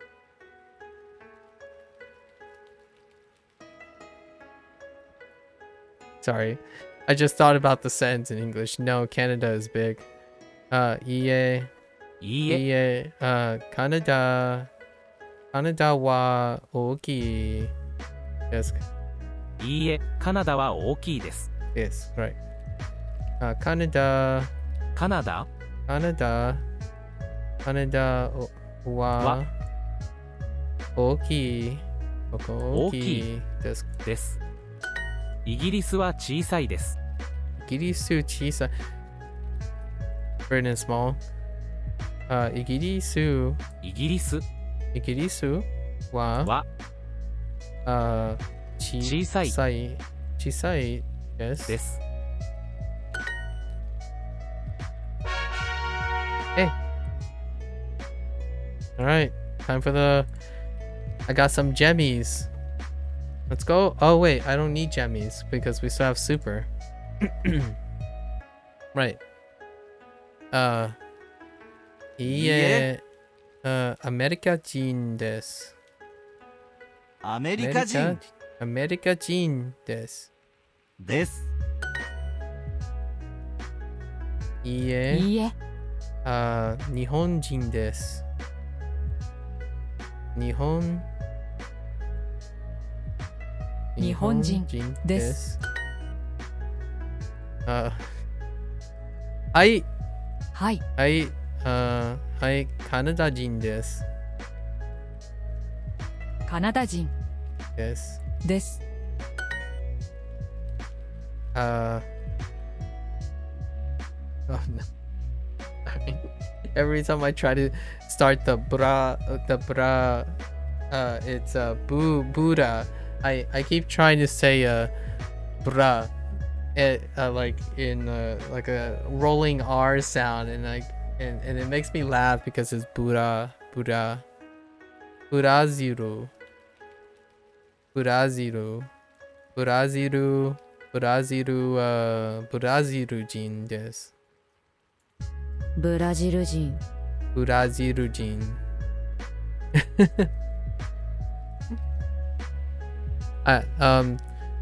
It's not English. It's actually Spanish. I keep thinking of Brazil. So the rolling the R in it, and there's no syllable bruh. Kind of reminds me of bruh. Bruh. Okay. ブラジル人です。です。America and Japan. アメリカと日本。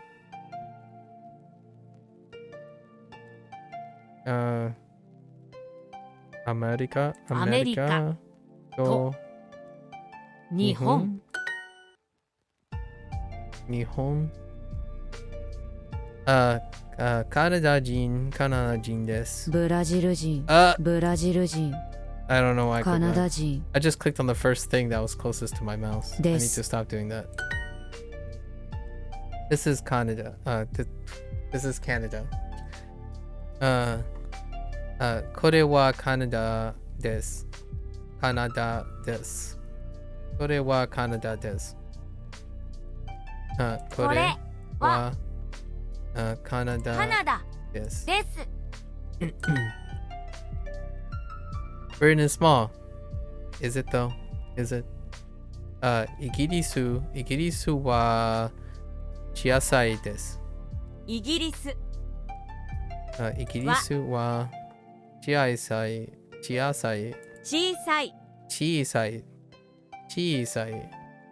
です。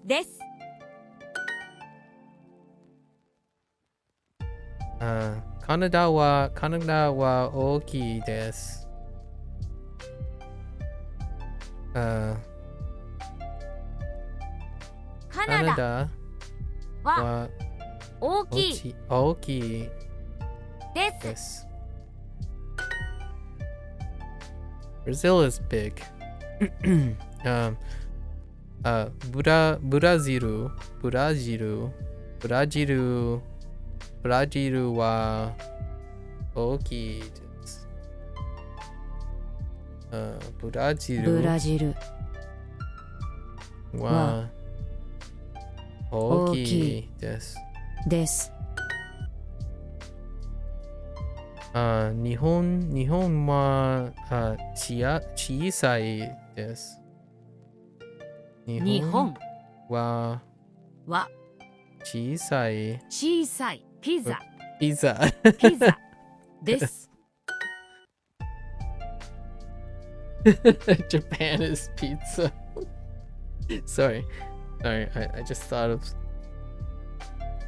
Japan is pizza. Is it Brazil? So, ブラジル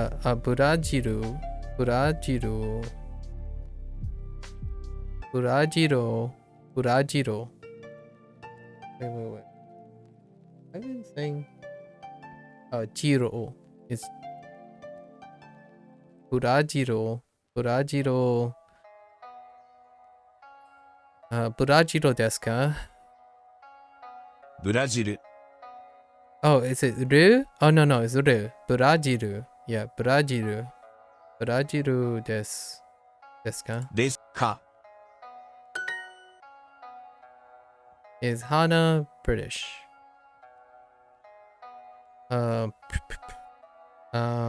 イギリス人 Oh, Hanaはイギリス人ですか？ Right? Hana-san? Okay. So, 花 Hana-san はイギリス人ですか？イギリス人 What? イギリス人 Wow, you say it. イギリス人 Ooh, you say it really interesting. イギリス人イギリス人ですですか？か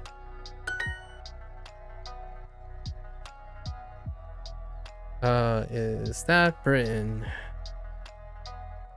それはイギリスですか？イギリスですか？ですか か Is that America?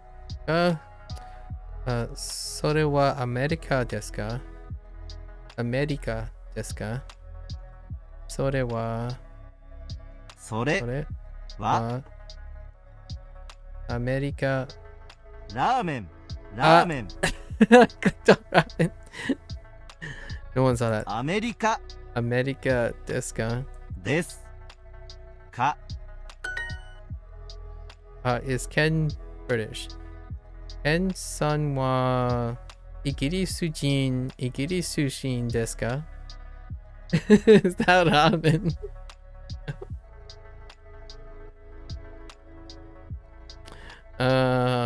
Ken Ken さんはイギリス人ですかイギリスイギリ人ス人ですかですか Is this Japan? これは日本ですかですかこれは日本ですかこれはこれはは日本日本日本 I'm starting to lose my energy 日本ですかですか Oh, I love the double thumbs up.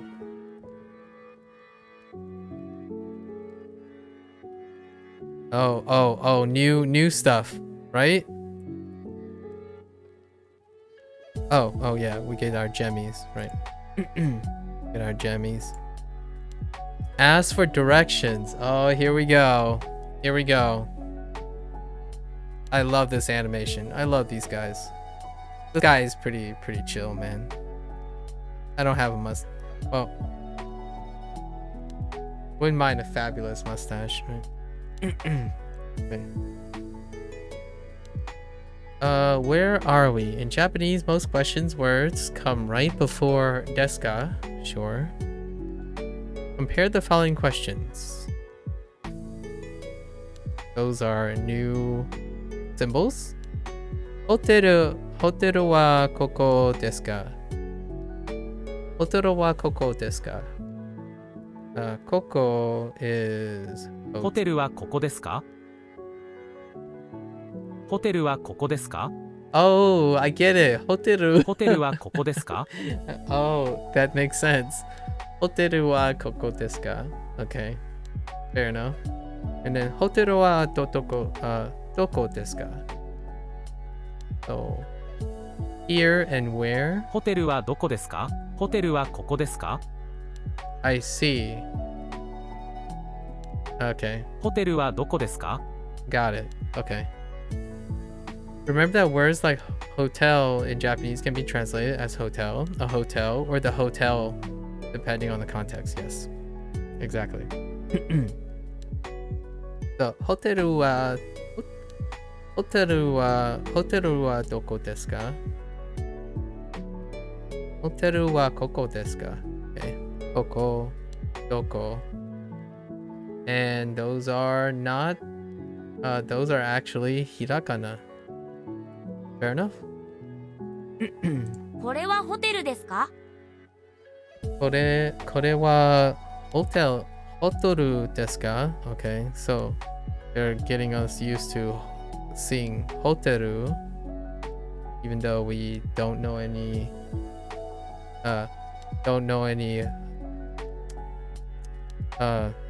katakana yet. Katakana. So kore wa, this is a hotel. Store, convenient. Ooh, convenience store? Oh, rip.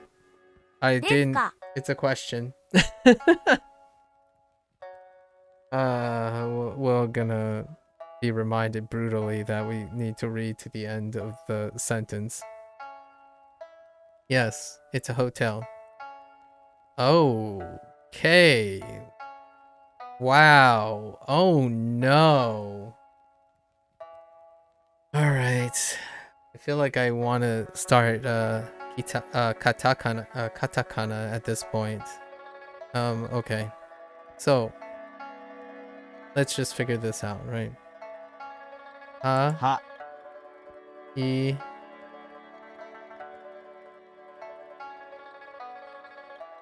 I, I. I. Gotta go to rest. Get well soon, Milo. Yes. See you next time. Get well soon. Yes. Oh yeah, independent. My sentence has fallen apart. What do? We're gonna plug it back together. You know what we can do though? Here's the clustering thing, right? We can do clustering to our advantage. Like this is des, right? So we know height and des. That's my hiragana working for me, right? So now we just need to figure out how to put together. Oh no. We also know what.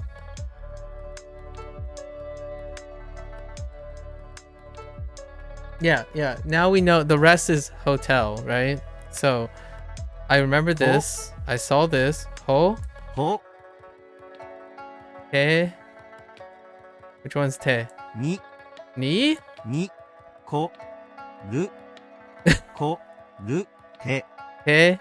て Hoteru. て Teru. る Okay. And this is what I mean by why I chose to do hiragana with uromaji the other way.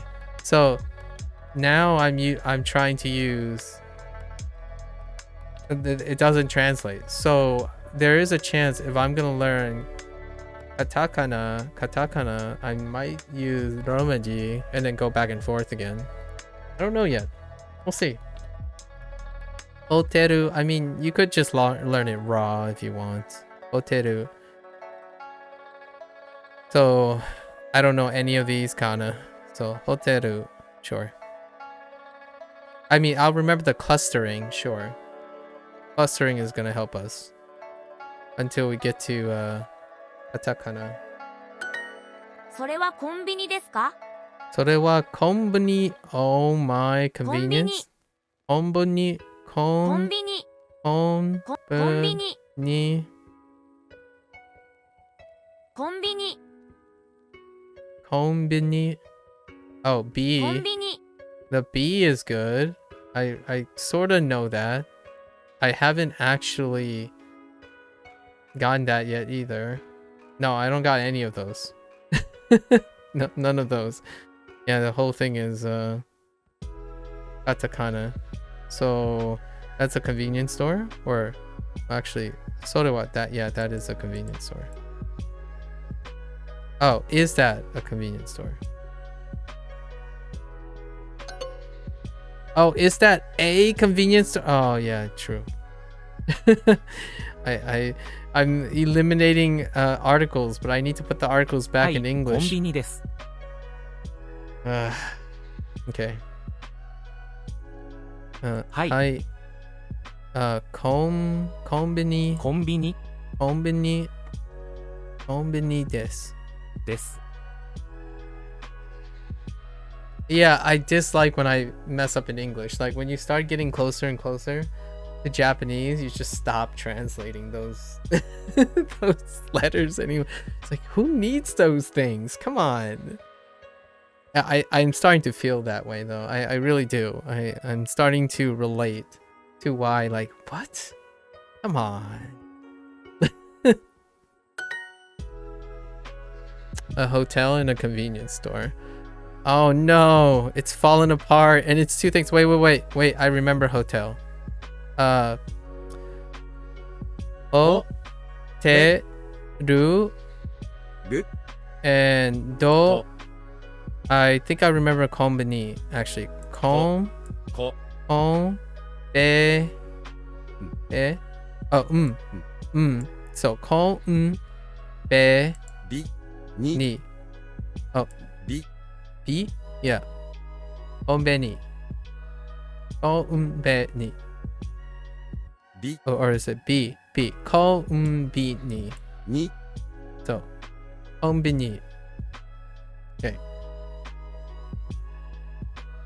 Yeah, why the heck do we use articles anyways, guys? コンビニはどこですか？ Konbini wa something desu ka? コンビニはどこですか？ Doko desu ka? Oh yeah, that's right. Doko desu ka? So now I need to learn how to cluster differently. Doko desu ka? So now I'm thinking konbini wa doko. Konbini wa doko and then desu ka? So those are going to be my separations. Konbini wa doko desu ka? Right? Konbini wa doko desu ka? So doko is where is the convenience store? これはコンビニです。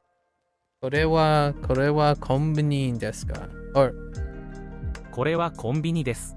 oh, これはコンビニです。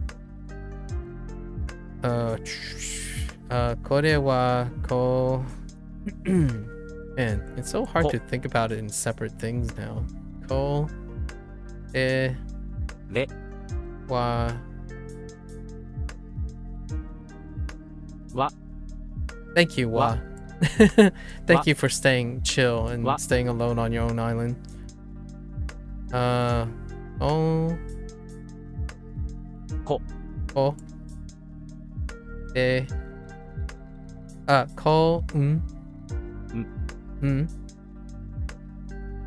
B. Which one's B? B. Ni. で Desu. Desu. Sorry. Desu.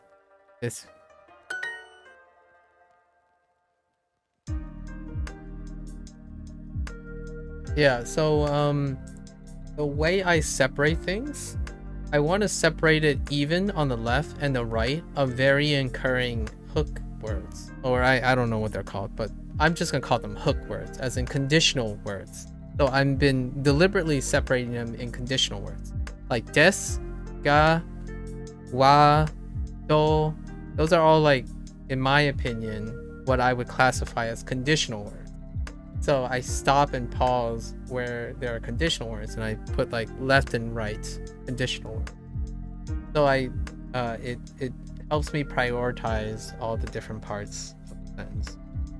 They're what I call sentence modifiers, I guess. Like doko and koko are now an additional sentence modifier for the time being, until it becomes more automatic.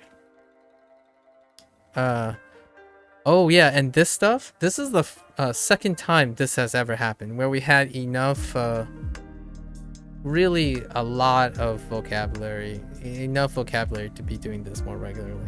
I kind of like this format. This format is fun. The pairing format. It kind of reminds me of here's a advanced version. I don't know if they're gonna do this in Japanese. It would be really fun if they do this in Japanese. In English, another way to make this more, if you want to double the frequency, like double the association, this is the association task. In English class, you're often given synonyms and antonyms, right? So when you say something's cold, hot, right? So you pair antonyms and synonyms by association, and that's kind of, it gives the student, like early on in when a student's growing up, right, when they're a kid, they can form relationships and form associations. So it helps with memory techniques, and that's probably what I'm going to use with kanji, only a higher level in my opinion, like more stacked relationships, like complex stories and whatnot to put them together. The more you get used to using higher and higher level of complex storytelling to associate two things, the more likely you're going to remember it. But this is one of the basics where you pair two writing systems together, or two languages, or two sounds, etc. It can be relational as well, where like you know, hot, cold, high, low, yes, no, kind of thing. Go. Oh, so, sore. それ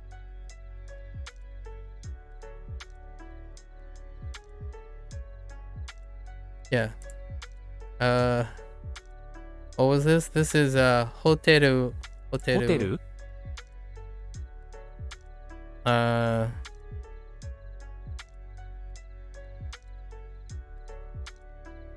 This is doko, our new ど one. こ Doko. We have not seen Doko since yesterday, and we had one one lesson with the D's, the Dokos. And this is actually we didn't get this yet. It's a pizza. Yeah, pizza. ピザ And then keiki. Keiki. ケーキホテルはどこですか？ Hoteru doko desu ka? So, where is, I guess, the hotel? A convenience store and a hotel. And all my kana has... I have a new phrase. Oh my kana. I mean, it should be oh my kami, but oh my kana is just as great. This is oh my kana version right here. All right. Ko こ て oh, whoops. て Oh,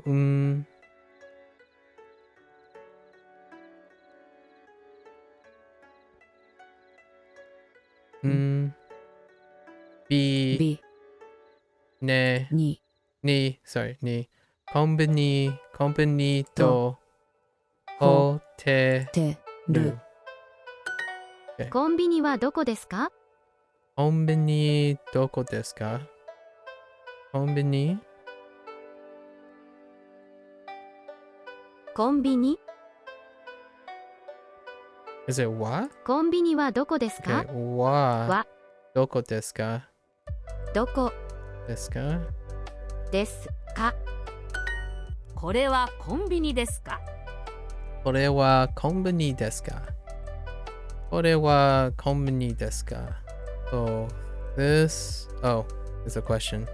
Is this a convenient hotel? No, I'm just kidding. You can make a different sentence in this. Like, is this a big convenient hotel store? That's actually a thing. That's actually a thing. Is this a big convenient hotel store? Do you just add on? Oh, someone explained it to me. How they add more adjectives. But let's not talk about that for a moment. But we'll get to that at some point. Is this a convenience store? それはどこですか I find that interesting because technically you could drop the desk. Yep. And that would still be a sentence. Yep. Definitely been there, done that. Yes. For sure. I was like, what happens when you drop it and they just say another solution? It's just another solution. So maybe one day I will decide to playfully drop desks and here and whatnot. Maybe one day it'll be I can fill it out, I guess. それはどこですか それはどこですか? Wait, それはどこですか それはどこですか? Really? それそれは wa, that is, where is that? それはどこですか? Where is that? Yeesh. どこ I'm です just gonna be か real. If in English, if you say where is that? Oof.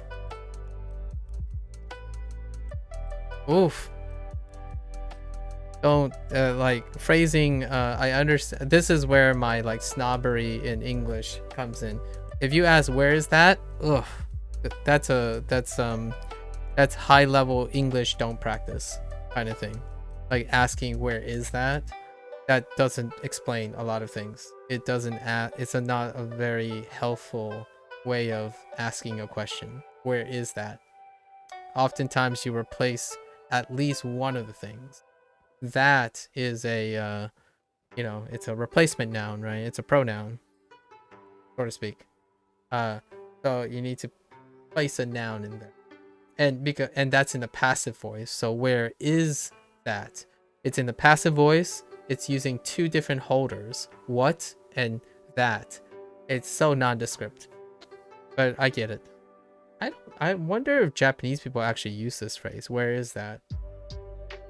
Or do they like put in just as much, where they would replace that with something? Because I honestly find it really uncomfortable when I would say, where is that? It's like, where is what? Where what are you referring to? I know you can have a contextual conversation, but generally if you default to just using the noun, it removes a lot of misunderstanding in English. There's this active feeling. Yes, in English it would only be a follow-up question. However, there is a distinction between being well-spoken and less well-spoken. So when you say, where is that, instead of where is the movie theater, oftentimes 9 out of 10, when you say where is the actual place, you end up being viewed as someone who is a bit more well-spoken. It's kind of like just a nuance, right? We're talking about nuance of English. So in a place, like say among my colleagues or at a university, when you say where is that, that's kind of confusing, even as a follow-up question. Like that's very colloquial, very casual. It's kind of like why Japanese people kind of feel weird about adding des, right? Adding des and gozaimasu, right? Like the masu thing, where there's elements, and that's kind of where I would draw the parallels. When you say where is that, it's so informal, like quite informal, to the point it can lead to confusion. A follow-up question would imply that other person is also paying attention. It removes the need to point out if someone's paying attention or not. So if you're wanting to be a very agreeable and charismatic person, you would provide the noun for them, so that even if they're lost, they would still be able to follow you. That's kind of the nice talk about English language. A lot of times English language is very dexterous in describing. It's a really highly descriptive language. So when you use a lot of descriptors, you naturally sound more sophisticated and charismatic. If I said where is that, even after a follow-up question, that other person is responsible for understanding the context of what I mean by that. And even then, they will probably ask, what do you mean? What do you mean by that? Or do you mean the thing that I just mentioned previously? Or you're asking me for something else? There's still ambiguity when you say, where is that? Even as a follow-up question. You're inferring that the person you're talking to is always on the same page. And you can remove all doubt by just not using ambiguous words. And it's kind of like a put. Yeah, we could go to the new movie theater. Where is that? And then to compare it with, we could go to the movie theater. Oh, so where is this new movie theater? You know what I mean? Like immediately when the person asking where is this movie theater, what does it tell you? That person is listening. And it also means that if the other person may confuse what that is, you already remove the shadow of a doubt what you're referring to. Yeah, it's active listening. Exactly. Active listening. So it gives everyone reassurance that is very polite. And I feel Japanese people do the same with their like additional words, like additional phrases that they add into it, like gozaimasu, that type of thing. It adds that extra effort so sentences don't get like truncated down. So I'm kind of curious if Japanese people do what we're talking about here, where they actively listen. So when they respond, they use very specific context, very specific words, and add it into their sentence when they're responding to make sure that the person you're talking to knows you're also actively listening back. The reason why I say this is the internet doesn't help you with that when it comes to English. So what I mean by this is when you spend a lot of time in chat rooms and threads and like DMs and stuff, and then you go to an interview, right? You go to interview at a job or something, that habit of omitting specific details when you explain things transfers to the habit that you're speaking in English. So here's a great example. I hang out with buddies quite a lot, and we chat in voice chat. Whenever I ask things like, oh, so how was your day? Can you explain some of the specifics? Or like, how was your day? And it would be like, it was fine. Like, can you be more explicit? English is an incredibly descriptor language. So this is fine can mean anywhere from I'm not okay to I'm getting by to this is actually fine, or to I'm feeling really great. Because English words bend too far. Like when, I don't know if Japanese people have the same issue where like if I say I'm fine, it doesn't mean I'm not fine all of a sudden, because in English it does. So oftentimes when I'm talking to someone, it's like, can you be a little bit more specific? Like, can I get more detail from you? Because I want to make sure I'm on the same page, right? And speaking to people online, it can be tough to break out of the habit of being nondescript with the descriptive language, and that is English. English requires a lot of words to get a meaning through. I feel my brief 9 days of Japanese, it feels like Japanese wants to get a lot through with a lot less, as opposed to the other way around. To sound eloquent and sophisticated, you're constantly looking to balance how much detail you can describe in your English, as opposed to I put the ball in the hole, my guy. You put the ball in the hole. Did you kick it? Did you slide it in? Did you pick it up and place it down in the hole? Like, what the heck does put mean? How'd you do it? Did you stand upside down and like just nudge it into the hole? Like, please. Most Japanese sentences are specific to point. It's redundant. Exactly. And I kind of like that. I kind of like that they're so specifically redundant. At least from that it's such a different feel. And I'm so curious if Japanese people are ever concerned with these things, because that's a great way to get a Japanese person to understand when they're learning English how you get immersed in English, in my opinion. Obviously, it's not really necessary if the Japanese person is interacting with English speakers online, because the English speaking that is online is like this. So now I'm starting to wonder if our Japanese, when we're learning Japanese, is it really appropriate the way we're learning it? As in, where is that? Is that really what the sentiments of Japanese is saying with where is that? Because that sounds pretty pep. I mean, like, it's void of meaning a lot of times. Anyways, just a lot of thoughts. Lots of things that make learning a new language really fun. Sorry. それはどこですか?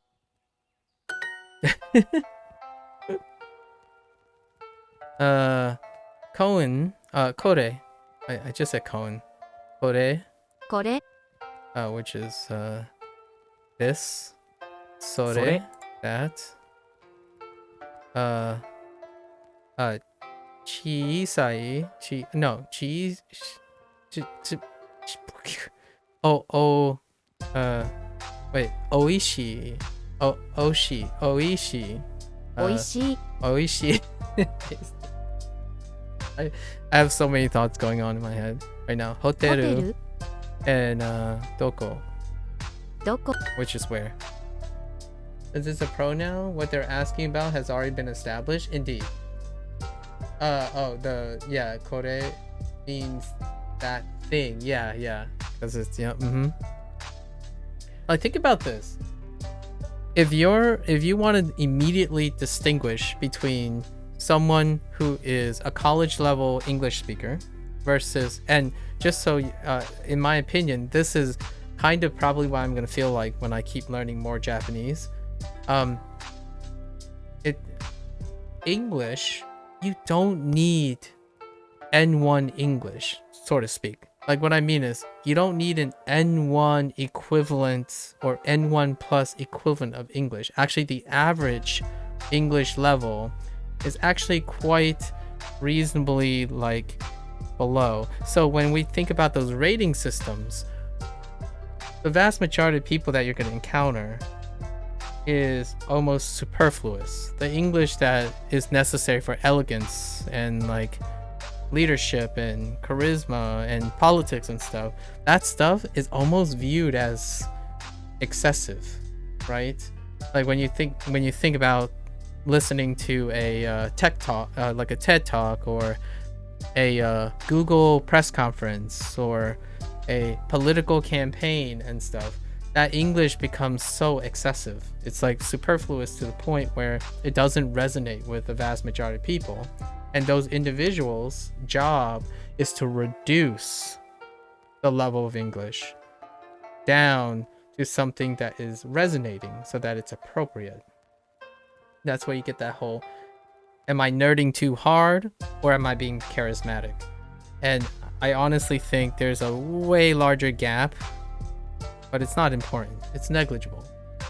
And for me, it's kind of like the difference between saying, yo, that is a really hard thing you did, versus,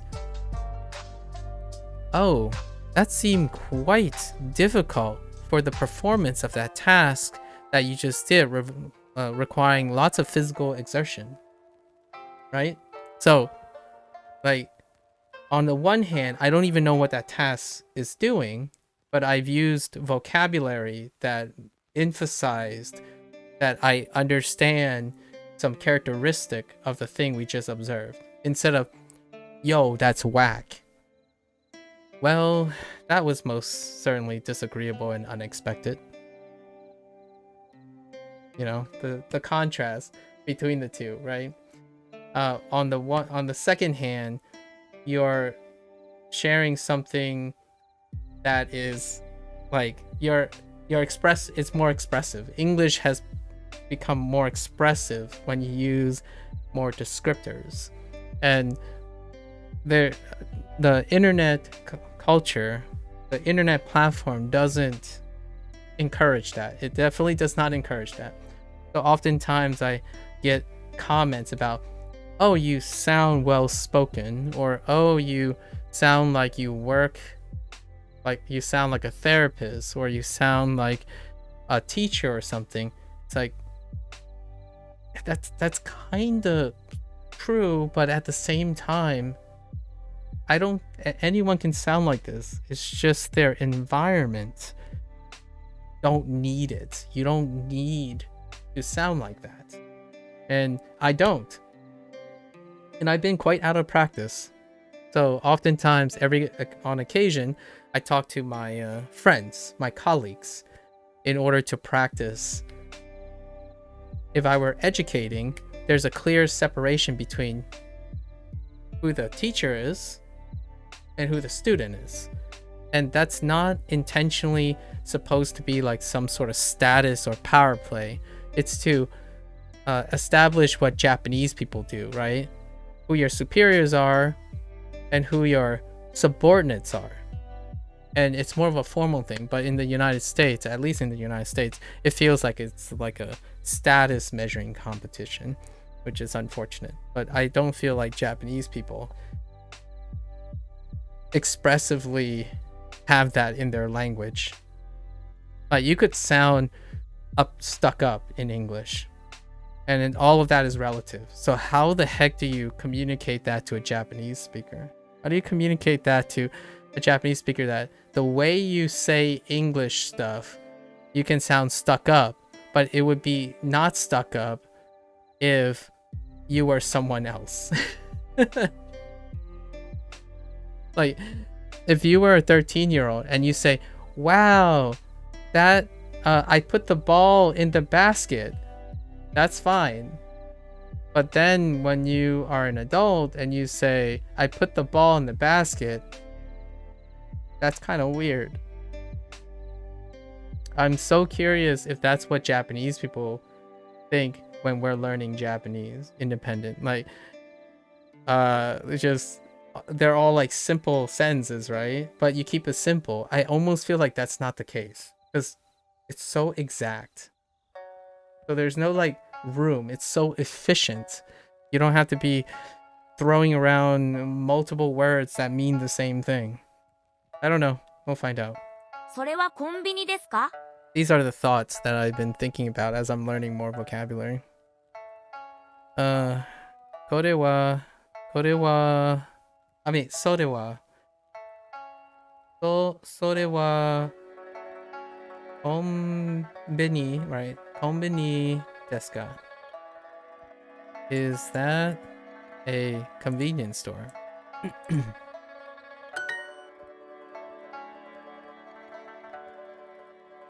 Yeah, Japanese have default respect for their elders, right? And Americans believe respect is something you earn. Yeah, that's it. That translates so much. What you just said is so poignant. It translates so much to the behavior of our language. Like, English is used to establish respect, and you have it's like a game. It's almost like a extra step that you have to establish using your language. So like, if someone is talking like, yo, bruh, I had a great time. It's like, yeah, it was, you know, it was awesome, man. I'll hit you up next time. When you establish that, you're meeting, the levels are meeting, but it can just fluctuate. Like if a professor comes to you and say, have you completed your assignment yet? And you're like, nah, that's whack. Like, backhand you. So, instead, in Japan, in Japanese, at least these phrases would suggest you don't need to do that. As long as you provide, like, you know, as long as you modify your sentences to the level it's already understood that you're mutually respecting each other. So you don't have to like modify all your vocabulary and your tone and it feels less messy, in my opinion. And I really like Japanese for that reason. There's implied rules. All the rules are so implied that it's kind of makes me think, live in two worlds when it comes to languages.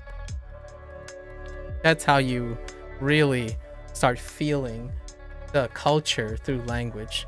The Japanese language, all our languages really do reflect our cultures. I used that example a lot, so it's really rehearsed because those are personal examples. I actually had a student that said, nah, that homework sucked. And I'm like,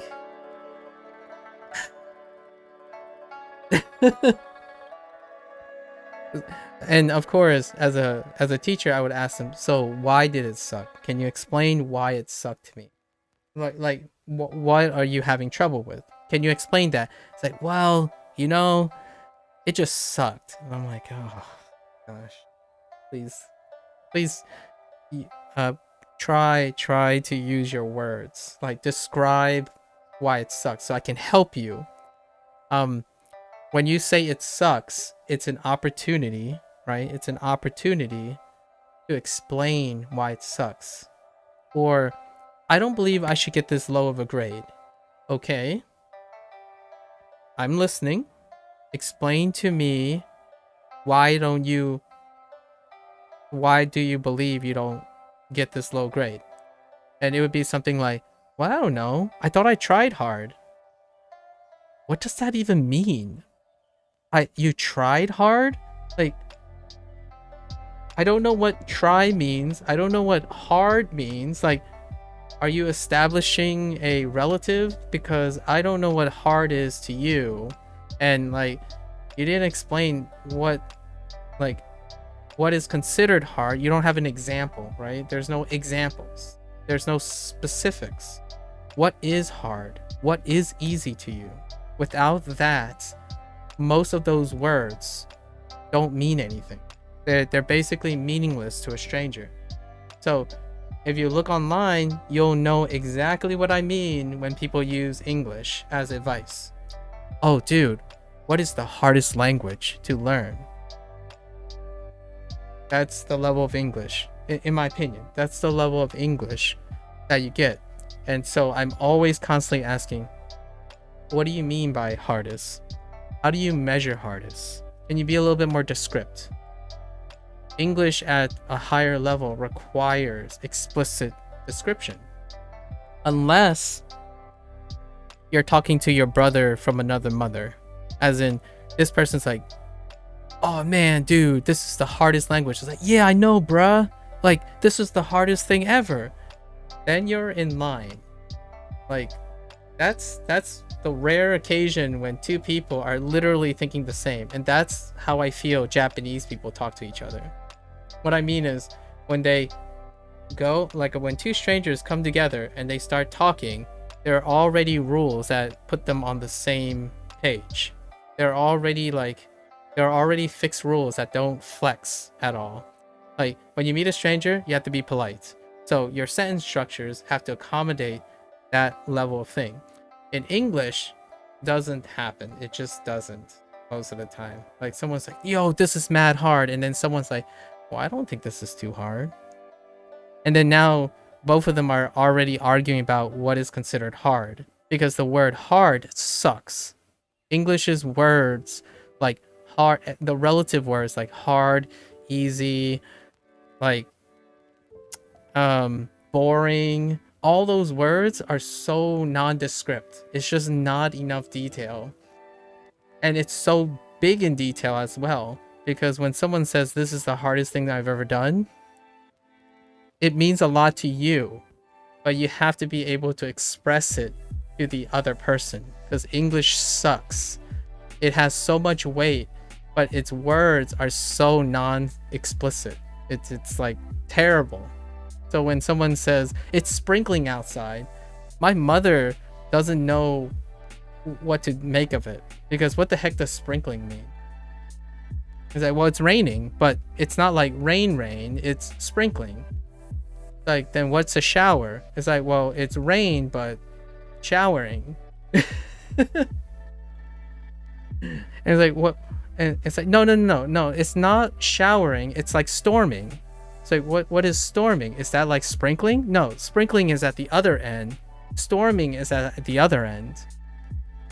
Like, it's just,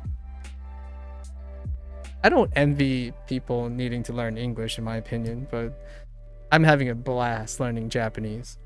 It's like abandoning everything you learn. All your mannerisms with English, you're abandoning them. How you cluster words,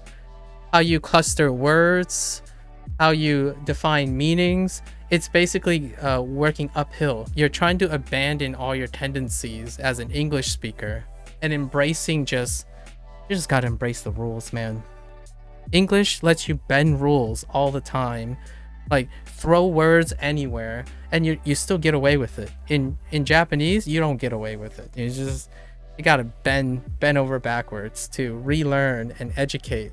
Words are not flexible in Japanese, and that's kind of nice. I kind of like it.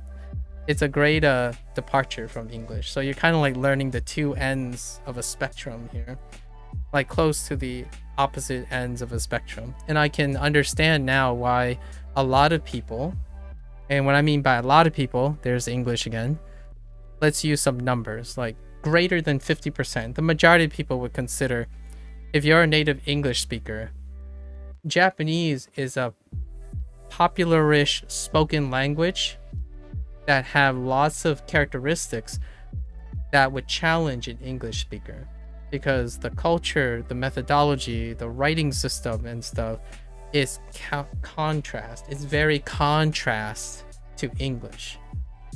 Yep, and that's what you also love about Japanese. Me too. That's also why I love about Japanese. It's so sharp. And when you learn it, when you nail it, you just nail it. Like once you get it down, it works. In English, when you nail it, I don't know if you nail it. Like I can't tell someone, hey, oh, you learned all of this stuff. Now you're gonna sound great all the time. No, like you can never make a guarantee that you're gonna sound great. Like you can't nail English. What is it? What is the target of English? There's no target. In Japan, when I think of like, you know, we talk about N5s, right? N5s to N1.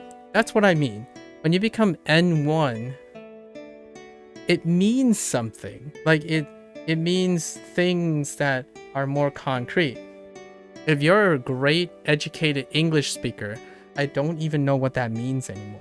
Because even if you speak really elegant, high-level English, that doesn't mean everyone's gonna understand you. like actually that kind of means most people don't understand you. And it actually makes you, sometimes it actually makes you a worse communicator than an English speaker. So you can be an incredible English speaker, but not so great at communicating. Case in point, go to a scientific seminar. Just go to the most brilliant scientific seminar, sit down, and try to gather the words they're trying to say, right? And then go to a teacher seminar who is a guy that's just telling you what they're gonna say, but they have no background in teaching, right? The English is just, you're saying English words, but like you're saying words that I understand, but when they're like put together, I don't know what they mean anymore. Like what does it mean to be high-low redacted? Like what, like I know what high and low means, but when you put it together like that, what is a high-low? That's a real thing, by the way. So there are phrases where you just have like oxymorons. So like cold fires, you know, explaining to someone what the meaning of cold fire is in English when it comes to the specific disciplines, things like that. I don't know. I don't think I'll ever master Japanese to a level where I could explain the language in the same way. So this is probably going to be a biased take. But Japanese is great. I really enjoy it.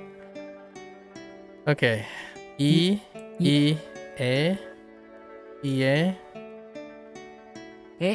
e, o, right, we know this. O, de, ru, desu ka? Desu, right?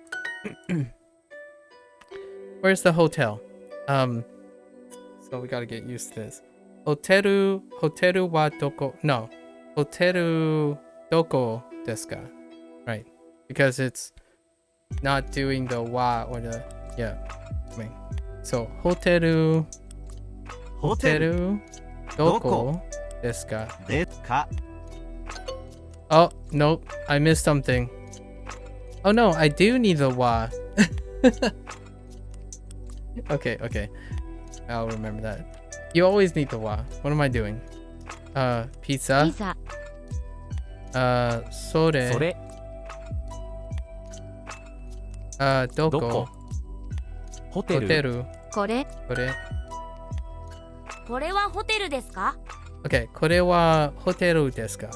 これ Oh, これは Okay, is this a hotel? それはコンビニですか？それはコンビニですか? それは That is a convenience store. Oh, no. Is that a convenience store? Where's the hotel? Let's try this again. Hotel, hoteru wa doko desu ka? Right? ホテル Hoteru. か Whoops. は What? か Doko desu ka? どこですか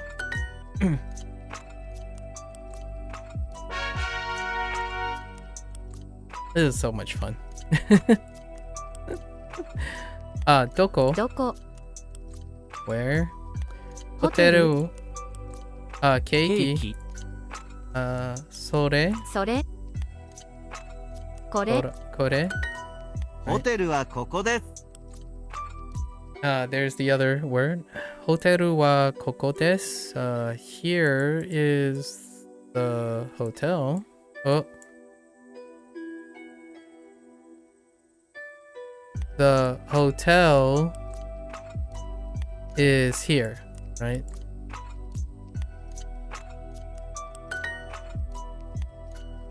Is it here? Is it here? What is where?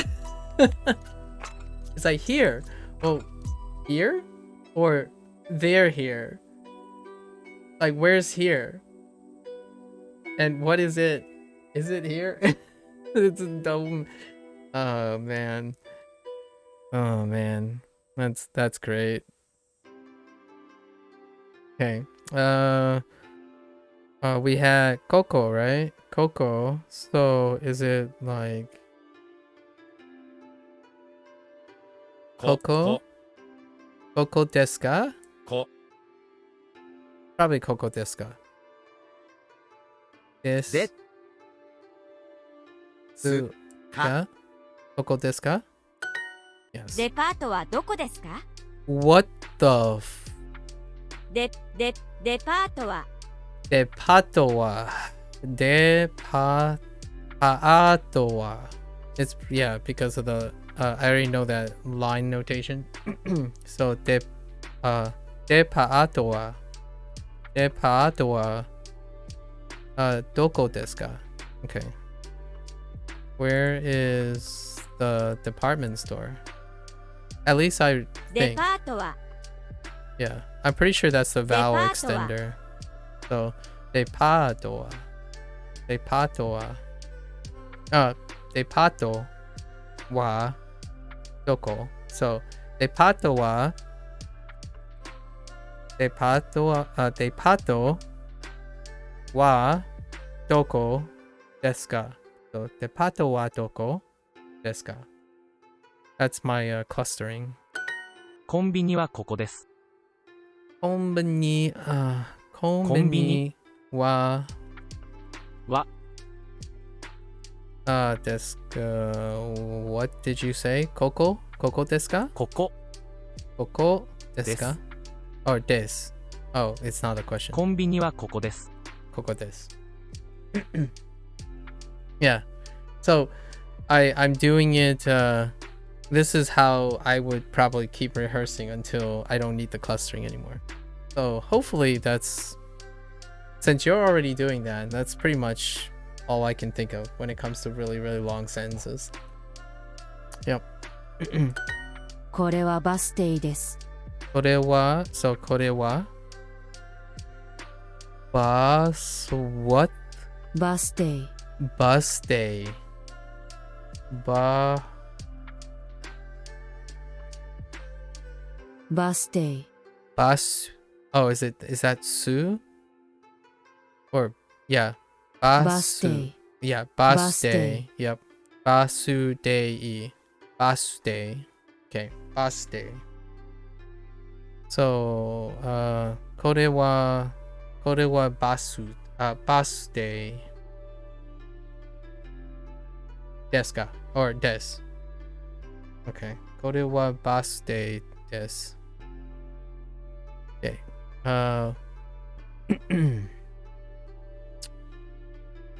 This is a bus stop. Interesting. What establishes the topic or subject, so you likely pause there? Yep. Mm-hmm. Yep. You always require a topic or subject for a question sentence in Japanese? Yes. Yeah, I get what you mean there. Yep. So find the natural pauses, right? Oh no. Oh my kana. It's the oh my kana section. Oh my kana. Ha. I. Oh my kana. Oh my kana. Hai. De. Okay, so this is the first time I'm trying to reconstruct. So it's like de.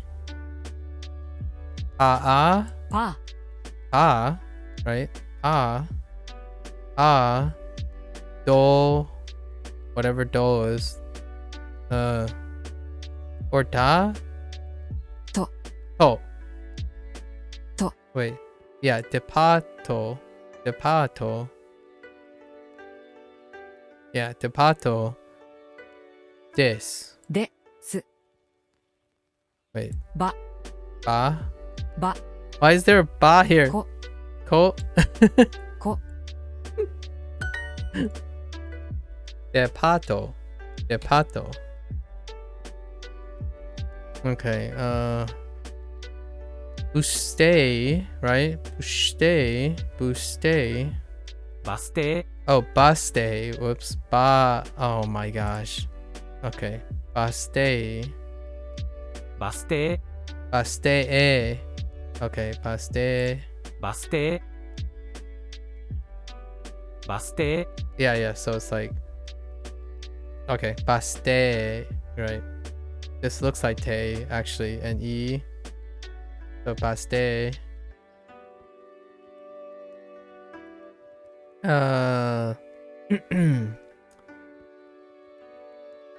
Company, right? Company. コンビニ Company. Kore. これ Hai. はい Sorry. Hai. Doko. どこコンビニはどこですか I'm gonna be such a bad person to talk to because I'm gonna be unnecessarily enthusiastic when I say hi. Just to be a. I feel like I'm gonna offend people whenever hi comes up. Like hi. Just sounds like, you know, any Westerner trying to be over enthusiastic. コンビニはどこですか Konbini doko desu ka? Oh, konbini wa doko desu ka? So, konbini コンビニ wa は doko どこ desu ka? ですか Where is the convenience store? A hotel and a convenience store. Hoteru do konbini. That's just it, konbini. I feel like I want to finish the sentence, but it's not a sentence. Wait, is there... That feels so weird. Like, wait. Like, stop. It's, what you call it, my example of this is when I listen to someone speaking English and they end in uptone and you're just expecting something. You're expecting. You're gonna finish your sentence, right? You are gonna finish your sentence, right? You're just not gonna leave me hanging. That's kind of how I feel when I'm reading these things in Japanese. Like as I'm reading the sentence, I'm like, oh wait, no, that's where the sentence ends, or that's where the phrase ends. It's like, hey guys, you know what? I have a really great time and I have something really important to share with you. And the thing is, oh, that's where the sentence ends. That's kind of how I feel right now. Every time this happens, just unintentionally feel that way. Hoteru to とコンビニコンビニホテルはここですか？ホテルここホテルはここですか？ホテルここですか？ Where the hotel is. Oh no, where is the hotel here? いいえ、これはデパートです。If there were pauses like you were talking about, I'd be golden for listening exercises. Yeah. So, the thing we are definitely in agreement that I say this. I asked other people who speak, who already learn all this stuff. I asked them like, is it my imagination? And it's usually my imagination. So a lot of times, it can help you and it can hurt you. So I don't want to make you think that there are actually pauses in there, because I don't think there are actually pauses in a lot of pre-recorded phrases and stuff. You might be able to hear pauses and filler words in the future in regular conversations. Although when you think about anime, right, when you're writing scripts, they have to be deliberate. People are deliberately adding filler words to make the character feel grounded. So that stuff can get really confusing. Is your character that you're listening to naturally adding filler words and naturally pausing, or are they supposed to be performed without pausing and always know exactly what they're supposed to say? Generally speaking, when you're talking to people, it's a mix of both. You'll know when they know what they're talking about because they stop filling in with filler words or pause. Then you get like the mega universe brain level where people use cadence and dynamics and volume to emphasize the most important messages. And I don't know how often Japanese people do that. I know that if you're listening to someone who's very provocative and charismatic in English, they will know how to adjust their volumes, slow down, cadence, pause, to demonstrate periods of significance. So whenever you're swept up listening to someone read an audiobook, I think the greatest part you can see when it comes to someone's reading ability is listen to some audiobooks. I would probably encourage most people nowadays. It's kind of very receptive. Listen to audiobooks and you can see that you'll start to notice all the different cadences and pitches and rhythm changes. And to me, Japanese is a lot more regular. In fact, one of the hallmarks of Japanese language is that mora is consistent. Mora is constantly consistent. It's the element of sounding Japanese, actually. When you suddenly get it, when someone thinks you suddenly sound Japanese, it's not just knowing what the words are, what the sounds are. When you get the mora, you just inherently sound more Japanese. English doesn't have that, in my opinion. English is very flexible. Sometimes words are held for 2 beats, 1 beat. It can be dissonant. Suddenly it just speeds up and slows down. And that's just a normal word. Like that, the word itself naturally just speeds up and slows down on its own. And then we trail our vowels, our end of letter, like our end of the syllables trail all the time. We have uptones, downtones, quieter tones, silent tones, like whatever. Everything just goes. And somehow the meanings of our words are still very just, you can't confuse them somehow. There's meta level. I suppose. I think that's also why I like when I hear Japanese speakers.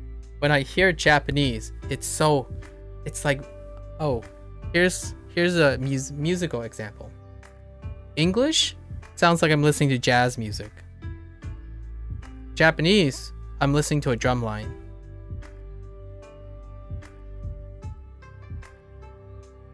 Like jazz, drum line. Jazz, drum line. Like when you go to jazz, like when you listen to jazz, you have no idea what you're expecting. Just, it could be like not for you, or you can totally vibe and you totally vibe it out. And Japanese is drum line. You gotta hit your cadence. You got to hit the timing. It has to be, just, yeah. In Japanese, they use mora, where there's a cadence to how they speak. Yes, exactly.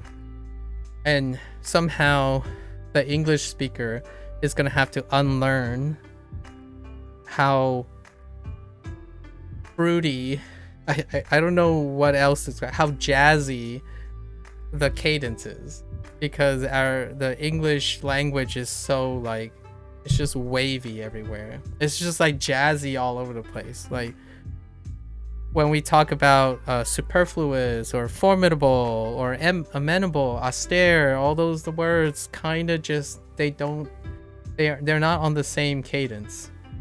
They just don't feel like they're on a drum line. Like they don't feel like it's sharp, it's regular, and it's pronounced. So weird. And it's always the same Japanese try to keep the same mora, right? So the emphasis is not, it's always like really evenly distributed.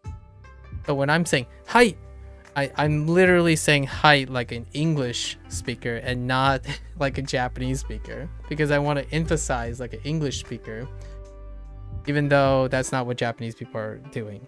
They're distributing the emphasis across all their sounds, so it's like kind of really flat, right?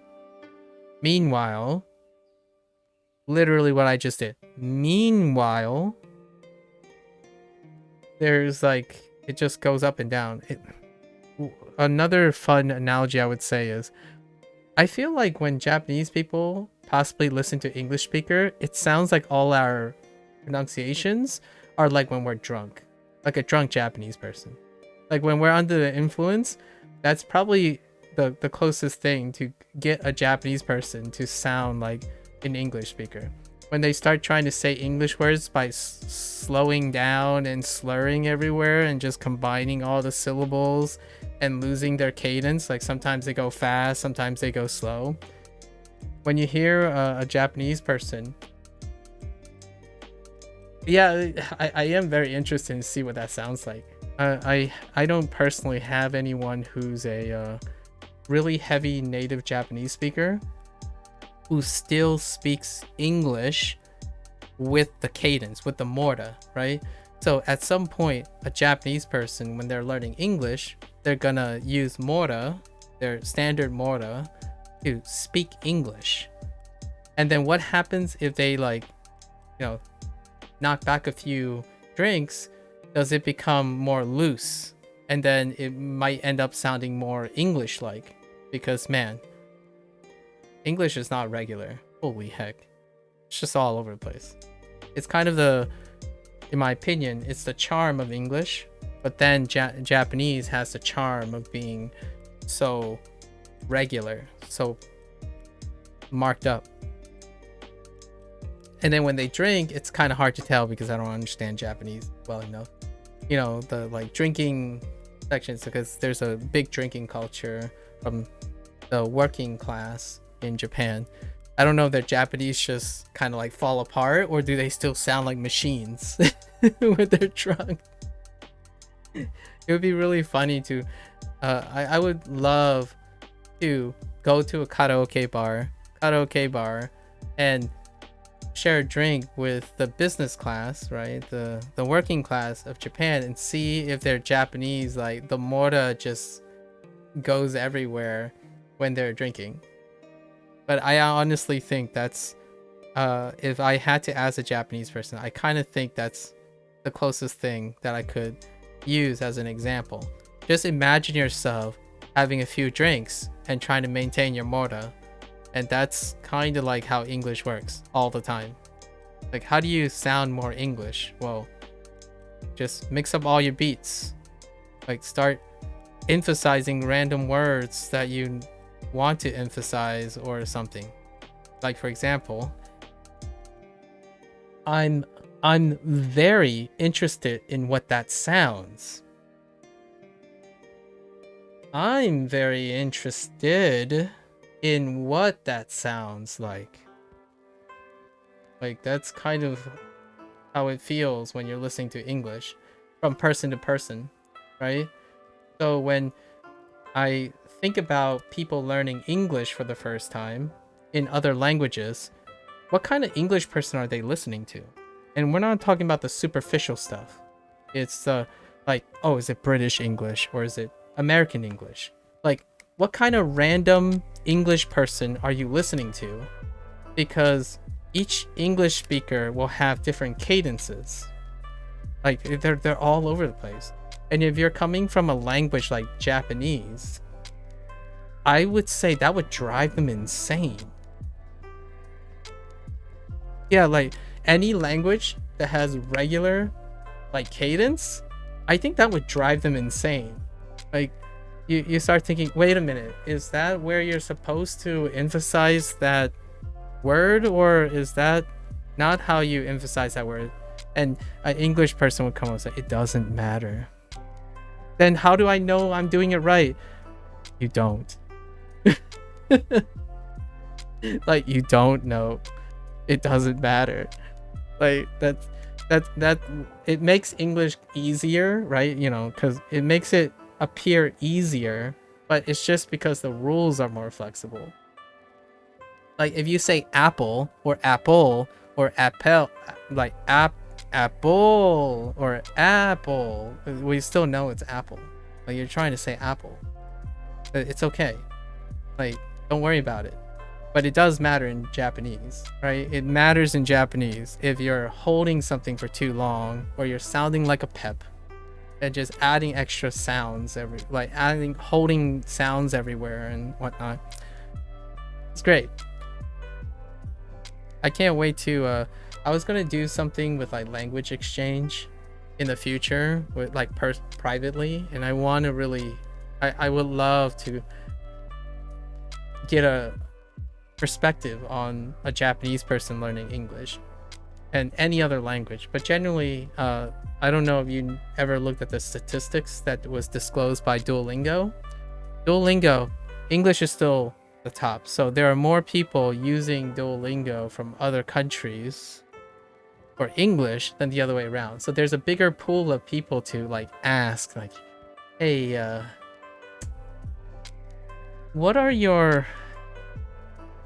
can you tell me something about how you feel about English? Like, can you tell me if you can tell what kind of English speaker it is? Like, can you feel that one person is more educated than another person? Like, you know, can you feel that this person is kind of upset, but they're telling you that they're not upset? Those are the things I want to know. Like, I want to know if Japanese people who become fluent in English are able to perceive that, where like, oh dude, I had the best time of my life. Is that confusing or what? Like, man, I'm so excited right now. Like, this is the absolute best time of my life.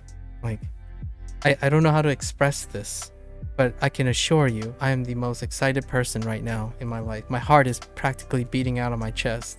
And this person's thinking, why does this person sound so depressed? But they're telling me in English that they're super excited and very happy.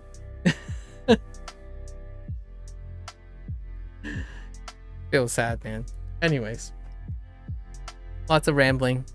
Good times. いいえ、これはデパートです。いいえ、デパート。デパートいいえ、デパートです。です。いいえ、これはデパートです。これは、デパートです。これは、これはデパーデパートトです。です。A convenience store and a bus stop. Oh my Kana. Okay. コンビニと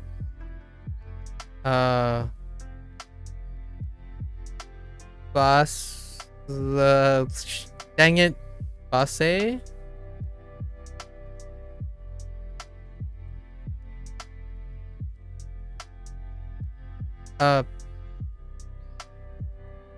スバス停 yes バス停 okay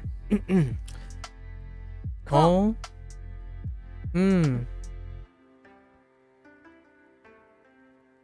ビニと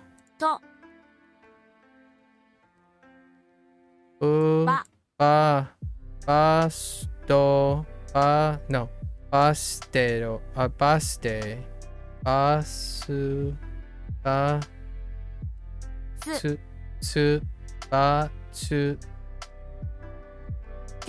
ていバス停バス停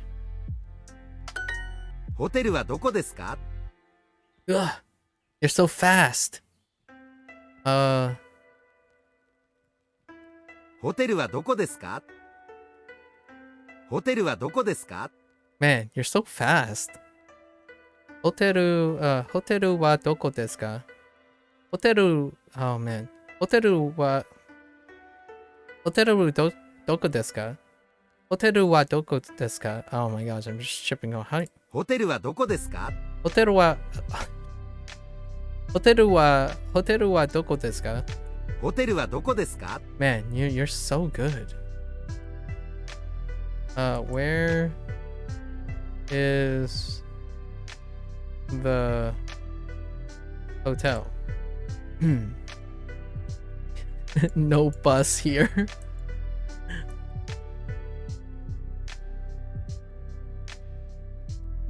Yeah. ホテルはここです。ホテルはここです。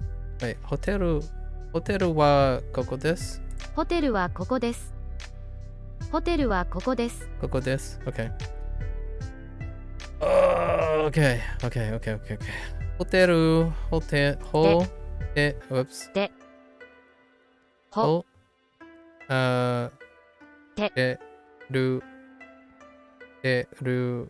こ That's not right. す No.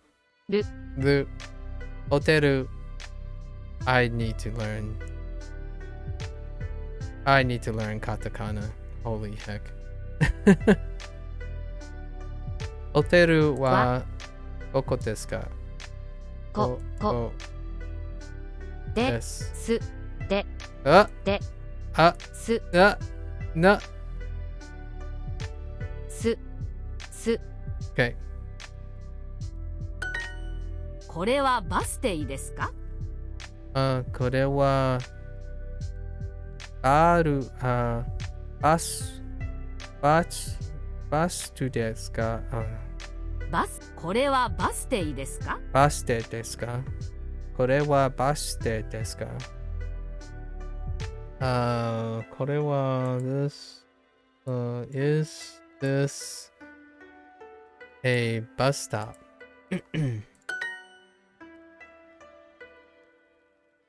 いいえ。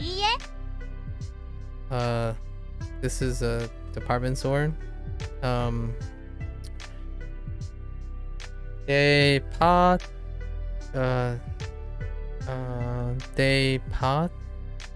The デパート depato. Depato.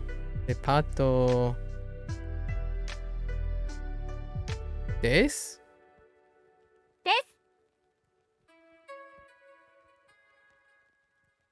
Oh. これ Kore wa. わ Kore wa depata. Depato. Des. Ai. はい Koko. ここ Here. Hoteru. ホテル Hoteru.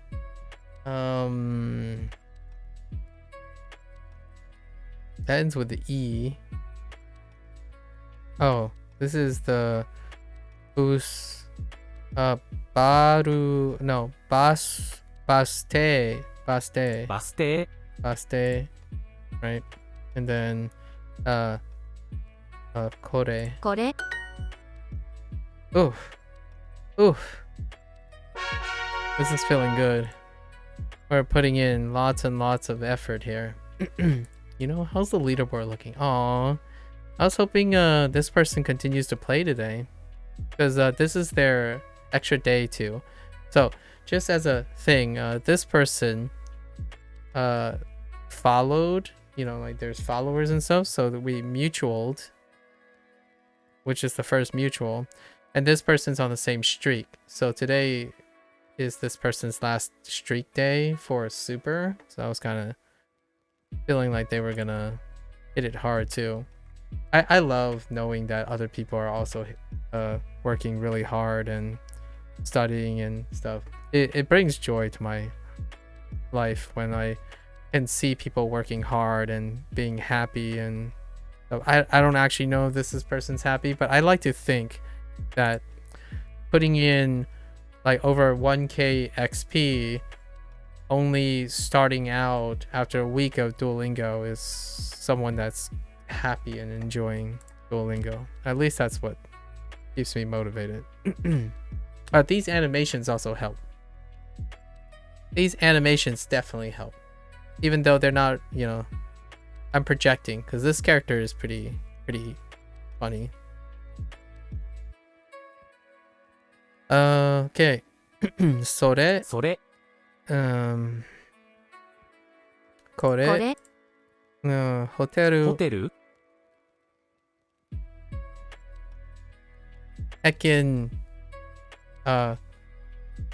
バス停バス停 and then ここここ駅はここですか？駅は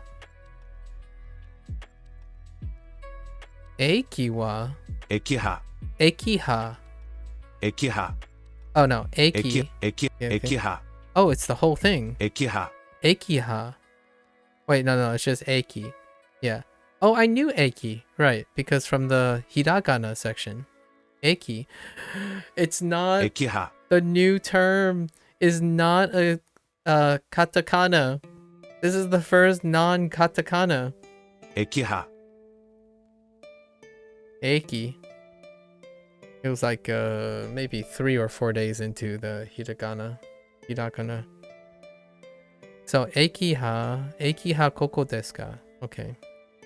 So here is the train station here.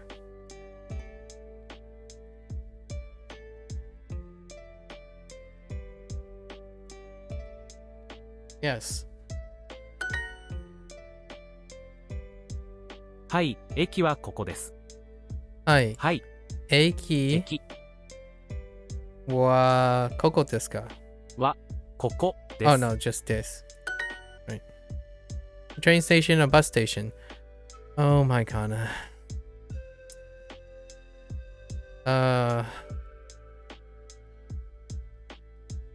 Okay. Eiki, right? Eiki. 駅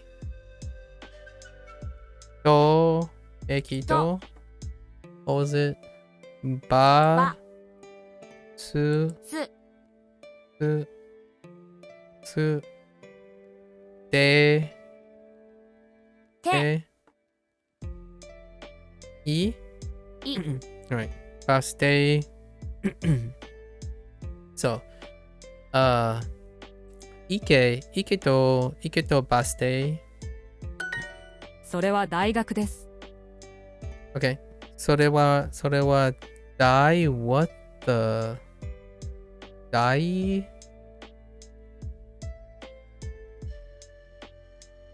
学。大学。大学。大学。が大学。大大学。大学。大学。 Yeah. 大学。大学。大学。Yes, okay. So that それは大学。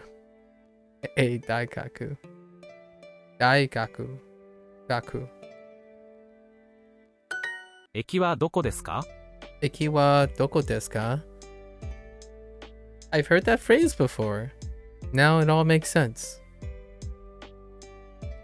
Okay.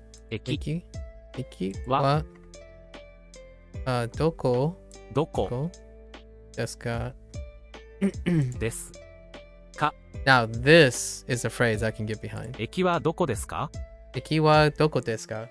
Now I finally know how to ask for where the bus stop is.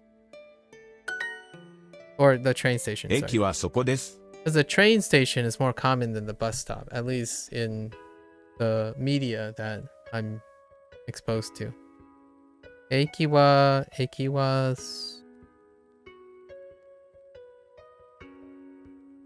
What? どこ? そこで。そこで Okay. Oh, well, this is そこで。 Soko. Well, but okay, so 駅はそこですか? Okay.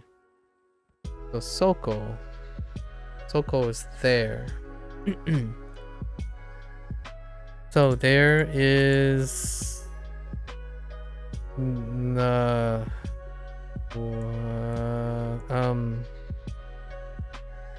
the train station is there. Okay.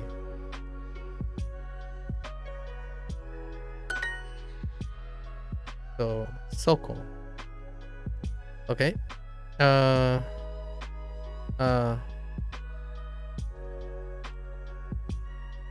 Doko. Doko. Oh, whoops. Doko. Doko is where? Sore. それ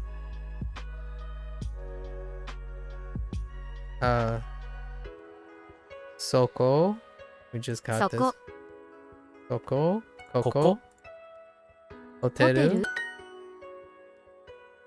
A university and a convenience store. Oh, here we go again.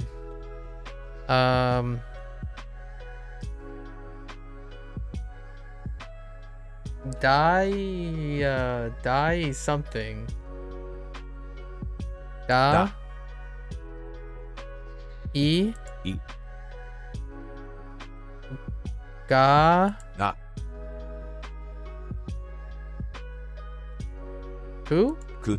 Daigaku? Yeah, Daigaku. と。 To. Konbini. Ko.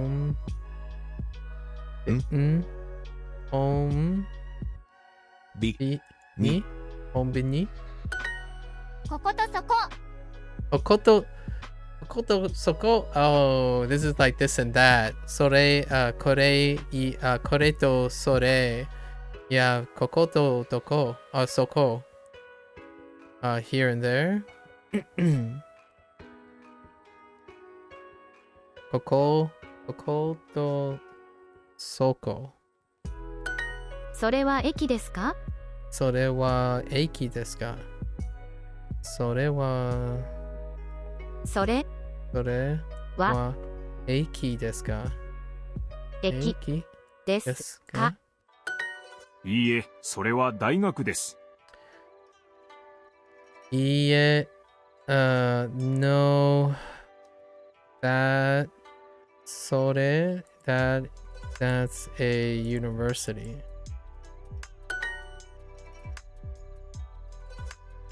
駅、これは駅ですか ?or です。これ、これは駅駅です。です。コンビニはそこですか？コンビニはここですか？コンビニはそこですか？そこですか？コンビニコンビニはどこ or などこどこそこですか？ですか？いいえ、デパートはそこです。いいえ、デパート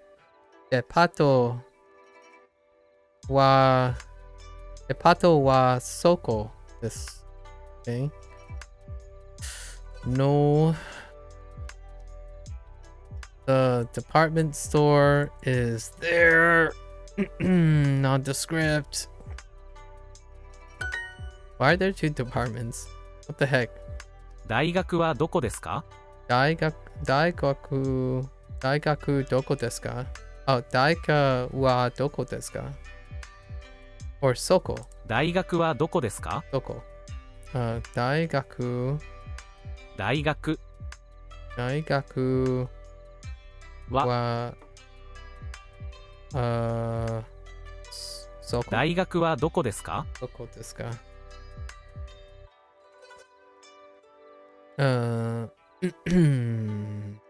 どこですか？ The university is there. The university is there.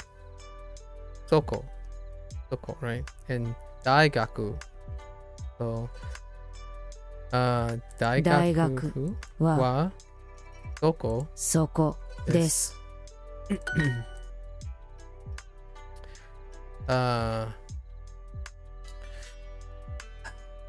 バス停はいはい。そこそこ。こここ。いいえいいえ。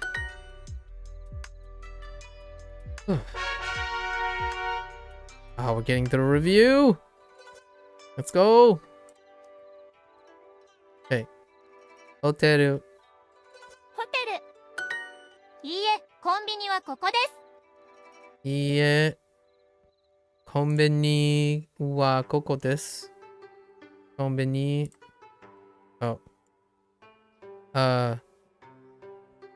ここ。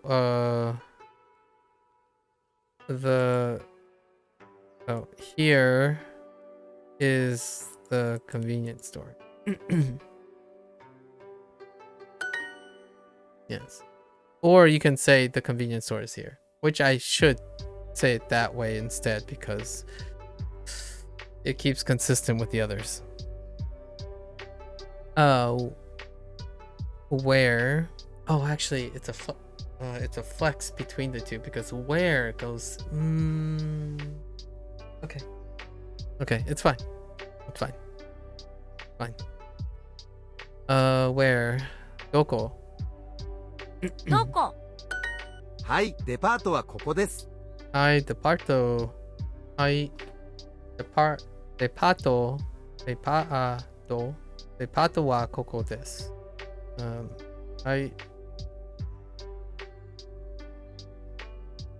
The department store is Coco? Here. The department store is Coco.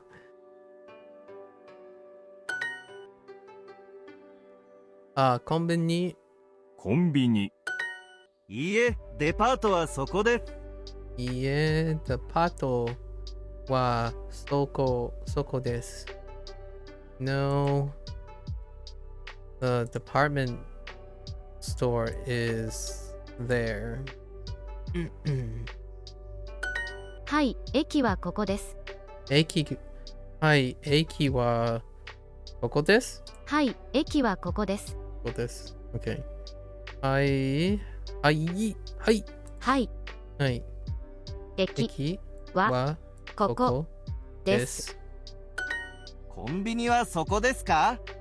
コンビニはそこですか is the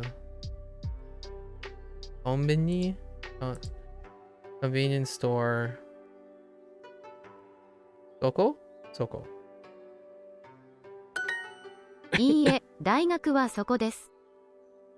いいえ、いいえ、大学大学大 wait, 学、いいえ、大学はそこです。大学大学、いいえ、大学はそこです。いいえ、大学はそこです。いいえ、大学はそこです。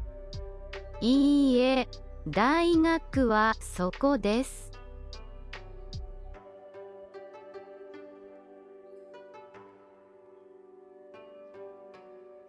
Why does that sound so? いいえ、大学はそこです。大学いいえ、大学はそこです。sounds so different. わ、Okay. What? Where am I going with this? そこそこです。です。いいえ、大学はそこです。Okay. 駅はここですか？駅駅ははどこどこです。駅はここですか？か、Oh, I misheard it. ここ。デパートはここです。デパートはここです。Okay. デパートはデパートは What is this doing here? ラーメン、ラーメ Heckin' ン、 ramen just shows up out of nowhere. デパートデパートはここでです。す。デパートはここです。ramen just shows up randomly. 駅はここですか？駅はここですか？ですか。Alright, time for the challenge. Let's go! Or whatever the legend thing. Let's go! 大学大学 University. バス停バス停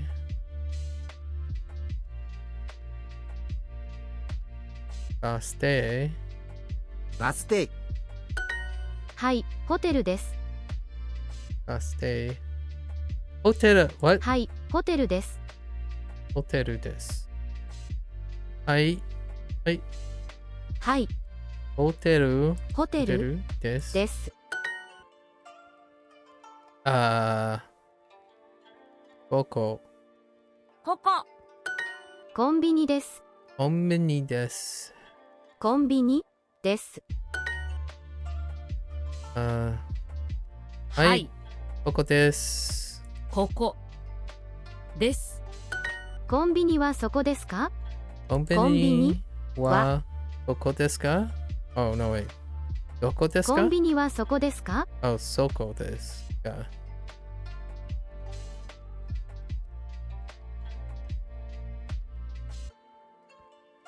What? Oh, そこですか。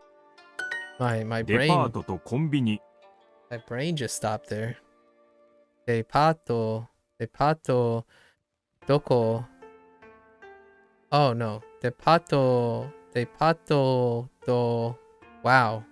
デパートとコンビニ。デパートとコンビニ It's pretty a department store and a convenient store. That's the first time this thing went to the second line. バス停はここです。バス停はここです。バス停バス停ははここです。ここです。バス停はここです。いいえ、ホテルです。いいえ。It's a hotel. それはバス停ですか？それはバス停ですか？それはそれはバス停。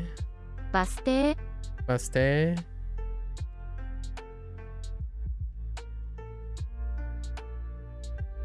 それはバス停ですか？バス停ですか？ですか？これは駅です。これは駅です。これは駅です。This is a train station. いいえ、それは大学です。いいえ。いいえ、大学。大学大学。いいえ、それは大学です。それは大学です。いいえ、それは大学です。大学です。デパートはどこですか？デパートはどこですか？ Where is the department store? Where's the university?大学は大はどこどこですか？ですか？駅はそこですか？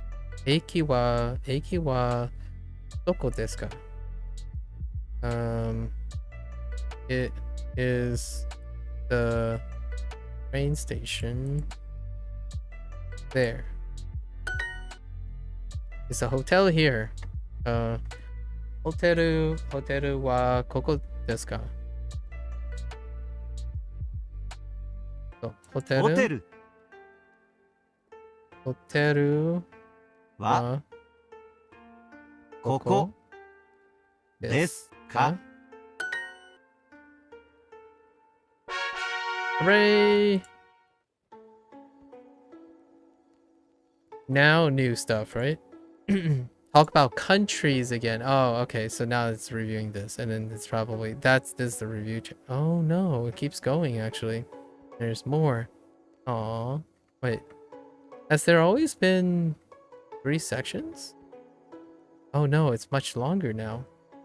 Oh, because of these things. Oh, does this personal thing go away? Are the super? The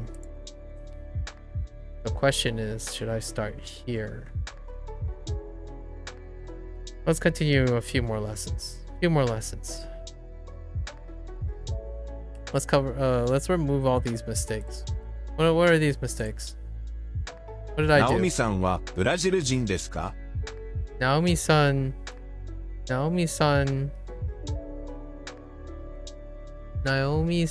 wa Brazil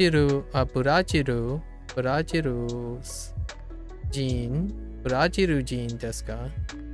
Is Naomi Brazilian? 花さんはイギリス人ですか？ Hana-san wa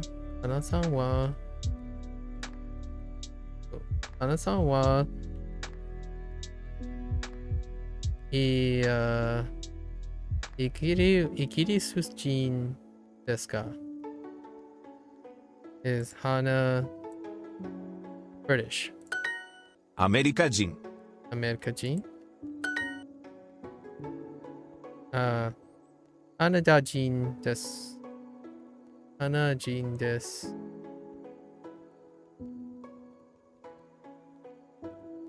カナダ人です。はい。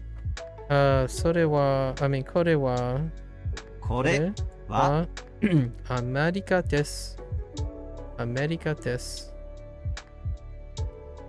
アメリカです。駅はここですか？駅は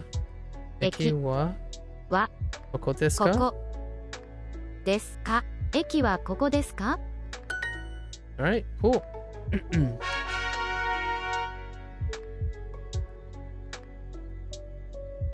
Alright. Let's go back to countries.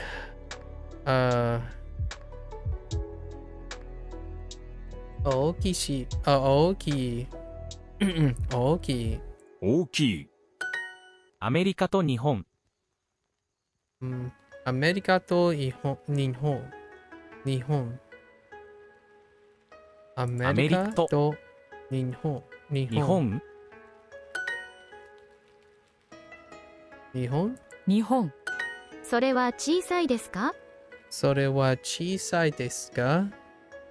それは、それは、小さい。おいしい。おいしい。小さい。ですか？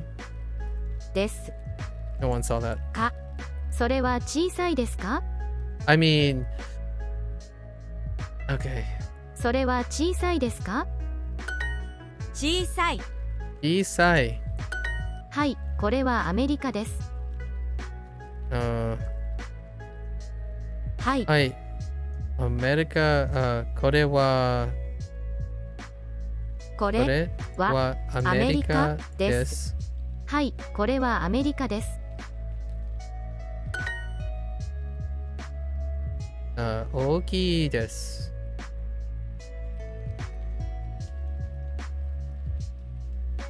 大きいです。大きい。Okay. Big. It's small. Oh, is it? 小さいです。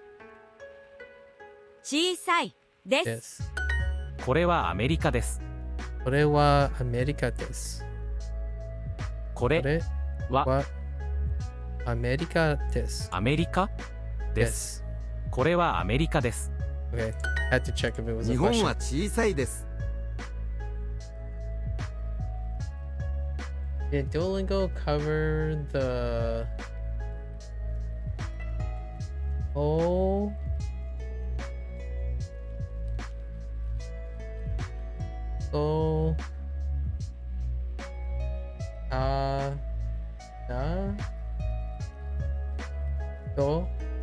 Soto acronym for remembering words like Coco,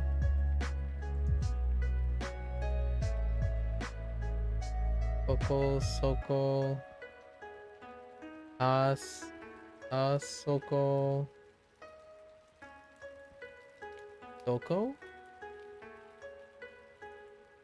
Yeah, those are personalized practice on your weakest words. Oh, okay. I see. Interesting. Cole, what did you say? This guy. Nihon wa chisai desu. Okay. Very small. Great. 大きいです。大きいです。大きいです。日本は小さいですか？ What's up with you guys asking if Japan is small? I mean, is Japan small? What is your problem? Just kidding. Sorry.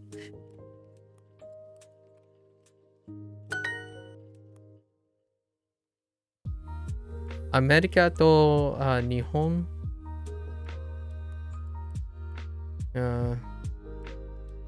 America to Nihon.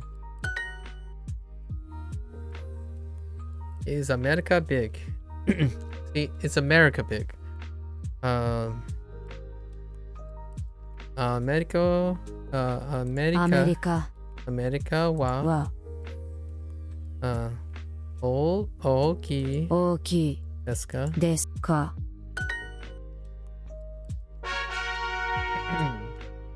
So words like ko, koko, soko, asoko, doko are referred to as Osoado Ottawa in Japan. The prefix indicates the proximity. Oh, okay. Ko, closer to speaker. So, closer to listener. Oh. Ah, not close. And do is question. Interesting. And the suffix indicates what group they belong. Whoa. Interesting. Oh, closer.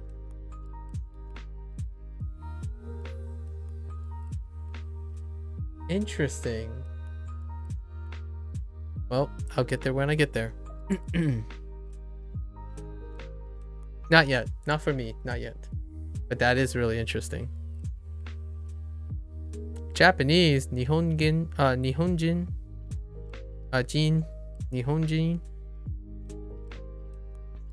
日本人、カナダ、 Canada. Sorry. America-jin. アメリカ人、日本人、 Nihonjin. 日本人、アメリカ人、カナダ人です。Canada-jin. Canada-jin. 日本です。 I really like Canada. I really like that way of pronouncing Canada. I've had talks with my other English friends and it's the same as this, that, this, that over there. In English, you can get away with not being accurate about what you're not being accurate. Yeah. And of course, independent, right? I call you indie from now on. So indie, we spent so much time making fun of how non-specific English is. We're having fun how non-specific English is.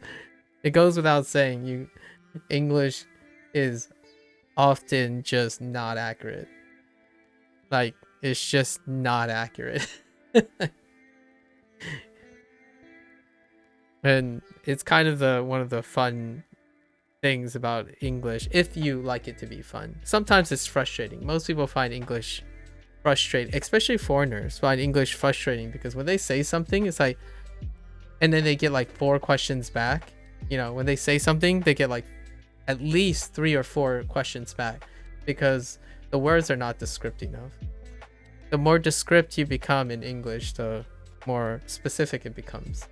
And meanwhile, in Japanese, it's like, let's get as specific as possible. Or try to get specific as possible. Such a great contrast. Oops. Oh, I didn't listen to the whole thing, did I? Wait. Oh, did I pick the wrong one? It's not Nihonjin? カナダ人です。 Oh, Kanada-jin desu. Oops. Okay. Hi. Hi. はい。アメリカ人です。アメリカです。アメリカ人です。日本人です。日本人です。日本人です。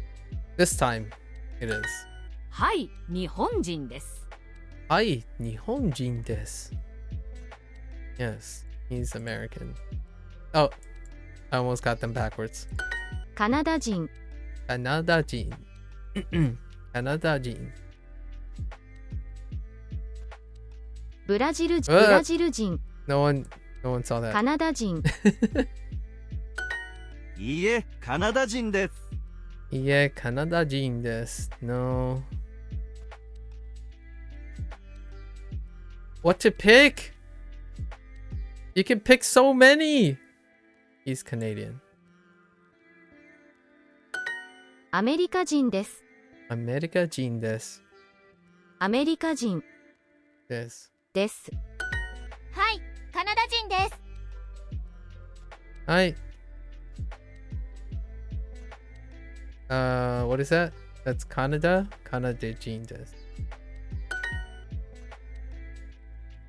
Canada is Canada is big. カナダは大きいです。カナダ。カナダ。は大大きいきいです。です。 Canada person was an option. Oh yeah, Canada person. Yes. I laugh, but I actually do that a lot. Yeah, it's the literal meaning. Yeah. So I actually do that when I talk to other people. Like when you're not sure because it's like an American thing or like it's a English thing. Like, oh, so what are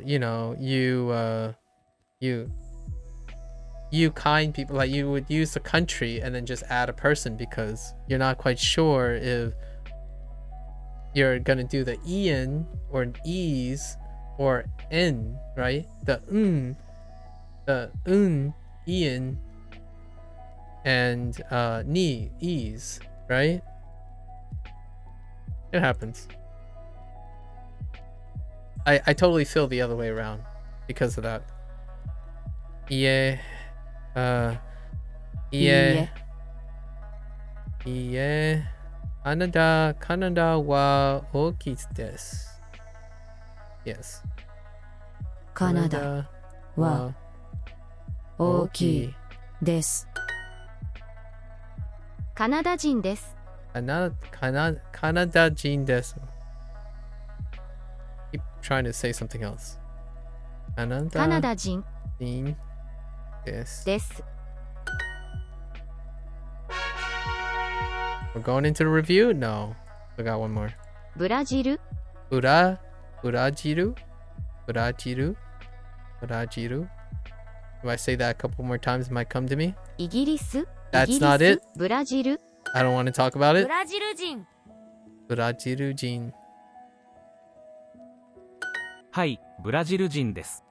はい、はい、ブラジル人。ブラジル人です。イギリス人。イギリス人。いいえ、イギリス人です。いいえ、イギリス人です。イギリス人です。アメリカとブラジル。アメリカとブラジル。And it just stops. それはイギリスですか？ Yeah, kind of. Although Jean, that's the funny part. Jean is the one that's actually preserved for a Hirakana person, if you know what I mean. Like, since I haven't learned any katakana, but Jean happens to be a nice ending.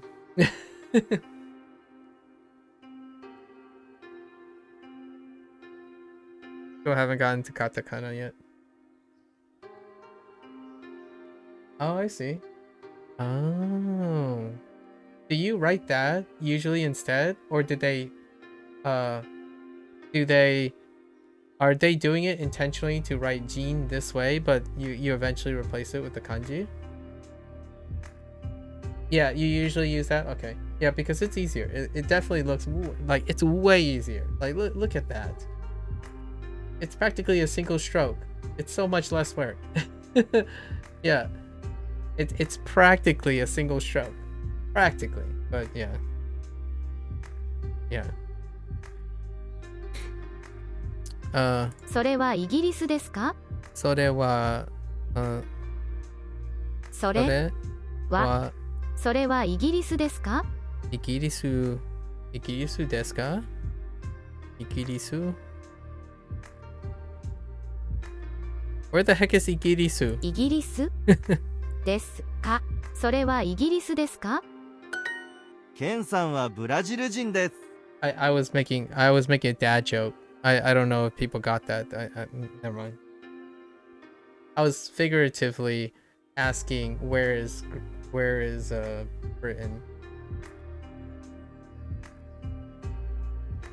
But I was really actually trying to find ケ Britain. ンさんはブラジル人です。 Ken-san wa Brazil kin desu. Ken is Brazilian. Amazing. ナオミさんはブラジル人ですか？ Naomi-san wa Brazil jin desu ナオ ka? ミさんはブラジル人ですか？ Yeah. Okay.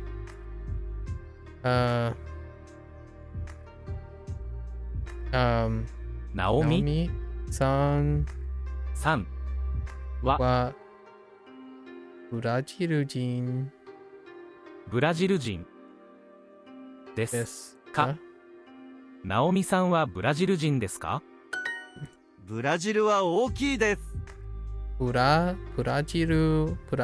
wa oki desu. Brazil is big. Is it? It's pretty big. Soda. これ I mean, it's kore. I said soda, and I click on kore. Now that is something. Yeah, they won't use. It's understandable. It's understandable. They heckin' better not. I didn't even get to sentences and grammar yet, Indy. Yo, I didn't even get to sentence and grammar yet. Come on, don't be like that. That would be kind of interesting that they would just. Well, actually, yeah, man. これこれはイギリスです。イギリスイギリスです It scares someone off if you tell them just how many kanji. Yeah. Although you are talking to someone who has like over 6,000 English, like over at least 6,000 to 10,000 English words. イギリスは大きいですか？ There was a time that I thought going through a dictionary was fun.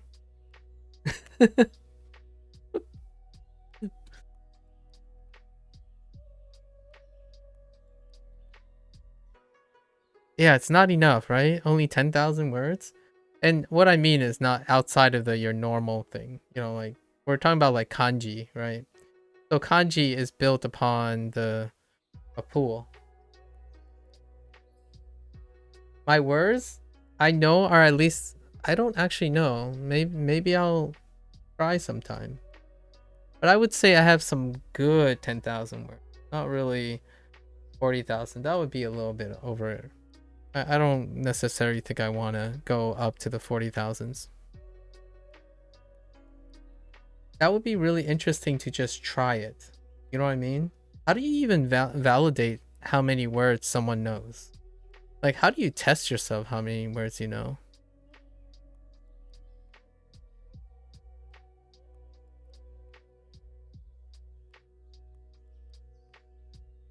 Yeah, but you would have to visibly... Oh, wait. Do they do process of elimination? Do they just like queue it up? And then and then they just keep track of the words, so you just keep going until you don't? By presenting a series of increasingly infrequent words, and you say, yep, I know this, or no, I don't. Oh, okay. That's interesting. So here's the thing, though. And you use the statistics to give a rough idea? I see. Do you guys want to know some words to see if we are on the same page? Are you familiar with the word idiosyncrasy? Perhaps. Idiosyncrasy? That's a personal favorite of mine. Right? And then, I don't know. What's another one? Austere? Austere is a nice word. I like austere. Amenable, pertinacious, ostentatious. Superfluous is great. Perfunctory. Austere, haven't heard that one. Ooh, that one's really good. I live an austere lifestyle, largely. It's a simple life. It's just simple. So when you go out to the countryside, you think of austere. Rustic. Perfunctory. Yeah. Perfunctory is fantastic. Juxtaposition. I love juxtaposition. That is a wonderful word. Oftentimes people misuse it though, because it's not juxtaposed. It's not a verb. It's often an adverb or like a modifier. So juxtaposition. Ooh, you know what? Just let's not use like long words. Another word would be like ajar. I love ajar.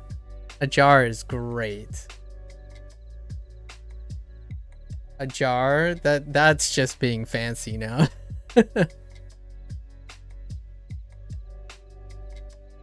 Ire would be another one.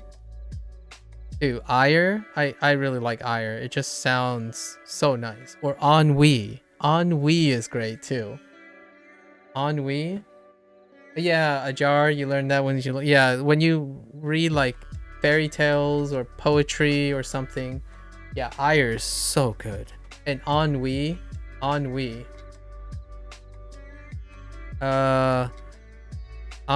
is, can't say I know that one. H-A-N. I don't even know how to spell it. I think it's H-A-N-W-E-I. Ennui. There might be a U in there, but it's like mellow. No, ennui with a W. And I'm not sure if it's W-E-I or not. So ennui. That shows you how much I can't even spell it. Yeah, ennui. It's like mellow, tranquil, serene, I think maybe. Or it might be even more negative than that. Ennui might be like being bored.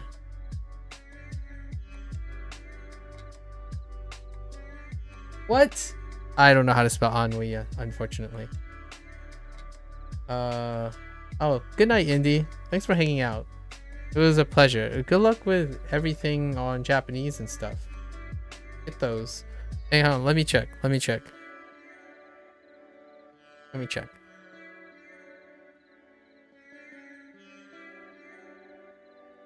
It might be something else on. I'm probably spelling it. Yeah, it's not the right word. Maybe it's. Dang it, I like this word too, and I don't know how to spell it. What the heck?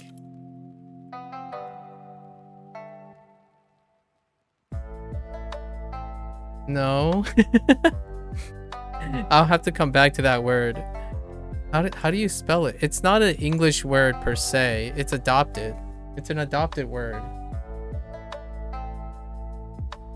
Oh, ennui. E-N-N-U-I. Yeah, that's it. Ennui. Yes. Yeah, ennui. I think it's an adopted word. I really like that word. Like the way it sounds. イギリスは大きいですか? It's usually in like books when you're trying to describe like a mood. French, that explains it. Oh, nonchalant, right? Nonchalant. Speaking of French, nonchalant. Technically, that's now an adopted English word. So nonchalant.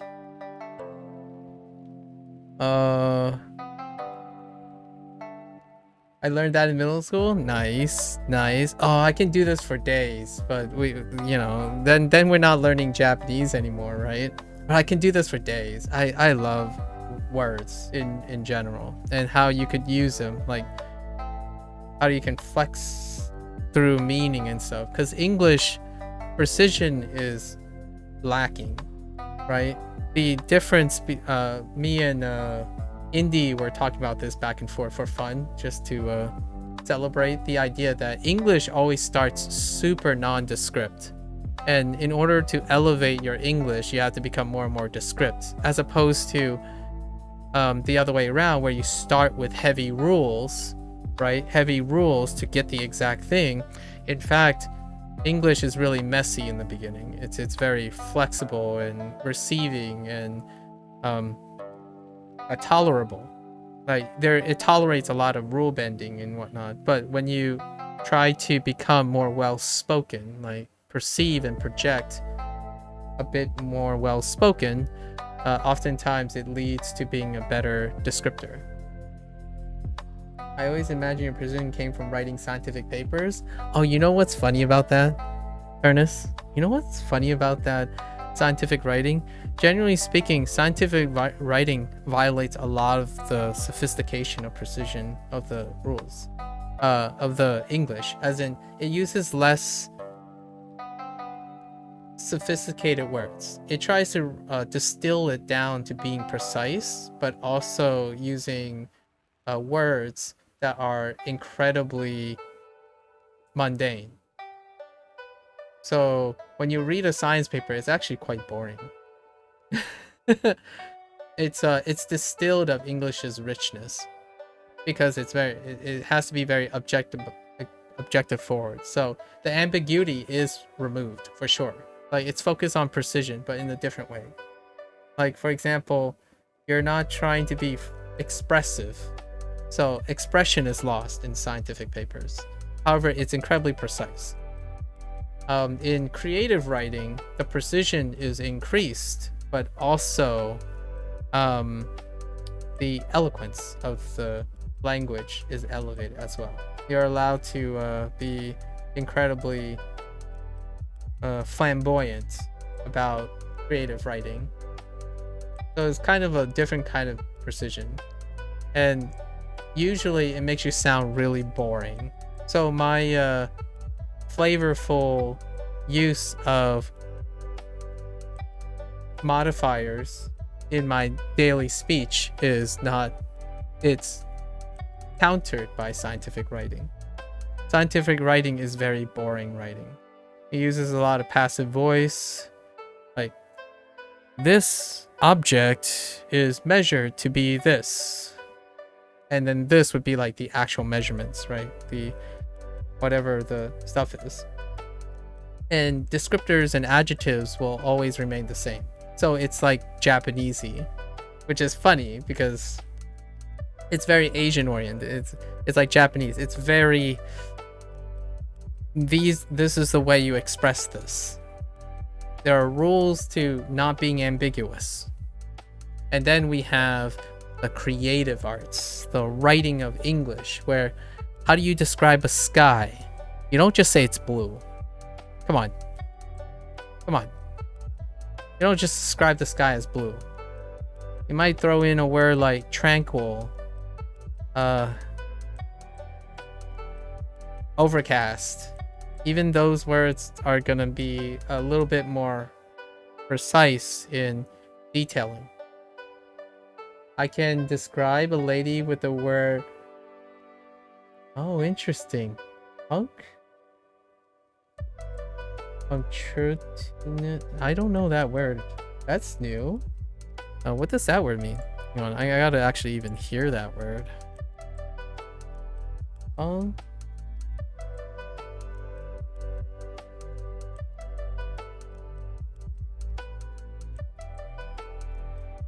Pulchritudinous. Pulchritudinous. Interesting. Pulchritudinous. Did you really just say it's extremely uncommon? If you knew that word, your vocabulary size would be exactly... Oh. When they do the thing, right? When they do the thing, is it multiple words from its rarity?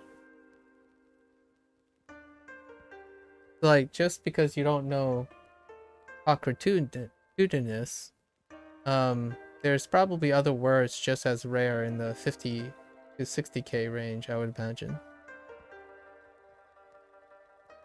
I don't think I'm in the 50 or 60k range. When I'm focusing on teaching, it usually means that my vocabulary is pretty restricted. So I don't practice sounding, verbose or esoteric in any way. I get to sound verbose and esoteric when I am among colleagues, and I get to do that thing because they're usually on the same page. But generally speaking, if my tact is in focusing, I get precision by using a level of language, of English, that will resonate with the appropriate teaching person, right? The person you're teaching. I believe compile a corpus of English text and count the frequency of all the words to generate a word frequency list. I see.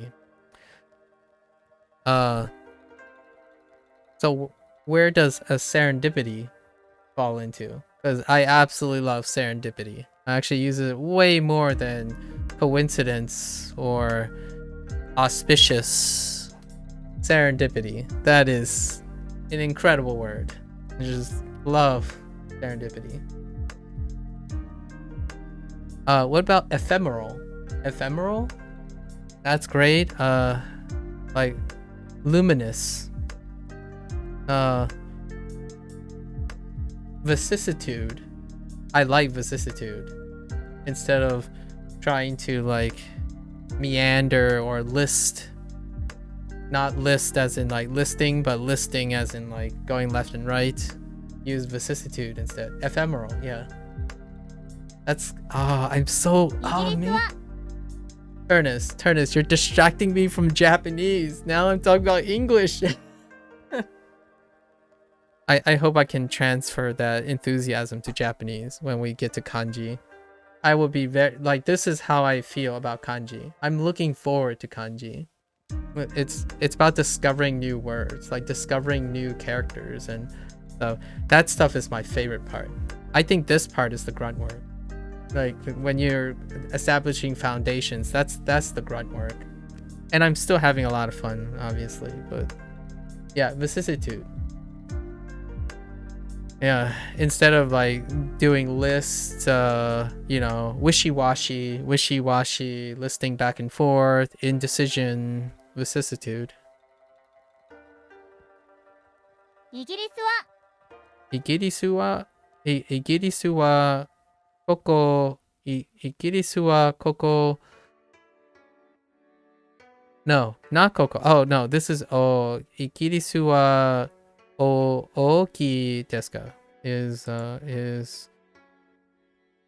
Igirisu is Britain big? I absolutely love talking about languages. Learning and discovering languages, the techniques you learn, the enthusiasm, the psychological motivations of discovery captured in language can be incredibly powerful juxtaposed to other things, so other life skills, right? So taking a life skill and making it kind of a center, a focus of learning can really elevate other tasks, like when a person approaches other tasks like eating and sleeping and fitness. Often when you have something comparable, a skill that's comparable and universal, it can be used as a template or a schematic to reform oneself and to acquire specific life skills to apply to others. Especially like bettering yourself and using talking to other people, communication, that kind of thing. Language is a really wonderful way to bridge that. Brazil is big. Okay. Baruziru. Baroziru. Brazil.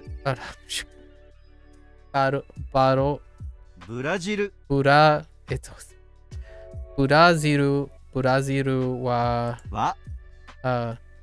Oki desu. Oki desu. Okay. I'm having difficult maintaining a stable connection. Oh boy. Wait. Where are you presently? What's happening? Latency? What's this about stable connection? Is Ken British? Ken-san wa Ikirisu Ikirisujin desu ka? Right? Ken 県 san さん wa は イ Ikirisujin ギリス人 desu ka? ですか Is Britain big? I don't know, is it? Ikirisu ブラジル Well, that's ブラジ Brazil. イギリス Ikirisu. Ikirisu wa 大きいですか? ですか Oh, we get to do the review now. USA, how are you having latency? Wait, is there inclement weather in the US right now? That would really explain your timing, actually. Now that I think about it, when it comes to like your schedule and stuff, yeah, you would have to be in the Western Hemisphere. At least in the Western Hemisphere, based on your timing, like when you have to go out to run errands and stuff. It does feel like our time zone, like we're relatively within the time zone. You're not like sleeping right now, per se. Or you're not starting the next new day, which is way over to the other side. Or I guess depending on your sleep, it could be the either side.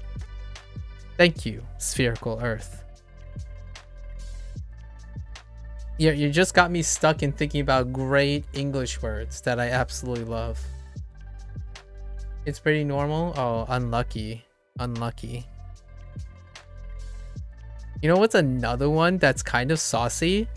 Voluptuous. that's kind of like that's kind of a saucy word. Voluptuous. Or voluptuous? Voluptuous? I might not even have that word correct. When I see it on a piece of paper, that'd be okay, but I'm not even sure how to spell that when I think about it. Voluptuous? Voluptuous? Oh, it's voluptuous. Sorry, voluptuous. So F-A-L-U-P-T-U-O-U-S? Voluptuous? I don't think that's right. Oh, it might be O. F-A-L-O-P-T-U-O-U-S.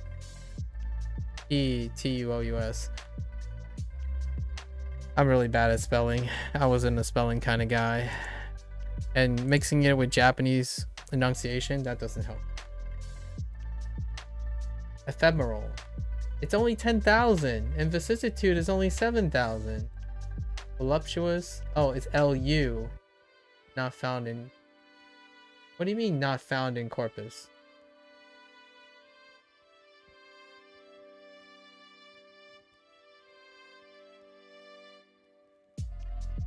It's only 10,000? Man, I have a poor vocabulary.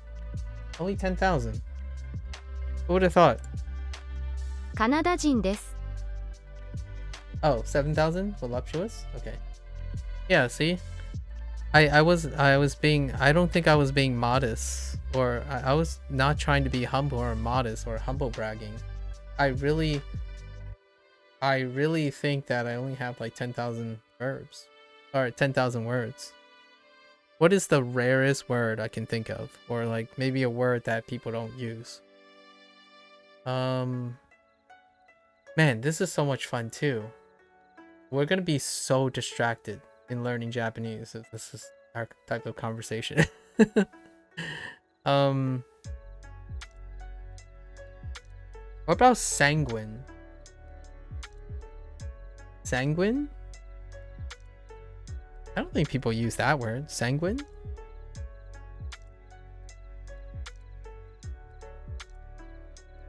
Canada 人です。 Canada 人です。Canada 人です。カナダ人です。イギリスです。イギリスです。イギリスです。It's Britain.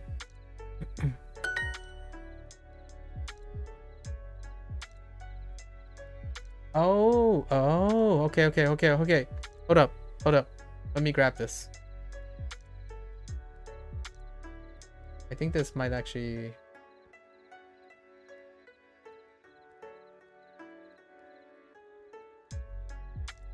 That's awesome.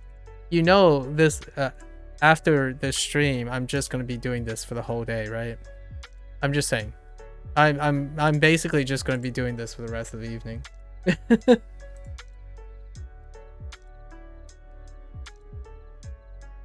It's so much fun. Like, I can't even begin to describe how important like the idea of being enthusiastic about language is necessary for fostering communication, proper communication. And communication is a life skill. It's so versatile. So being enthusiastic about anything that requires a lot of practice, studying and learning to further communication, it opens up many opportunistic like avenues. Especially improves one's charisma as well. Moratorium's 3,000? Ain't no way. Really? Moratorium? I feel like I have no relative basis for understanding how rare words are.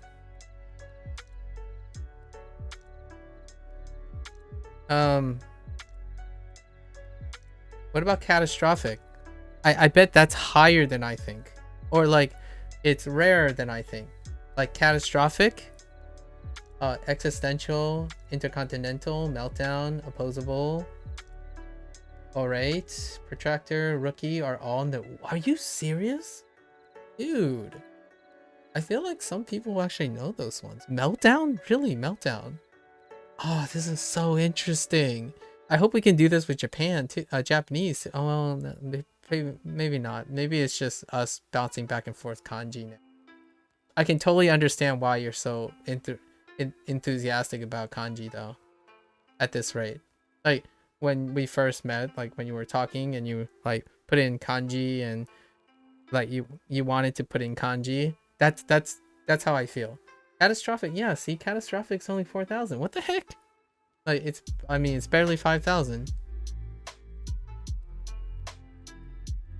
If I had a word,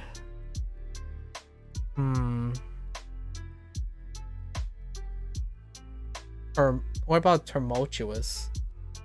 Which is also kind of like catastrophic, but I think if people know catastrophic, then tumultuous must be very low, right? Oh, very rare. I mean, why use tumultuous when you can use catastrophic? Yeah, I would imagine. So here's what I mean. I'm trying to really get into the mindset of people who like Japanese, right? Like when you talk about kanji, that's why I'm really excited about kanji. The downside about understanding kanji is I know no kanji, right? So my enthusiasm will really spike when I start learning kanji, because that's where abstraction comes in. You learn abstraction and then you try to make it salient, right? You make the abstraction of the characters salient with meaning. And that's like outside of the realm of pragmatism. So like if you're talking about the common sentiments about hirakana and katakana, right? You splash in kanji. But the fun part is kanji is, yeah, it's like a discovery. You know what I mean? It's like a pool of discovery. When you randomly encounter an English word you never heard, you know what I mean? Like that's kind of the thing. Like back when I was a kid, when people just drop an English word out of nowhere, it's really fun to find in context what that English word could mean.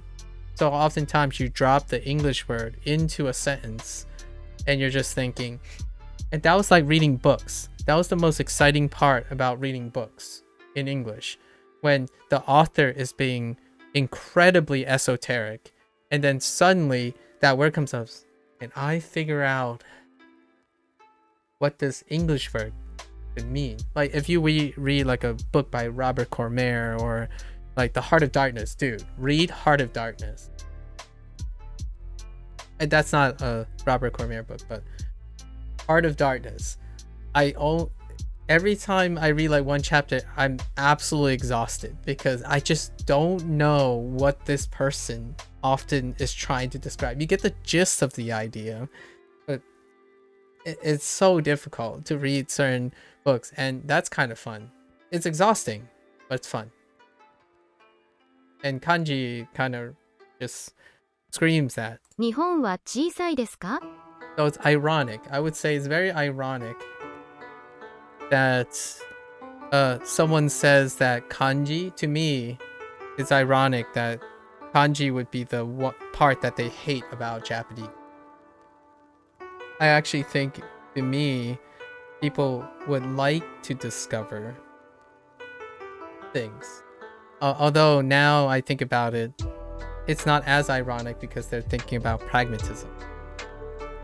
You're looking through the word frequency list, and there's a ton of words here I've never heard of.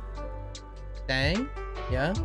Sesamoid? Yes. Antipodian? Ooh, Antipodian's a good one. Antinomian? I have no idea what that is. Breme? No idea. Agnate? Agnate? Huh. Antipodian is a great word. Stang is okay. The others I have no idea. I have no idea what the other 4 words are. That's so fun. Oh no. I'm not gonna get any sleep because of you, Turnus. 日本は小さいですか? 日本は日本は小さいですか? 小さいですか? Wait. 日本は小さいですか? 日本は小さいですか? 日本は小さいですか? Why am I drawing a blank? Oh, 小さいですか? ですか? ですか? イギリスは小さいです。 I'm afraid I have to cut the wife suddenly has the urge to leave the house. Go buy stuff. Thanks for sharing with me that. That is so good. Like, yeah, I have to look at this stuff. This is great. Thanks. I'm gonna put this on the tab here. Yeah, thanks. Take care. Take care. I'll talk to you later. Next time. Yeah. Thanks a lot. Hey? イギリスは小さいです。イギリスは小さいです。イギリスはイギリスは小さいです。 Why do you sound like you're saying it different? イギリスは小さいです。イギリスはイギリスはイギリスはイギリスは小さいです。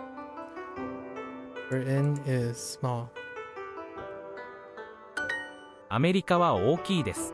アメリカ大きいです。Wait. アメリカは大きいです。アメリカは大きいです。大きいです。ブラジルは小さいですか？ブラジルは小さいですか? Is Brazil small? Ooh. アメリカは大きいですか? アメリカは大きいですか? アメリカは大きいですか? それはイギリスですか? それはイギリスですか? Is Britain that? それはイギリスですか? Ooh. That phrasing kind of hurts my soul. Oh, no, oops. That would explain it. I got it back. Did it in the wrong order. Is Britain big? Is Britain big? Okay. イギリス shake it off. は oops. 大きいです。ですか? Is this Japan? Okay. これは日本ですか? これはこれかかかはは日本日本ですか? ですか? No, Canada is big. Oh, really? いいえ、いいえ、カナダカナダは大きいです。です。Is America big? アメリカはアメリカはは大きいですか? 大きいですか？それはイギリスですか？ Okay. Is Britain? Oh, is that Britain?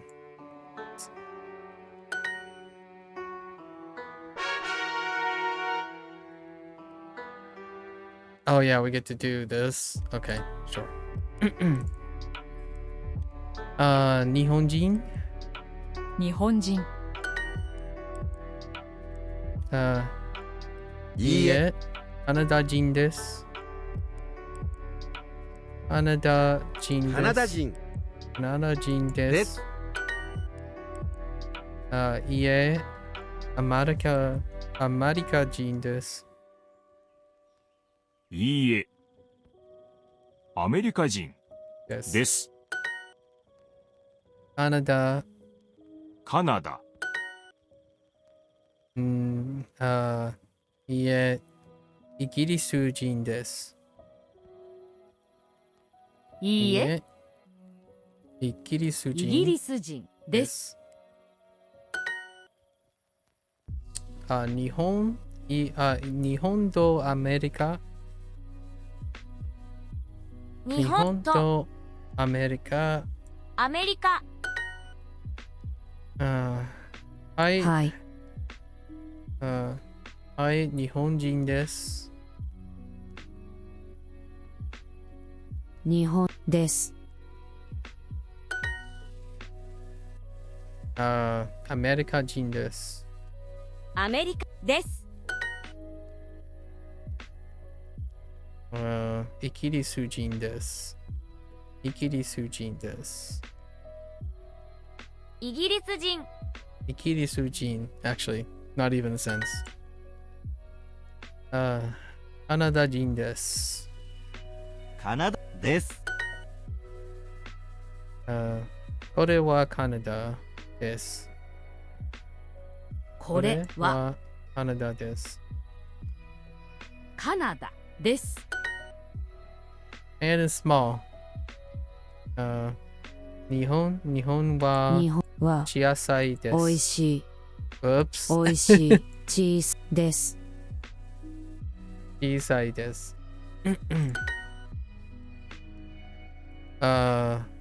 ブラジルは大きいです。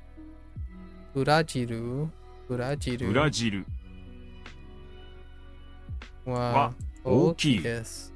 です。ケンさんはブラジル人ですか? Yeah. So, ケン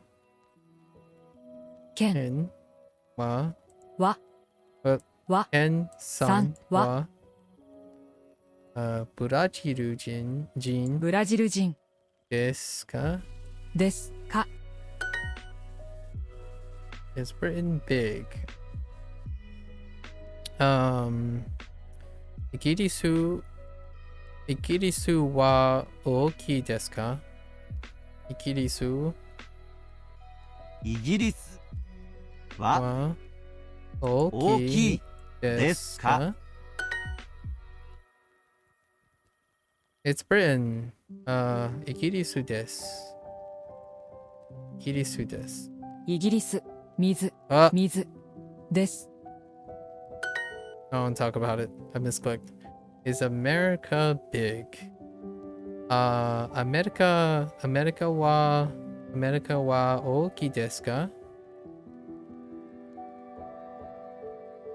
アメリカは大きい大きいですかですか Hooray! Alright. We actually finished quite a lot of units today. Let's just go back to directions. Okay. We'll save those. 3 places. Okay. It's been a good day. Lots of good talks too, man. Oh, let's fix the mistakes before we forget. それはイギリスですかそれはイギリスですか? Okay, is that Britain? カナダ人です。カナダ人です。カナダ人です。カナダ人カナダ人です。How do I get that one wrong? Sage achievement? Oh, we crossed 4,000? Nice. This was so much fun. And then tomorrow, this is the end of our super stuff. There might be a few hours left tomorrow, but we'll take it easy. Go back to playing video games. Man, so much fun.